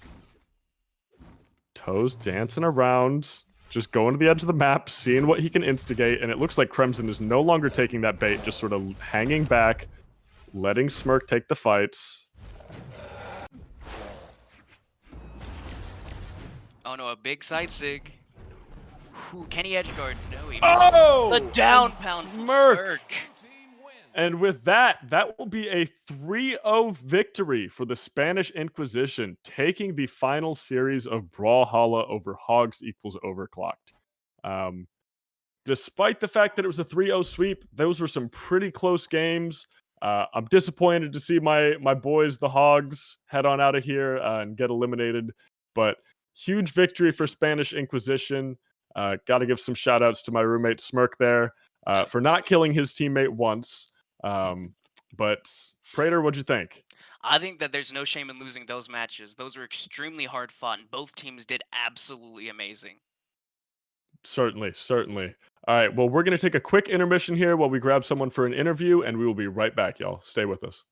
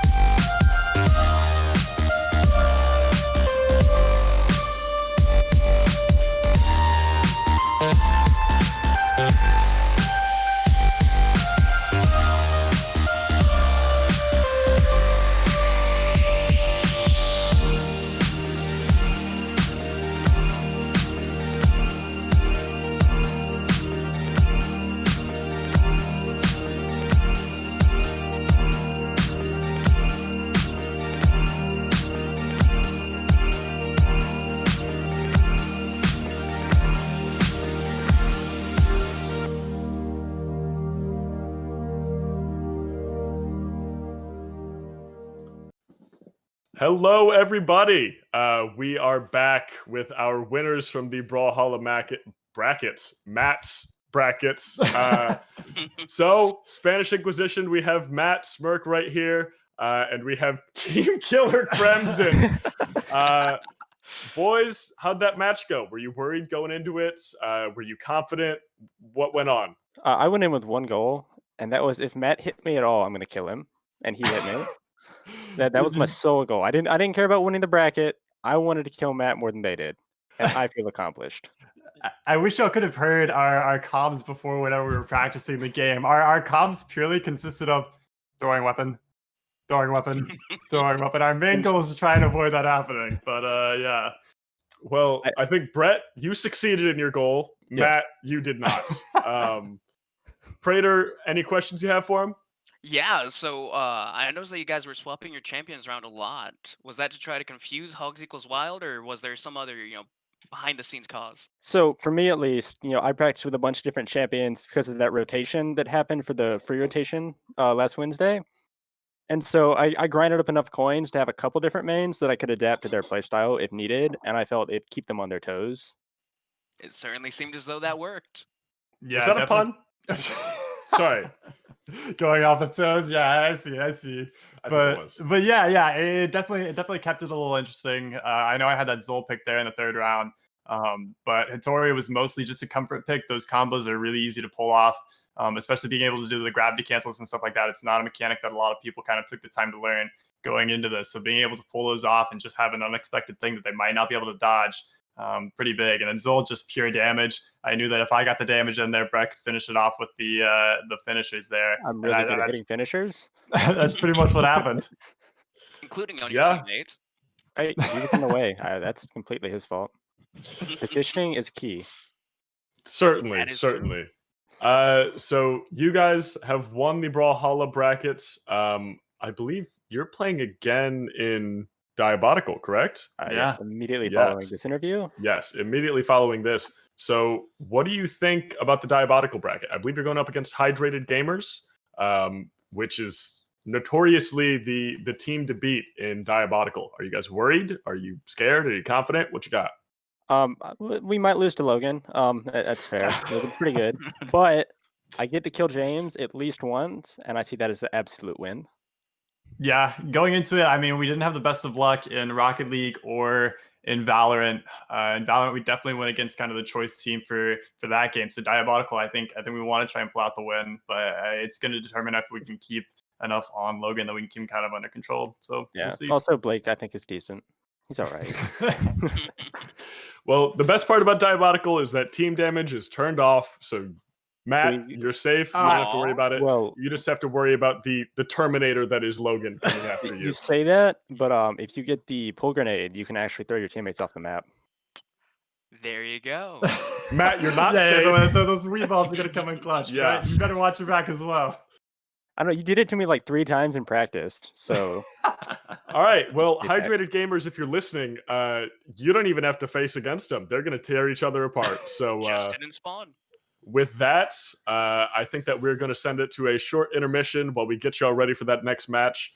Great job in Brawlhalla. Shout out to Hogs equals Overclocked. Hate to see you go, but we are going to get started with Diabotical, very shortly here. Thanks for watching, y'all. Don't go anywhere.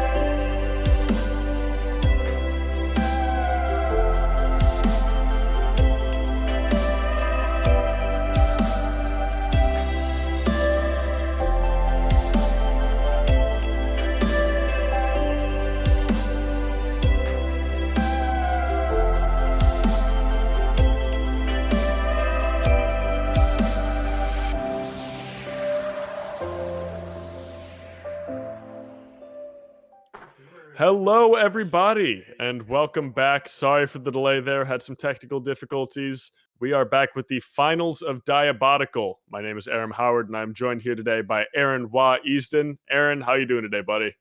I'm doing pretty good. How about you? I'm doing fantastic. We're about to watch Hydrated Gamers versus Spanish Inquisition, two of the best Diabotical teams we have with some of our best players in the club. What do you think going into this? You got any predictions? So we all know that Spanish Inquisition has been in the finals for pretty much every game. Not turning out the way they were expecting, though. The only victory they've taken in the finals is in Brawlhalla. They got taken down in Valorant.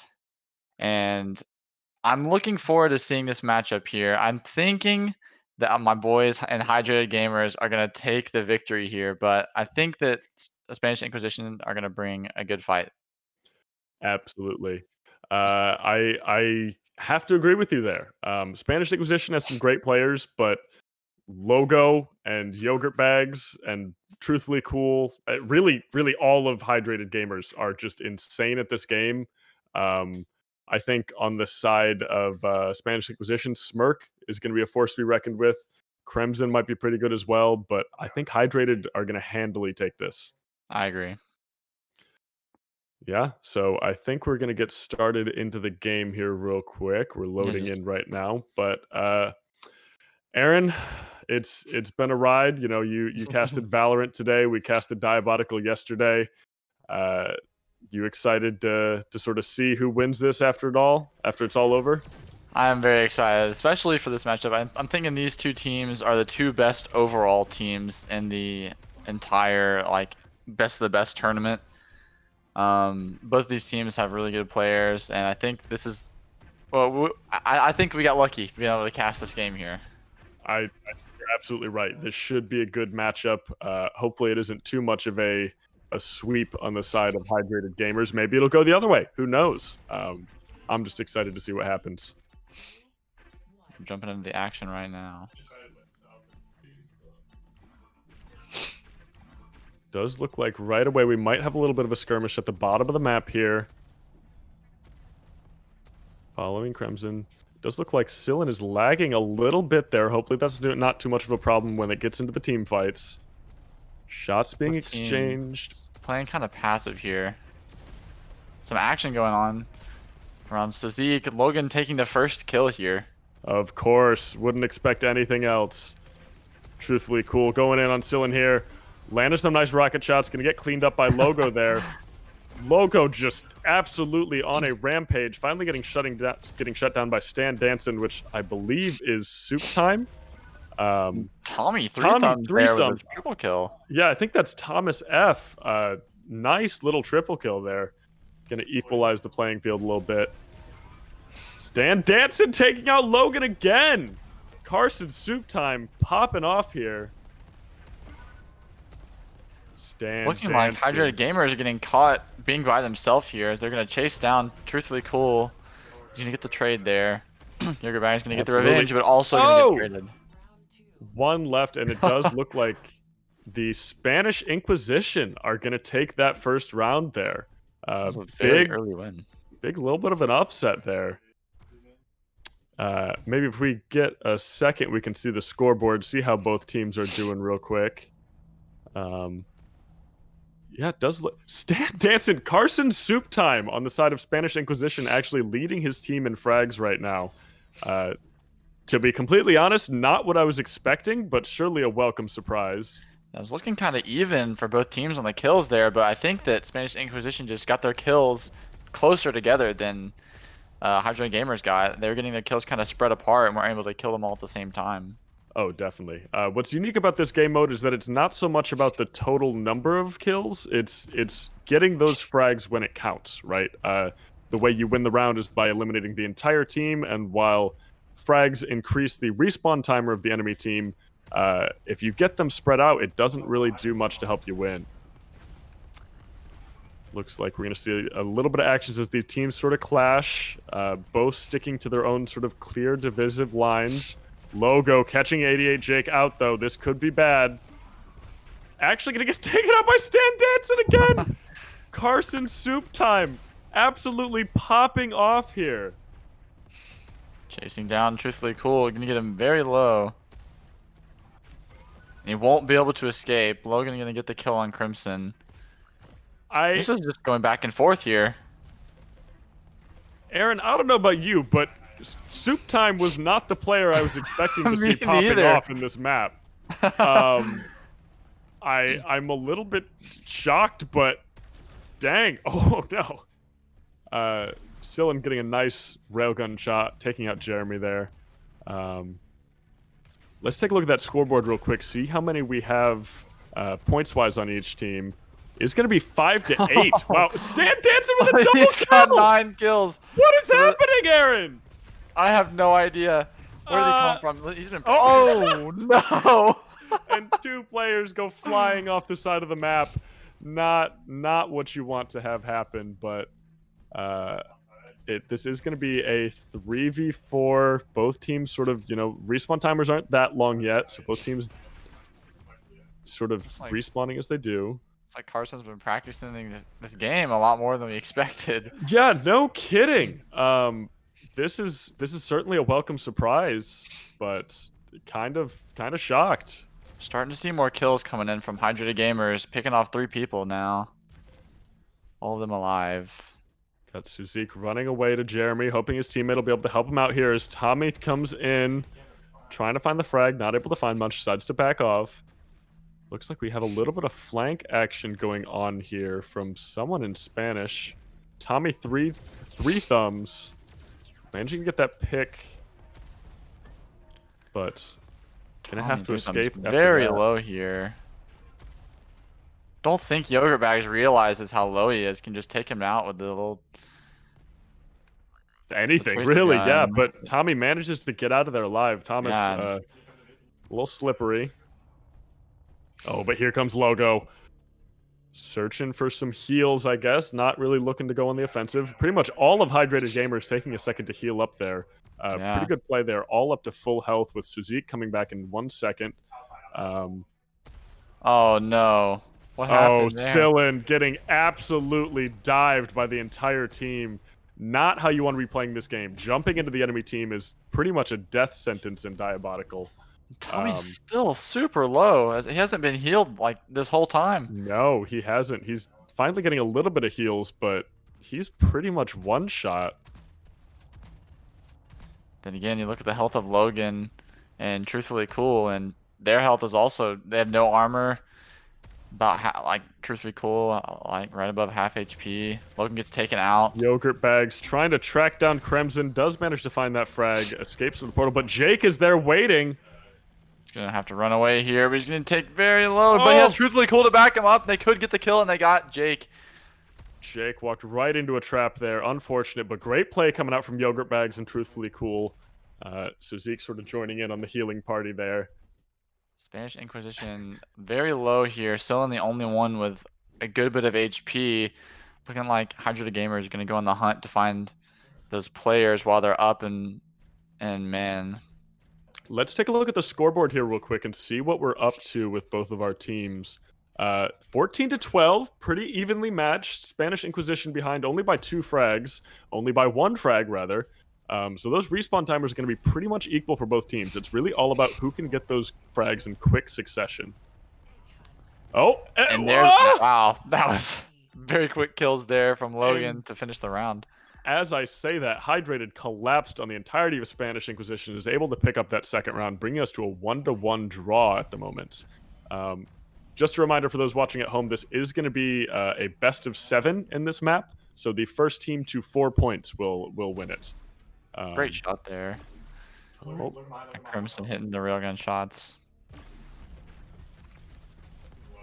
Logan getting chased down, caught out of position, hoping that his shots will hit to save him there, but it's not going to work out in the end. I don't know what's going on with Logo today, but not popping off quite as much as he was yesterday when we were watching him. Maybe this is just a little bit of a better team.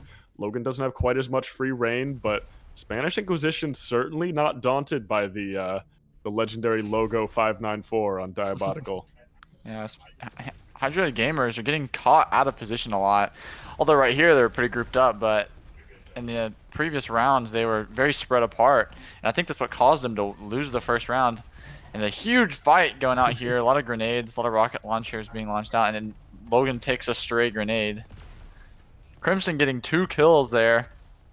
Oh no, only And 2 left from not Hydrated looking Gamers. good for Only Hydrated, truthfully and cool. that's the And round. Spanish Inquisition taking this in a 4-9 lead there in that round. Ladies and gentlemen, we might have an upset on our hands. This is definitely not what I was expecting. But when you think about it, there are a lot of talented FPS players on this team. I'm just surprised that the Rocket League player is the one soaring above with the kills.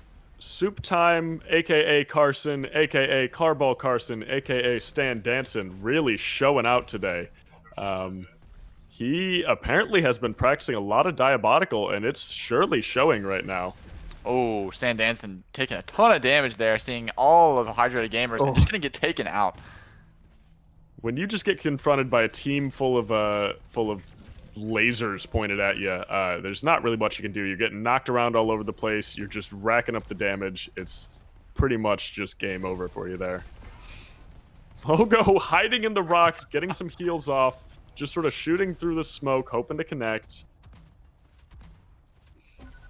Meanwhile, Crimson with the Spanish spam. Inquisition picking up some frags here. Respawn timers are pretty low, so the team's going to be back shortly. But we are going to be at a 6-6 here. Spanish Inquisition with a huge push, evening up that scoreboard. All of Hydrated Gamers full HP with full armor. I'd like to point out that Stan Danson is currently the kill leader for this game by a significant margin. I'm at a loss for words. Carson is killing it right now.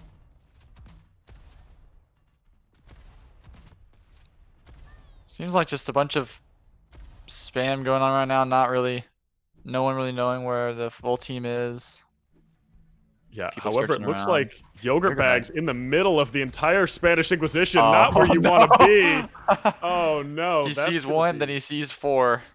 It's over for him. Yeah, unlucky, but rest of Hydrated Gamers regrouping.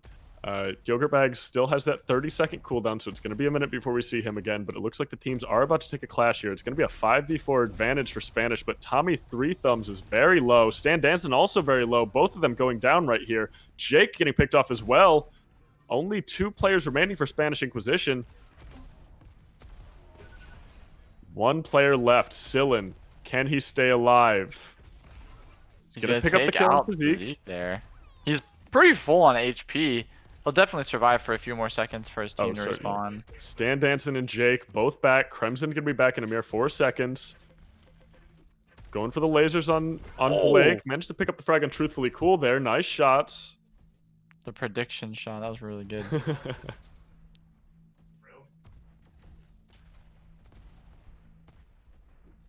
Both teams scouting it out. Nobody wanting to make the first move. Both down a player. However, Hydrated Gamers is going to get back Truthfully Cool a little bit before Jake comes back. Tommy Three Thumbs jumping right up there and almost getting knocked off the map, but manages to hang on there. Still in the middle of the entire team. Oh, Definitely not no. going to make it out of there. As Sillin being my roommate, I am hearing the call out that he is getting quite a bit of lag, so I'm sure that's not helping him here, unless he's sort of teleporting around the Matrix dodges, but it is going to be almost a full team advantage in score on the side of Hydrated Gamers, 13-9. Logo starting to finally get in the swing of things with 13 frags. Truthfully Cool following it up closely with 12, and Yogurt Bags right after that with 11. Suzik and Jeremy not quite pulling it, but when you have 3 amazing players like that on your team, you don't even really need to. Yeah. Noticing a lot higher ping on Spanish Inquisition as well. Everyone on Hydrated Gamers are like about 20 ping or lower. The opposition on Spanish Inquisition are at like 40. Yeah, I'm not sure why that is. I mean, obviously we're all sort of located in Tuscaloosa, so there's no real reason for that, but Stan Danson! Oh my goodness. You will get taken out though. Unfortunate. Tommy Three Thumbs hitting the shots with a railgun. Oh my goodness, and that is one left on the side of Hydrated with 13 seconds to stay alive. Truthfully Cool desperately trying to hide, but Spanish Inquisition on the hunt, close on his tail. 3 seconds till 2 of his teammates are back alive. All he needs to do is stay alive! Oh, and he they can't! did it! He couldn't do 0 it. seconds left on the respawn timers, and Spanish Inquisition takes that. I'm thinking Aaron, this is going to be an upset. that was huge. That was exactly what Spanish Inquisition needed there. That was perfectly played. Last possible second to win that round. But they came from behind on the scoreboard to win that. Wow. Yogurt Bag's taking the early kill onto Jake.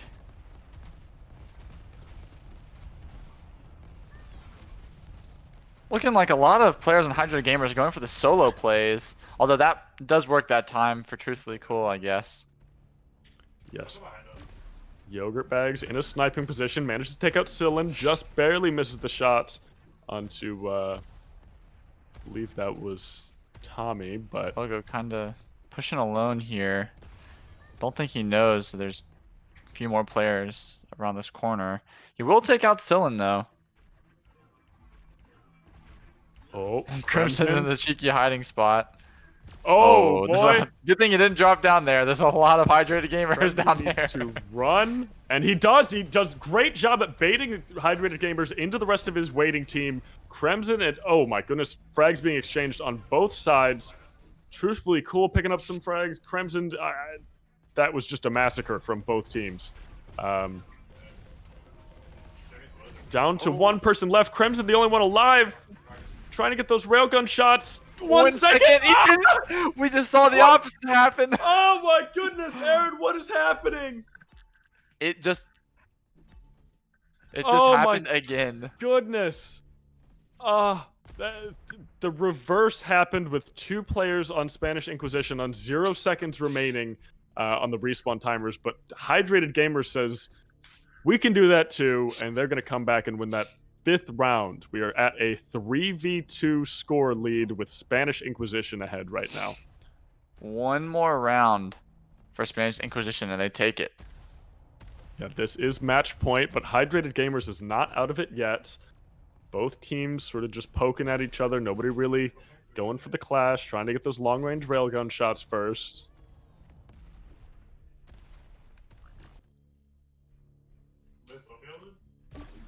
Logan hitting a nice little collat there. Throwing some rockets out, managing to get some hits onto Sillin. Playing very safe here, just peeking for a second, taking some shots, then going back behind cover. Not really overstaying their welcome. Certainly not. Most players still with their heal grenades up, though. It looks like Yogurt Bags and Sillin both getting picked up there. Logo and... oh my goodness, 2 down for Spanish Inquisition. Suzik taking down 3 with the rocket launcher, and he needs to go and heal. He decides to stay in the fight and help his team before going to get heals. Yeah, very low, but manages to stay alive there and get out. Jeremy doing some damage to Stan Dancing. Yogurt Bags just getting some heals. James just sitting there like a turtle, getting his heals, not participating in team fights. You know, pretty typical. He's still there. He's just sitting there. James is just sitting there. Let's just spectate James for a bit and watch him there sit he there. goes. There, finally, he's getting out of there. Logan getting taken down, though, by 88 Jake. 88 Jake. Oh, nice shot there before he goes into the TP. Loco getting a little upset with Sillin's lag. It seems to be affecting both teams right now. Stan Danson caught between a rock and a hard place. Not get out of there. He gets 2! There's no way he gets out of there. Both teams losing a lot of players. I just want to remind our competitors that we can see lobby chat, so you know, we should be good. Everything's been kosher so far, but a little bit of upset with the lag. If we can take a look at that scoreboard real quick, we'll see how the teams are doing. It is going to be 11-9 lead on the side of Hydrated Gamers. Truthfully Cool popping off with 21 frags here. Stan Dancing with 18 on the side of Spanish Inquisition. Soup Time and Jake are the top fraggers on Spanish Inquisition right now. I think that this lag is really affecting Smirk, Sillin. Usually he's one of the higher, kill counts, and right now sitting at only 8, I think that this lag might be messing with him a little bit. So we'll see if we can get that fixed for the next round. Yeah, I'd have to agree there. He's a really good player, and to see him sort of towards the bottom of the team is very surprising. Certainly. Both teams sort of playing it safe. 7 seconds till Sillin's back, and then we'll have 5 players on both teams alive.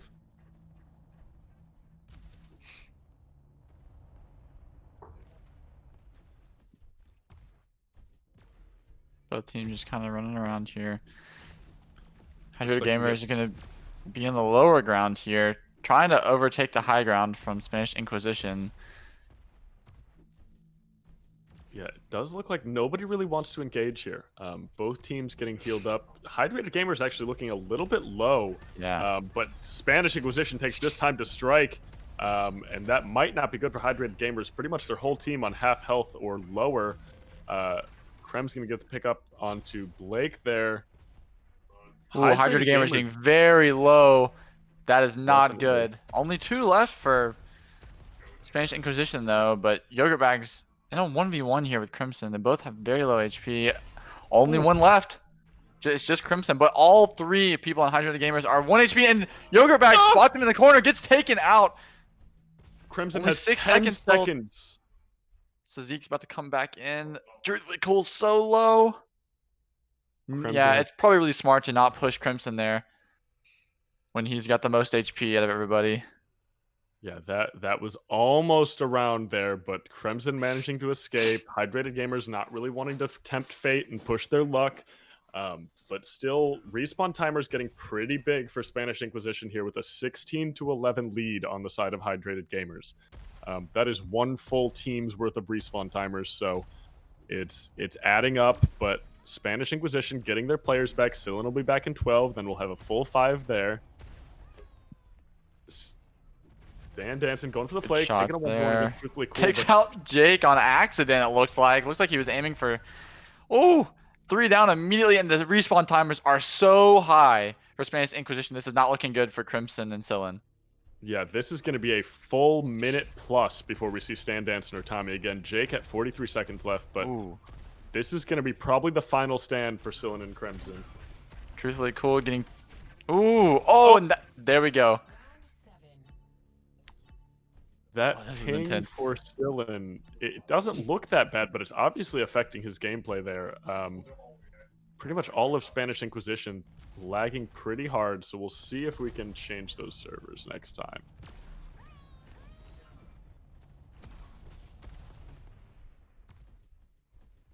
Very close game here, 3-3. Yeah, this is the ultimate match point, right? Whoever wins this round will win the map. Let me remind everyone, this is a best-of-3 series, so we will have up to 3 maps played, but... Oh, Truthfully Cool barely getting Stan Danson there before he goes back to get some heals. Oh, ton of damage there from Logo. We'll lose Sazeek in the meantime. Yeah, it looks like, lots of long-range shots taking place, trying to sort of play cautious. Nobody wants to give an early lead to the other team. It's very easy to snowball in this game, but Tommy going to get taken down there. See, I think the issue that Spanish is having right now is that Hydrated Gamers is just sort of rolling around like a big death ball, right? Spanish Inquisition has been doing a lot of flanking, taking a lot of 1v1s or 1v more than ones. And Hydrated Gamers is absolutely capitalizing on that, right? Yeah. Diabotical is a game where you do not want to be taking uneven team fights, and you certainly don't want to be caught alone against the whole team. Certainly also don't want to be self-terminating like Truthfully Cool just did. No idea how that happened. Yeah, unfortunate for him, but looks like someone is on the opposite side of the map trying to flank around against Hydrated Gamers right now. This is sort of what I was talking about. We have 2 players not with the brunt of the team. Sillin flanking around against the entirety of Hydrated Gamers. He's going to get collapsed on. It's looking like they maybe lost him. So he's going to find him. He's gonna opt to take the 1v1 and he's not Yeah. gonna win it. When you try to flank the whole team, you just get caught out. You get shot from multiple angles. It's not looking good. Truthfully Cool in the same sort of situation here, but they have the high ground. Hydrated Gamers shutting down Spanish Inquisition. 88 Jake and Crimson, the last two alive. 88 Jake picking up a nice double there, though, taking out Jeremy and Truthfully Cool. Unfortunately, though, they haven't gotten enough kills for those respawn timers to be very high, so Truthfully Cool's gonna be back in about 5 seconds. Yeah, let's take a look at that scoreboard real quick. 9-7 in advantage of Hydrated Gamers. So this isn't that far apart. You know, it's still pretty evenly matched. 9-8 now. These respawn timers are going to be pretty much equal, but they're still early enough into the game where it's people are getting back pretty quickly.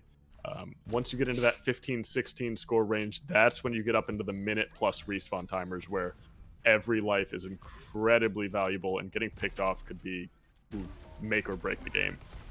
Spanish Inquisition getting very low. This is not good. If Hydrated Gamers play together and help each other, they can take them all down right now. Oh, nice Tommy frag. and Crimson very low. Crimson will take down Truthfully Cool, but the health on Spanish Inquisition is so much lower, and yet they're still taking him down. Tommy, the only one left. 1v1. He will take down. See if Logan can finish it here. Logan will get the kill.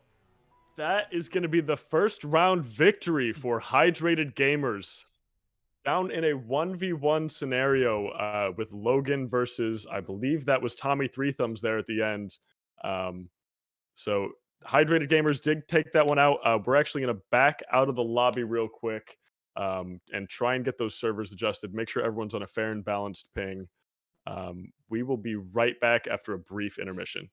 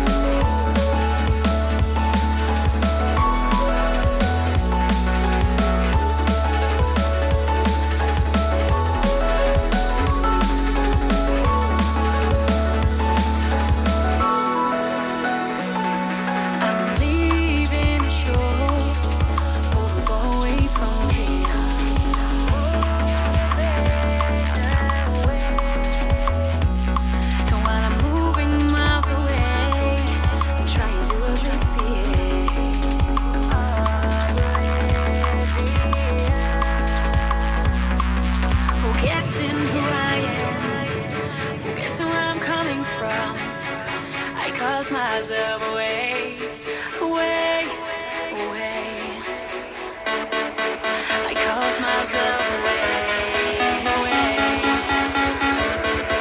I caused myself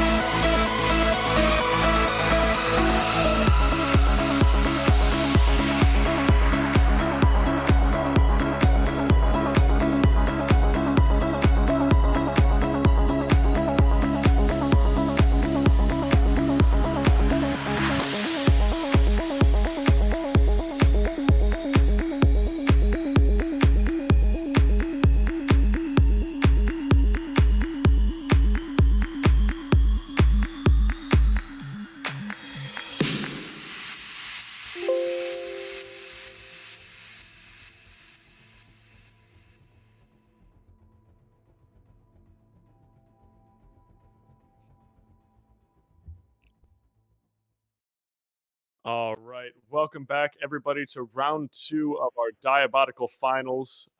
Hydrated are currently up 1-0 over Spanish Inquisition.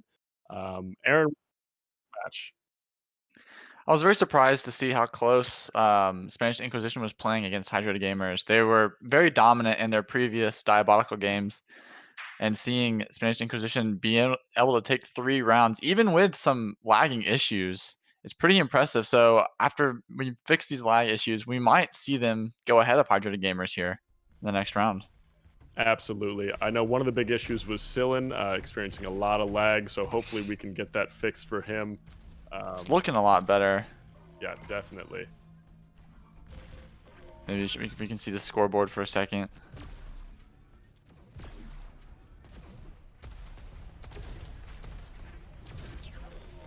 Alrighty. Well, yeah, maybe not. Everyone's ping is pretty high now. Oh boy, very high. About Spanish is in a foreign country. Spanish is what? They're basically in a foreign country. It's really bad. It was looking a lot better on on the Miami servers. No. I guess we'll have to play this one out and see everyone on Do we the need to higher restart real pings. fast before it goes? Yeah, tell him to restart. Apologies, y'all. Dealing with some lag issues right now. We want everyone to sort of have a proper and fair experience.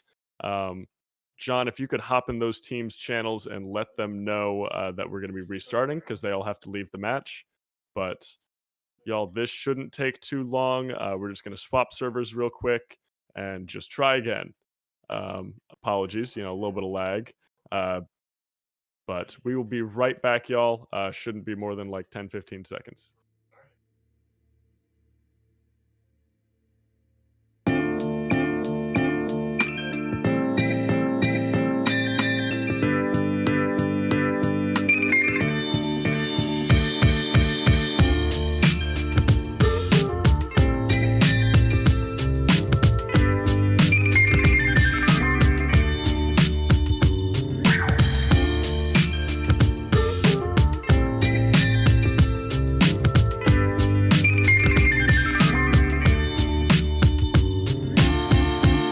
I don't know why I love you like I do, but I do, Lord, I do.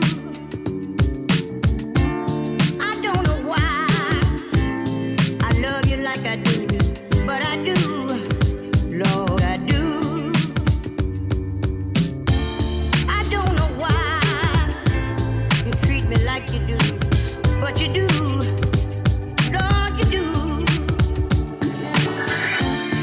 I know I would sure leave you, woman. Oh, if I could, I surely would.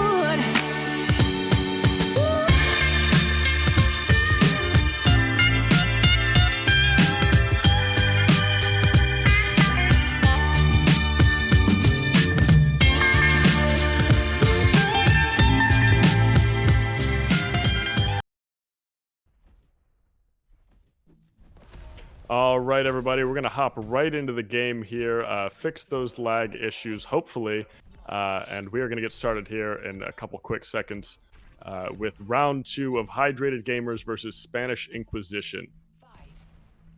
Hydrated Gamers currently up 1-0, taking the first round win. Very close, 4-3 victory there for them.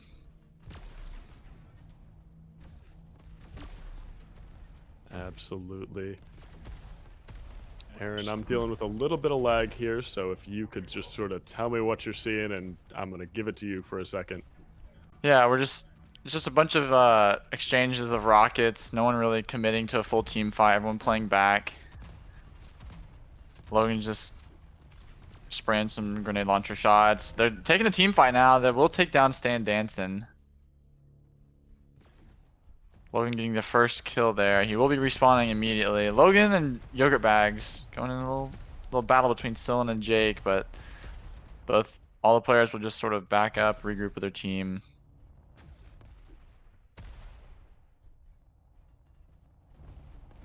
Yogurt Bags taking out Jake there. Not really sure Not really sure where he was when he died there. A couple Spanish Inquisition players are getting caught out, and then, but it seems like Hydrated Gamers are going to be the ones that are going to be taken down. Absolutely, it does look that way. Both teams very low. Hydrated Gamers now fully respawned, full HP. All of them got wiped, but not fast enough for Spanish Inquisition to get the round.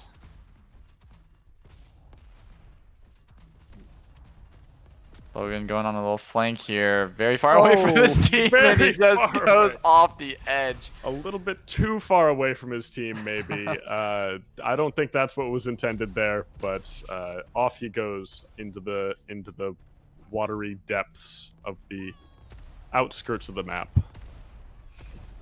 So looks like Truthfully Cool's going to be taking some pot shots, hoping to make some connections. Nothing really lands, but Tommy jumping up into the middle of the team, not where you want to be. Almost escapes, but going to be caught out by Logo's railgun there.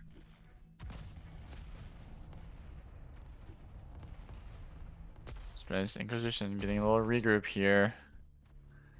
While Tommy's kind of on the flank here, far away from his team. He will join back up with him.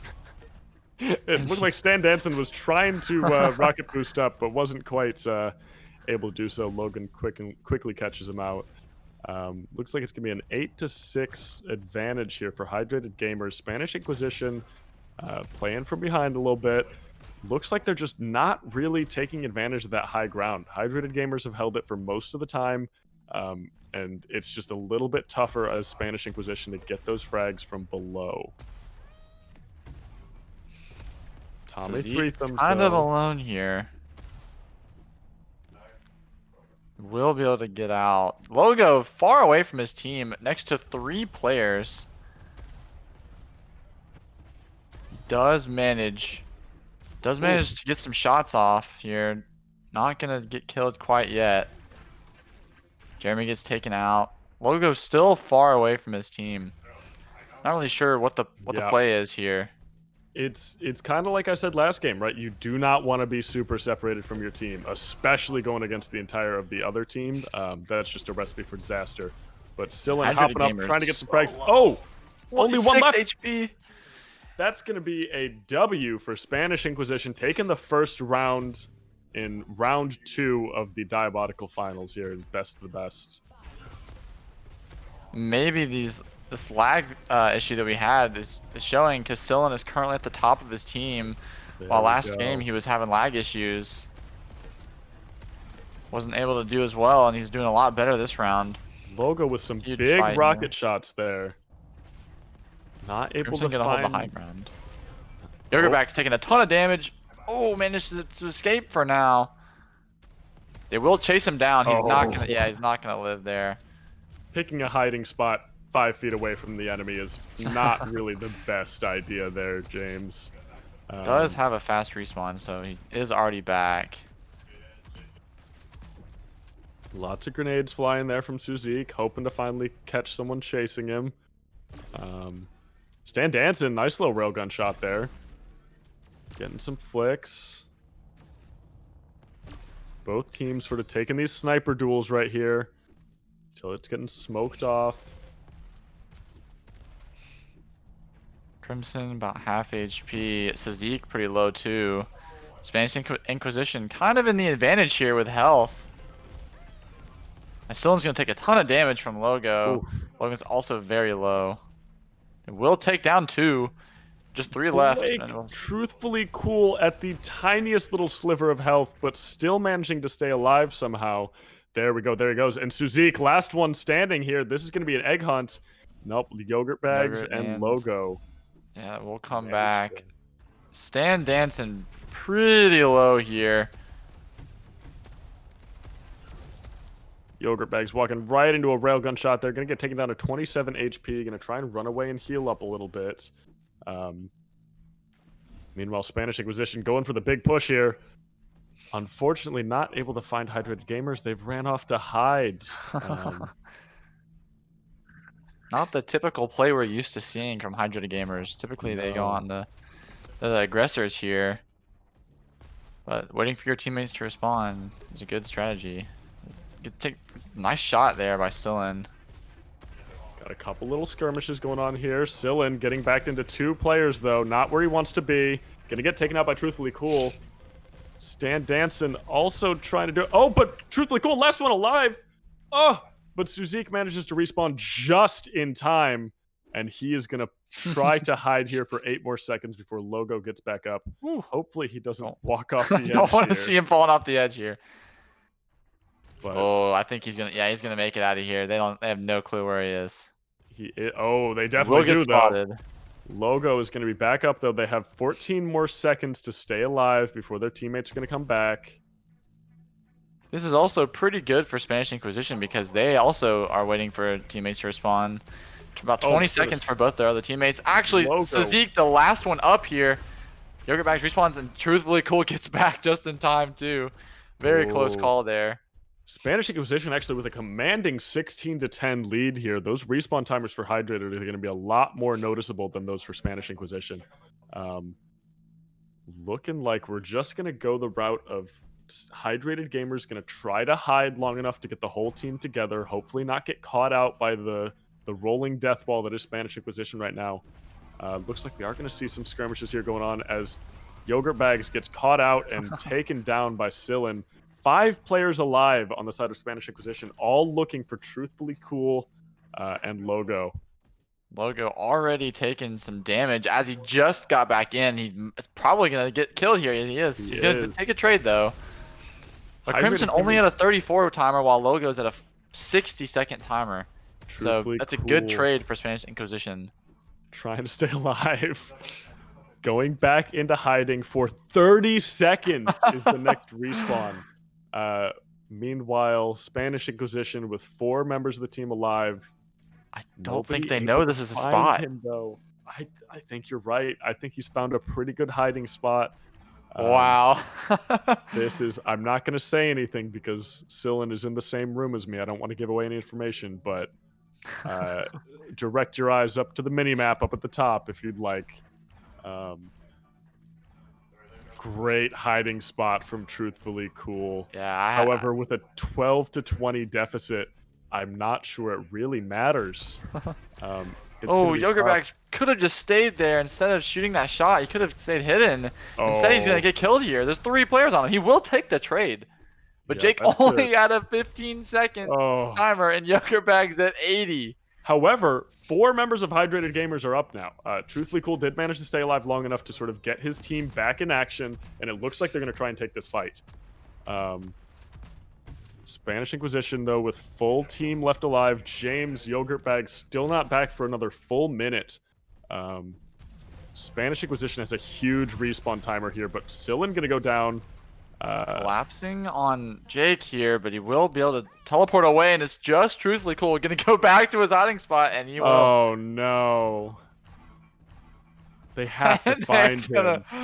For 36 seconds. Oh, he opted to not do it? No way. This could be it. Oh, no. I think he's giving up. He said, I'm tired of hiding, but this might be it for Hydrated Gamers. And yeah, he gave up here. They just down there. They admitted defeat there. Instead of waiting 30 seconds, they decided to just give up the round and bring it back in the next round.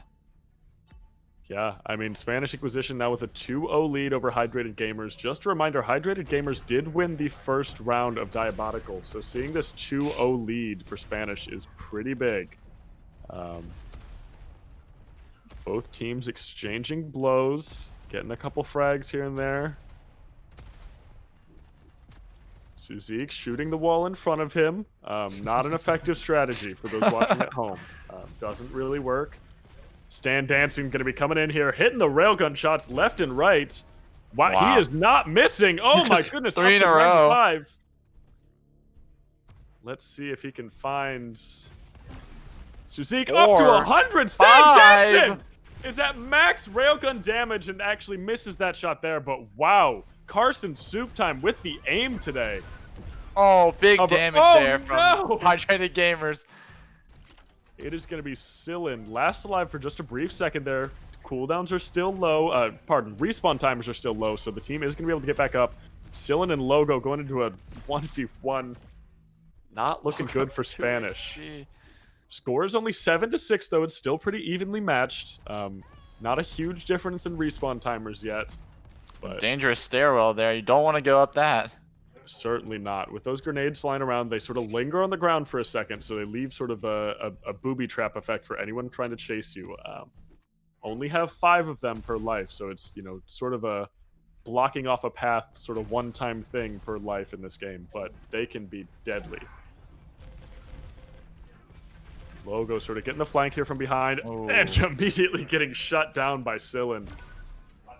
Stan Danson hitting the insane shots here with a railgun. This man has not been missing. Logo, last one alive here, actually going to get picked out. Whole team is there.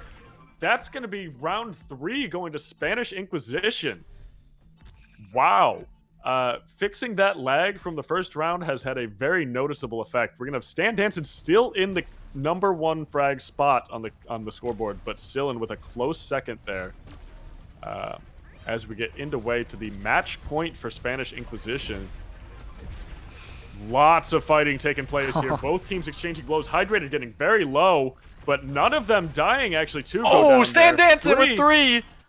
Stan Danson popping off down to 1 left. Truthfully Cool was the last one alive there for a second, but it's so early in the game, the respawn timers are almost nothing.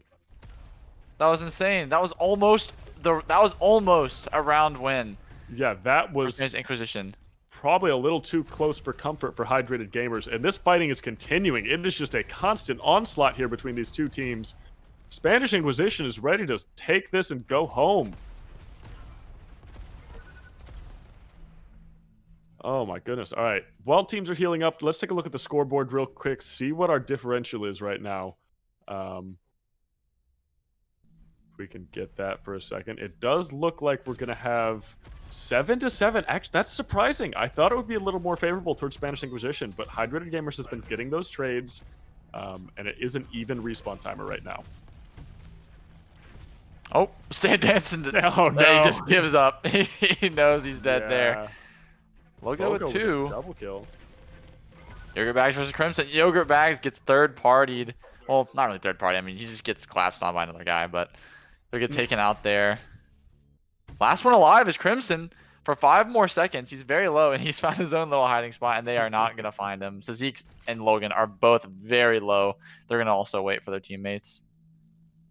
Yeah, Spanish Inquisition going to have Crimson as well as Stan Danson online here very shortly. But once again, the respawn timer is pretty evenly matched. Only a 1 frag lead for Hydrated Gamers, so this is not going to be a super noticeable respawn difference between the two teams.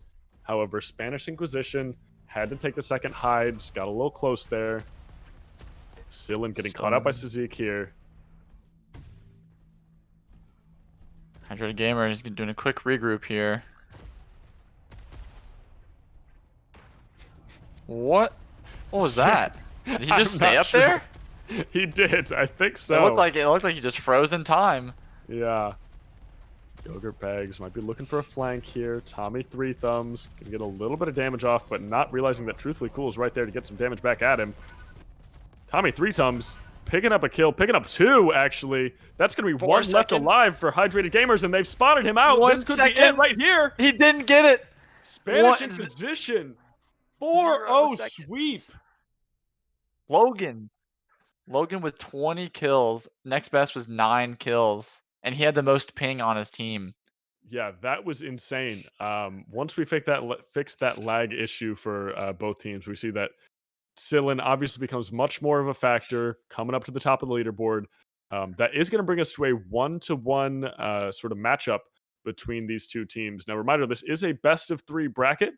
So we have 1 match remaining, and we're going to cut to a quick intermission here real quick while we figure out their map bans. But that was an exciting match, and I cannot wait to get into round 3.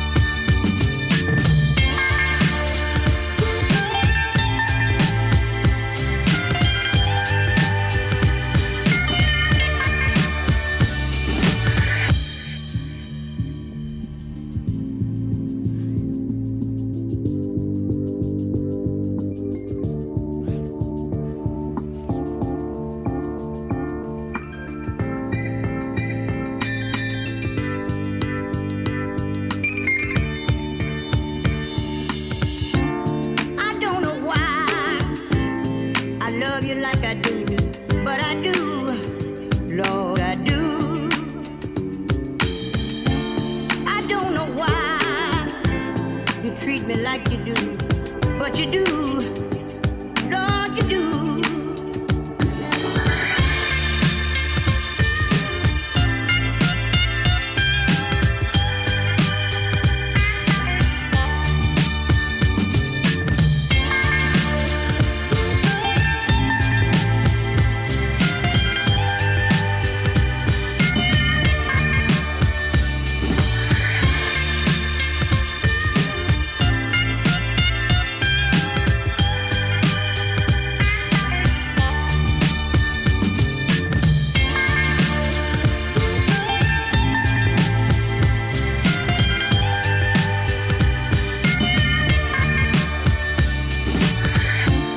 I don't know why I love you like I do, but I do, Lord, I do.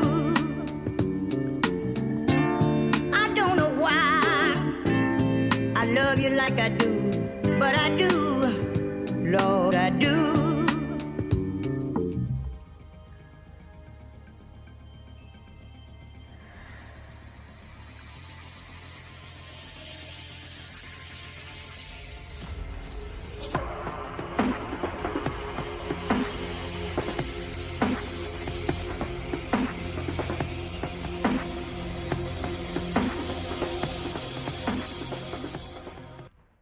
All right, everybody, we are back.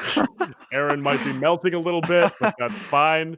Wow. I don't know what's happening. That's all right. That's all right. A ghost is taking over your computer.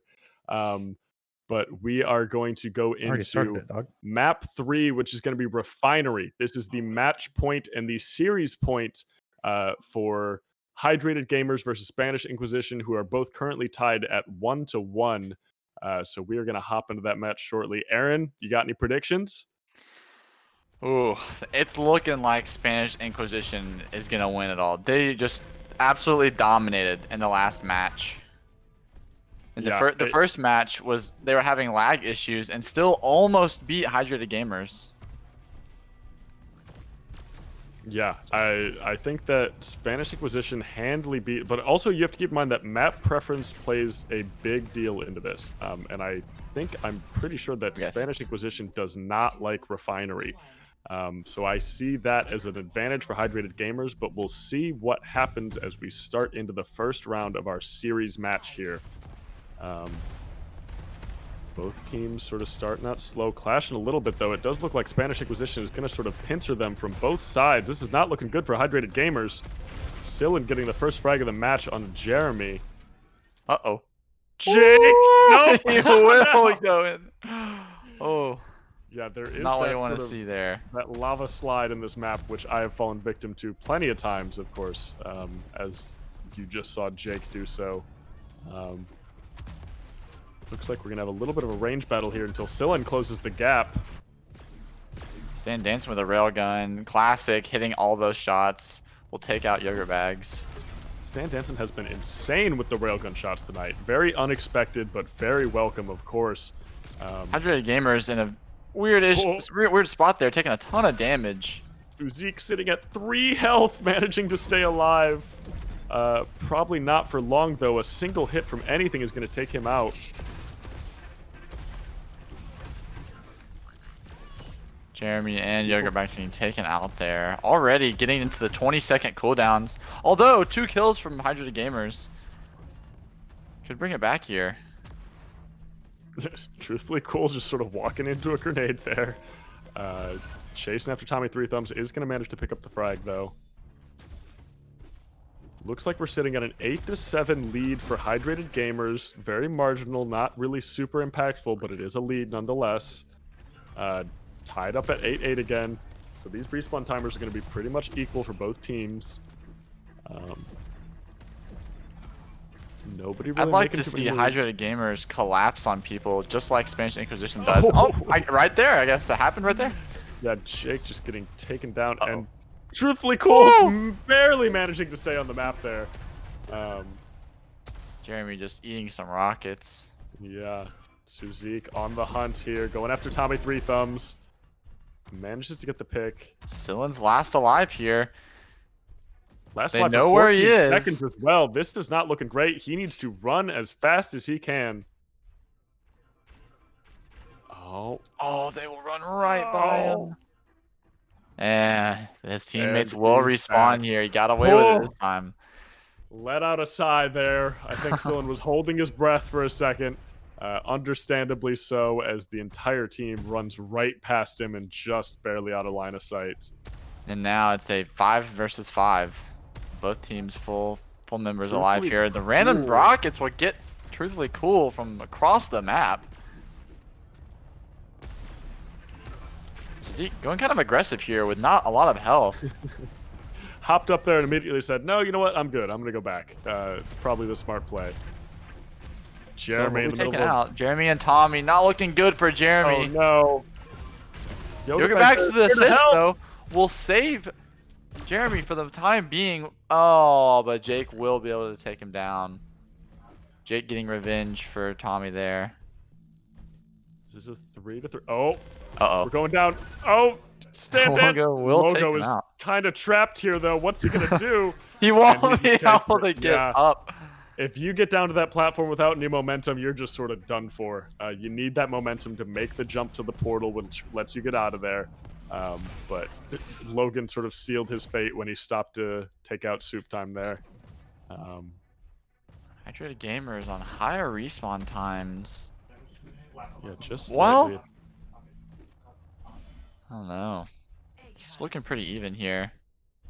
That kind of Trades situation. coming Truthfully out. Cool needs to stay alive for 10 seconds. Oh.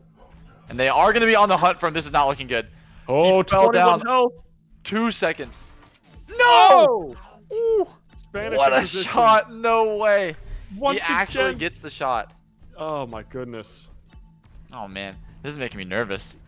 Yeah, I'm at the edge of my seat right now, and I'm sure both of these teams are as well. Hydrated Gamers does not want to lose this. They were the favorite to win, and Spanish Inquisition coming out with some huge plays. Hydrated Gamers being the predicted winners here. They have a lot of pressure on their shoulders, and yet they're getting taken down pretty handily by Spanish Inquisition. The first round one might have been a fluke. Truthfully Cool getting caught out with no one to help him. Crimson just taking care of things by himself, I guess. Although they will be respawning pretty fast. All of Spanish Inquisition pretty low here. And pretty split. Yeah, it does look like, pardon, Hydrated Gamers trying to play a little bit more conservatively, not get picked out, but Suzik getting run down by 2 of Spanish Inquisition, actually managing to pick up the kills there. Doing good for Hydrated Gamers. Jake just lobbing some nades in their direction, hoping something will connect. An onslaught from Spanish Inquisition, just bouncing those nades all over the place. Ooh. Sillin hitting some nice shots, though, but they decide to jump down, and this is not looking good. Takes down Yogurt Bag, takes down Suzik. Huge plays from Sillin there. Nice job, Smirk. Oh, this is not looking good. 11 seconds for Logo. He is full HP, though, and they don't know where he is. I'm thinking he's going to survive here. If 3 teammates anyone about to be can back for survive him. here, it's Logan. Oh, yeah. 11-7 deficit. Spanish Inquisition leading slightly. Might see a little bit of difference in the respawn timers here. But Logan does manage to stay alive, get most of his team back. Stan Danson going in for some picks here. Truthfully Cool getting very low from railgun shots. Stan Danson is so dangerous with that railgun. Don't want to be taking the sniper duel with him. I guess Logan is showing that he is also really good with the railgun, taking out 2 players. And now it's just 1 player left. It's just Crimson. He has 5 seconds to survive. Oh no! And he gets taken off the map with 1 second left. Hydra Gamers finally went around after they lost 0-4 in the last map. Yeah, like I said, I think that Hydrated Gamers actually picked this map. It's a map that Spanish does not do too well on. Crimson finding a nice little sniping position, though, landing some shots. We'll see if he can pick a frag out of it. They don't know he's there, I guess. I don't think they do either. It's a little bit of a cheeky angle to hold. Suzik just bouncing up and down there. Truthfully Cool going in against Sillin. Spanish Inquisition just splitting apart Hydrated Gamers and taking advantage of it. Oh, somebody's going down to the pit. Did they make it? They did not. Jake actually gonna drop into the lava there, I believe.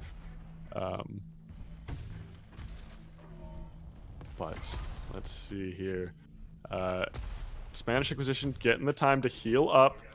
Taking a second, making sure that the players are at full health. 5 alive right now from both teams, although Truthfully Cool a little bit low on health, trying to heal up. Jake will self-terminate. Probably fell down the lava slide. At the same time, they will take out Sillin. It will collapse on Tommy here. Maybe he'll get the kill, and he'll get the trade. That is not what they want. No, Sillin and Crimson both popping off with the railgun right now. Only 2 left alive from Hydrated Gamers, although those respawn times are still pretty short. Only definitely gonna get taken down here. Seconds. Truthfully Cool, last one alive, but only has to stay alive for 3 seconds here. Team very close to him, but nothing will come of it. Sillin getting spotted out from behind here by Blake and able to pick up the kill right as his whole team sort of joins in. And now they're going on the offensive here, taking down Jake. We're trying to, at least. Jake's super low. Everyone falling down to the low ground. Not optimal. As Stan Danson will be collapsed on. No surviving that one. Spanish Inquisition still with 4 alive, though, here.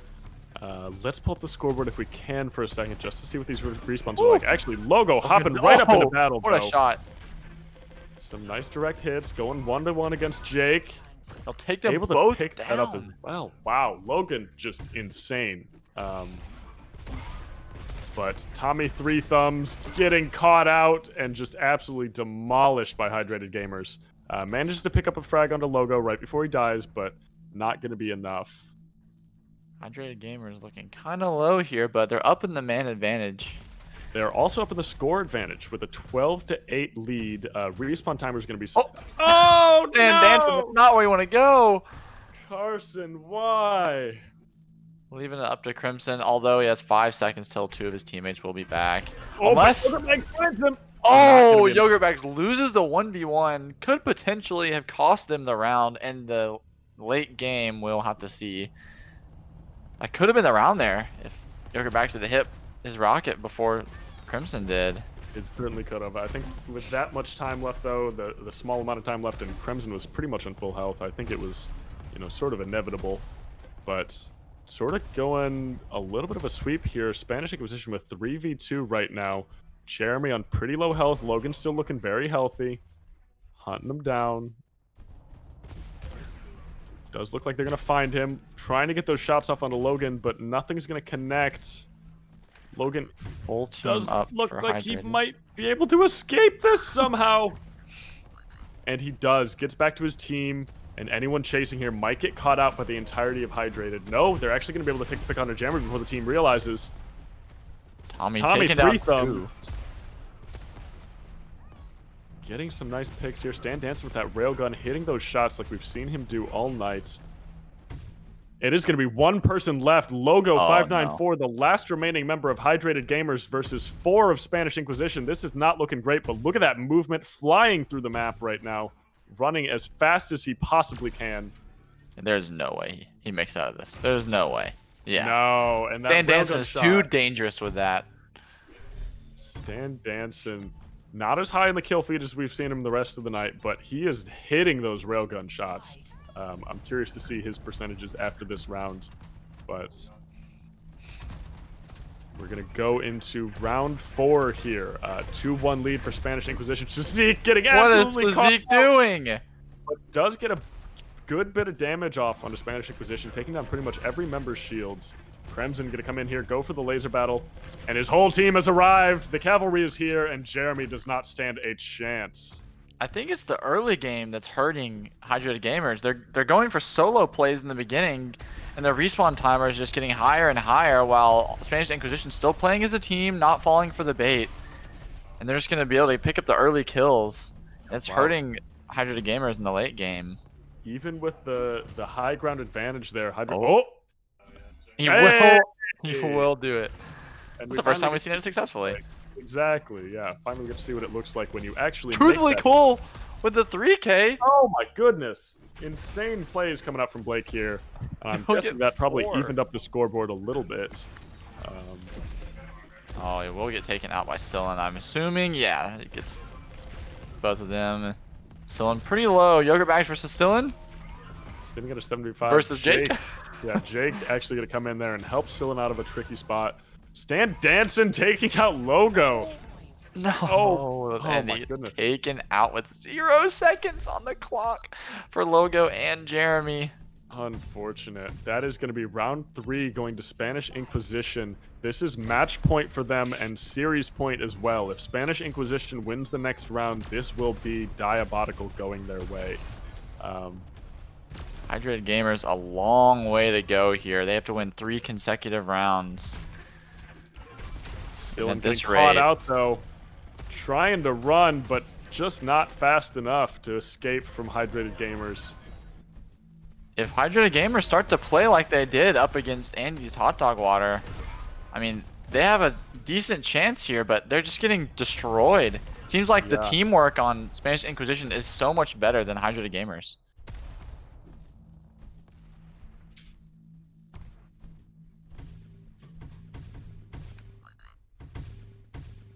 Coming up at a 5-2 score advantage here on the favor of Spanish Inquisition. Like you said, it's just that early game. They're just sort of losing that early game, and it's just spiraling out of control from there as the respawn timers get longer and longer, which means more 1v many fights. And Jake self-terminating there. How many times has Jake fallen in there? A lot. I think he needs to stop going down there. But 4 alive versus 3 from Hydrated Gamers. Spanish Inquisition looking pretty good here. Suzik just trying to sort of hide out, wait for some more players to come along. Yogurt Bags trying to get up Yogurt there. Bags Not really gonna able probably to. get killed for not making that rocket jump. And he, oh my goodness, Hydrated Gamers just getting absolutely demolished by 88 Jake there with a huge triple kill. Truthfully Cool going to be the only one left with a 12-second respawn timer counting down. This Suzik could be is the on game way here. back. If they find him. 3 seconds until Sazik's back, and they will will find him, but not in time. No. Suzik is now back, but also has a 14-second timer before 3 of his members are going to come back. Getting spotted out, This though. has gotta be He it. needs to get This has this gotta be pick it. on the Tommy. Get out of there, Suzik! Ah! 3, 2, No! and he doesn't make it. Spanish Inquisition will come out in the end with the win. I just want to point out, Stan Danson, if we can actually go over to the stats page there real quick, and look at Stan Danson's, maybe not. Unfortunate. We didn't get to see Stan Danson's railgun accuracy. However, that was a fantastic game from both teams. Spanish Inquisition taking it in a 2-1 victory. Well played by Spanish Inquisition. To be honest, Aaron, I was not expecting that. I don't know if you were, Yeah. but yeah, that was a well-fought match from both teams. We're going to take a brief intermission here real quick while we grab someone in for an interview, and then we'll be right back.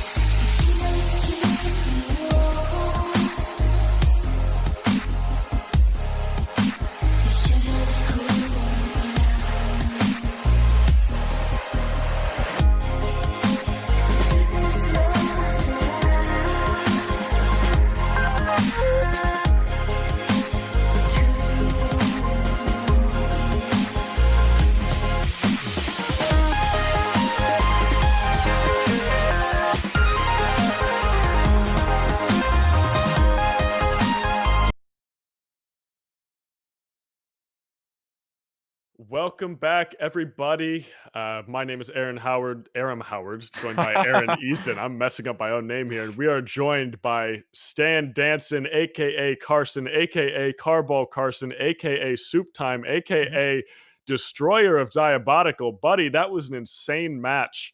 What was going through your head during that time? It was cool, and I was really happy that we got in the finals that we did, and that was awesome. But I wanted to win them, and after losing Rocket League, I was a little frustrated. So I wanted to make sure that going into this match, even though we knew it was going to be very hard. I mean, obviously, like Logan, Blake, and James are all fantastic, but I wanted to win this one. I wanted to win it pretty bad. Yeah, that certainly shined through. I know that you were kill leader on the scoreboard a couple of times, not even on your own team, but against the other team as well. Y'all were doing pretty insane. First round was rough. They did manage to take a map off you, but you came back hard. swinging for round 2 and 3. Aaron, you got some questions? Yeah, what changed after the first match? The first match was very close, it was very even. Hydra Gamers took it in the end. What made it what was the change you guys made? Because at the next 2 rounds, it was just easily y'all's victory. I mean, it wasn't even close. I think our communication really improved between the first and second matches. Our like positional awareness and a willingness to group back up and actually like move as that unit improved from game 1 to game 2. Game 3 is a little bit of a curveball just because I had never played that map and the callouts there seemed a little like harder to follow than the other 2. Just because the size of it, but that was pretty much the biggest change you made from game 1 onward was better communication. Yeah, I mean, it certainly worked. It was a little tough. We started the first map. Both Aaron and I, apologies, but predicted Hydrated Gamers to win this. First map, we were like, okay, yeah, that seems about right. It was a little bit closer than we were expecting, and then we got into the second map, and I was like, oh boy, we have a match. It was incredible. So you guys have won these finals, and we'll be announcing the standings of the overall tournament shortly after this. I think Spanish Inquisition did pretty well. I think so too. I think we did all right. I think we did. You were in a lot of the finals today. Those points are going to add up pretty quick.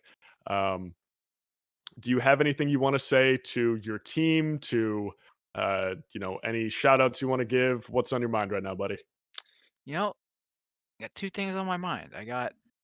You never expect the Spanish Inquisition.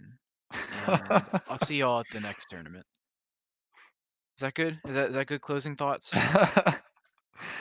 Get him out of here. Get this. The only people who don't Get expect the outta Spanish here. Inquisition are the people who have never seen Monty Python, Oh my goodness. also known as degenerates. Yes.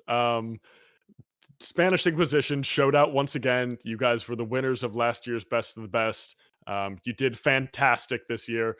Rocket League, I think I had more fun spectating this Rocket League than any of the other matches. It was unfortunate that y'all lost, but Still a it was great match. I had a lot of fun with that one. Fantastic match. Diabotical as well was really enjoyable to watch. Absolutely.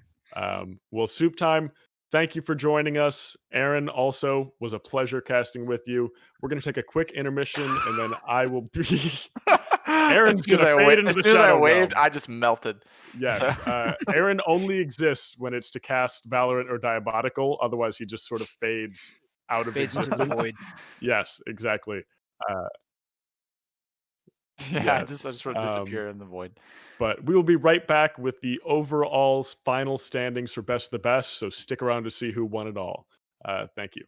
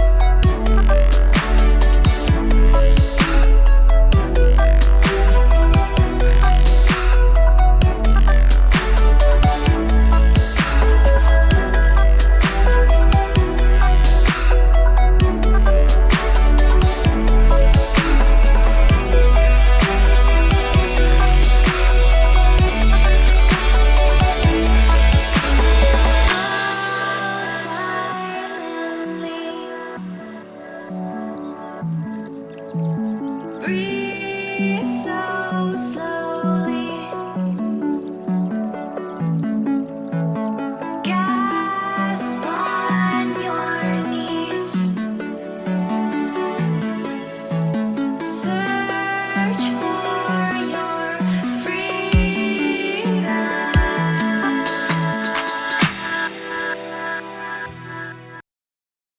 All right, everybody, welcome back. That was the last match of Best of the Best Fall 2020. I am joined here by our president, Chris Pollock. Chris, how you doing, my man? I'm doing good. It was a really fun event to watch. I know I got to cast a little bit of it and even spectate some of the games. But all in all, I had a blast with this entire tournament. I definitely did as well. We had some fantastic matches. We had some great competitors showing out. I think that we really got a show this year. We Oh had yeah. 2 days, which was great. But we are going to be announcing the winners of the entire tournament. And Chris, I'm going to give that honor to you, buddy. All right. Well, the winners of the 2020 Spring Best of the Best goes to Spanish Inquisition with 11 total points. Good job, Nice Spanish. Proud of job, you guys. Spanish Inquisition. They made it to pretty much, I want to say it was 4 of the 5 finals, right? Mm-hmm. The only one I Yeah. didn't make was League of Legends. Well, I think that they're fine with that one. Here is Oh no, Brawlhalla. there we go. Is that so? I believe that we have on screen right now the actual brackets for Brawlhalla, with Spanish Inquisition winning it all, Spanish Inquisition winning it all for Diabotical as well. Um, really just sort of showing out. League of Legends was won by 200 years. However, Spanish Inquisition did win their first round, so they scored some points off of that. Rocket League being taken by Hydrated Gamers in a crushing blow to Spanish, but Spanish was there in the finals. Next game was Valorant. Andy's Hot Dog Water taking that, but once again, you can see Spanish Inquisition making it to the final rounds. And then finally, we have my predictions for Brawlhalla, I guess. Which were not great. We don't talk about those. But yes, Spanish Inquisition winning Brawlhalla as well. Um, just sort of running through the list as to our next runners ups. We had Spanish Inquisition with 11 total points. We Mhm. had Hydrated Gamers with 7. Hogs equals Overclocked and Do the Conga actually tying with 4 points apiece. And then we had a 3-way tie after that with Boom and Zoom, 200 Years, and Andy's Hot Dog Water getting 3 points each. Bringing up the rear was Gamer Girls with 0 points. Moving on. Chris. So, Aaron. Yes. What was your favorite part this year? Was there a Ro- certain match that you Rocket loved? League is just always my favorite to watch go down. And that final was absolutely amazing, you know, going up 2-0 Hydrated Gamers and then or 3-0, sorry, and then Spanish Inquisition bringing it back. But, you know, Hydrated was able to finish it out and I just loved every minute of it. It was fantastic. I think that was probably my favorite as well. I got to spectate that, so I was sitting there gripping the edge of my seat the whole time. But with that, I think we are going to sign off for Best of the Best Fall 2020. I want to give a huge shout out to everyone who tuned in, whether it was for 5 minutes or for 15 hours. Y'all support us. This is why we do it, so that everyone can have a great time. Big shout out to all the competitors who played. Y'all did amazing. There were some great matches. And of course, huge shout out to everyone who worked with us today, especially Hypertension, who has been behind the scenes doing production for us Thank you, for Hyper. way too long, almost 16 hours at this point. He was fantastic. We couldn't have done it without you, and everyone else on the event staff who sort of helped me make this happen. Yeah. Thank you, everybody. I've been Aram Howards. And I've been Chris Pollock. And thank you so much. We'll see you next time. Have a good night, everybody.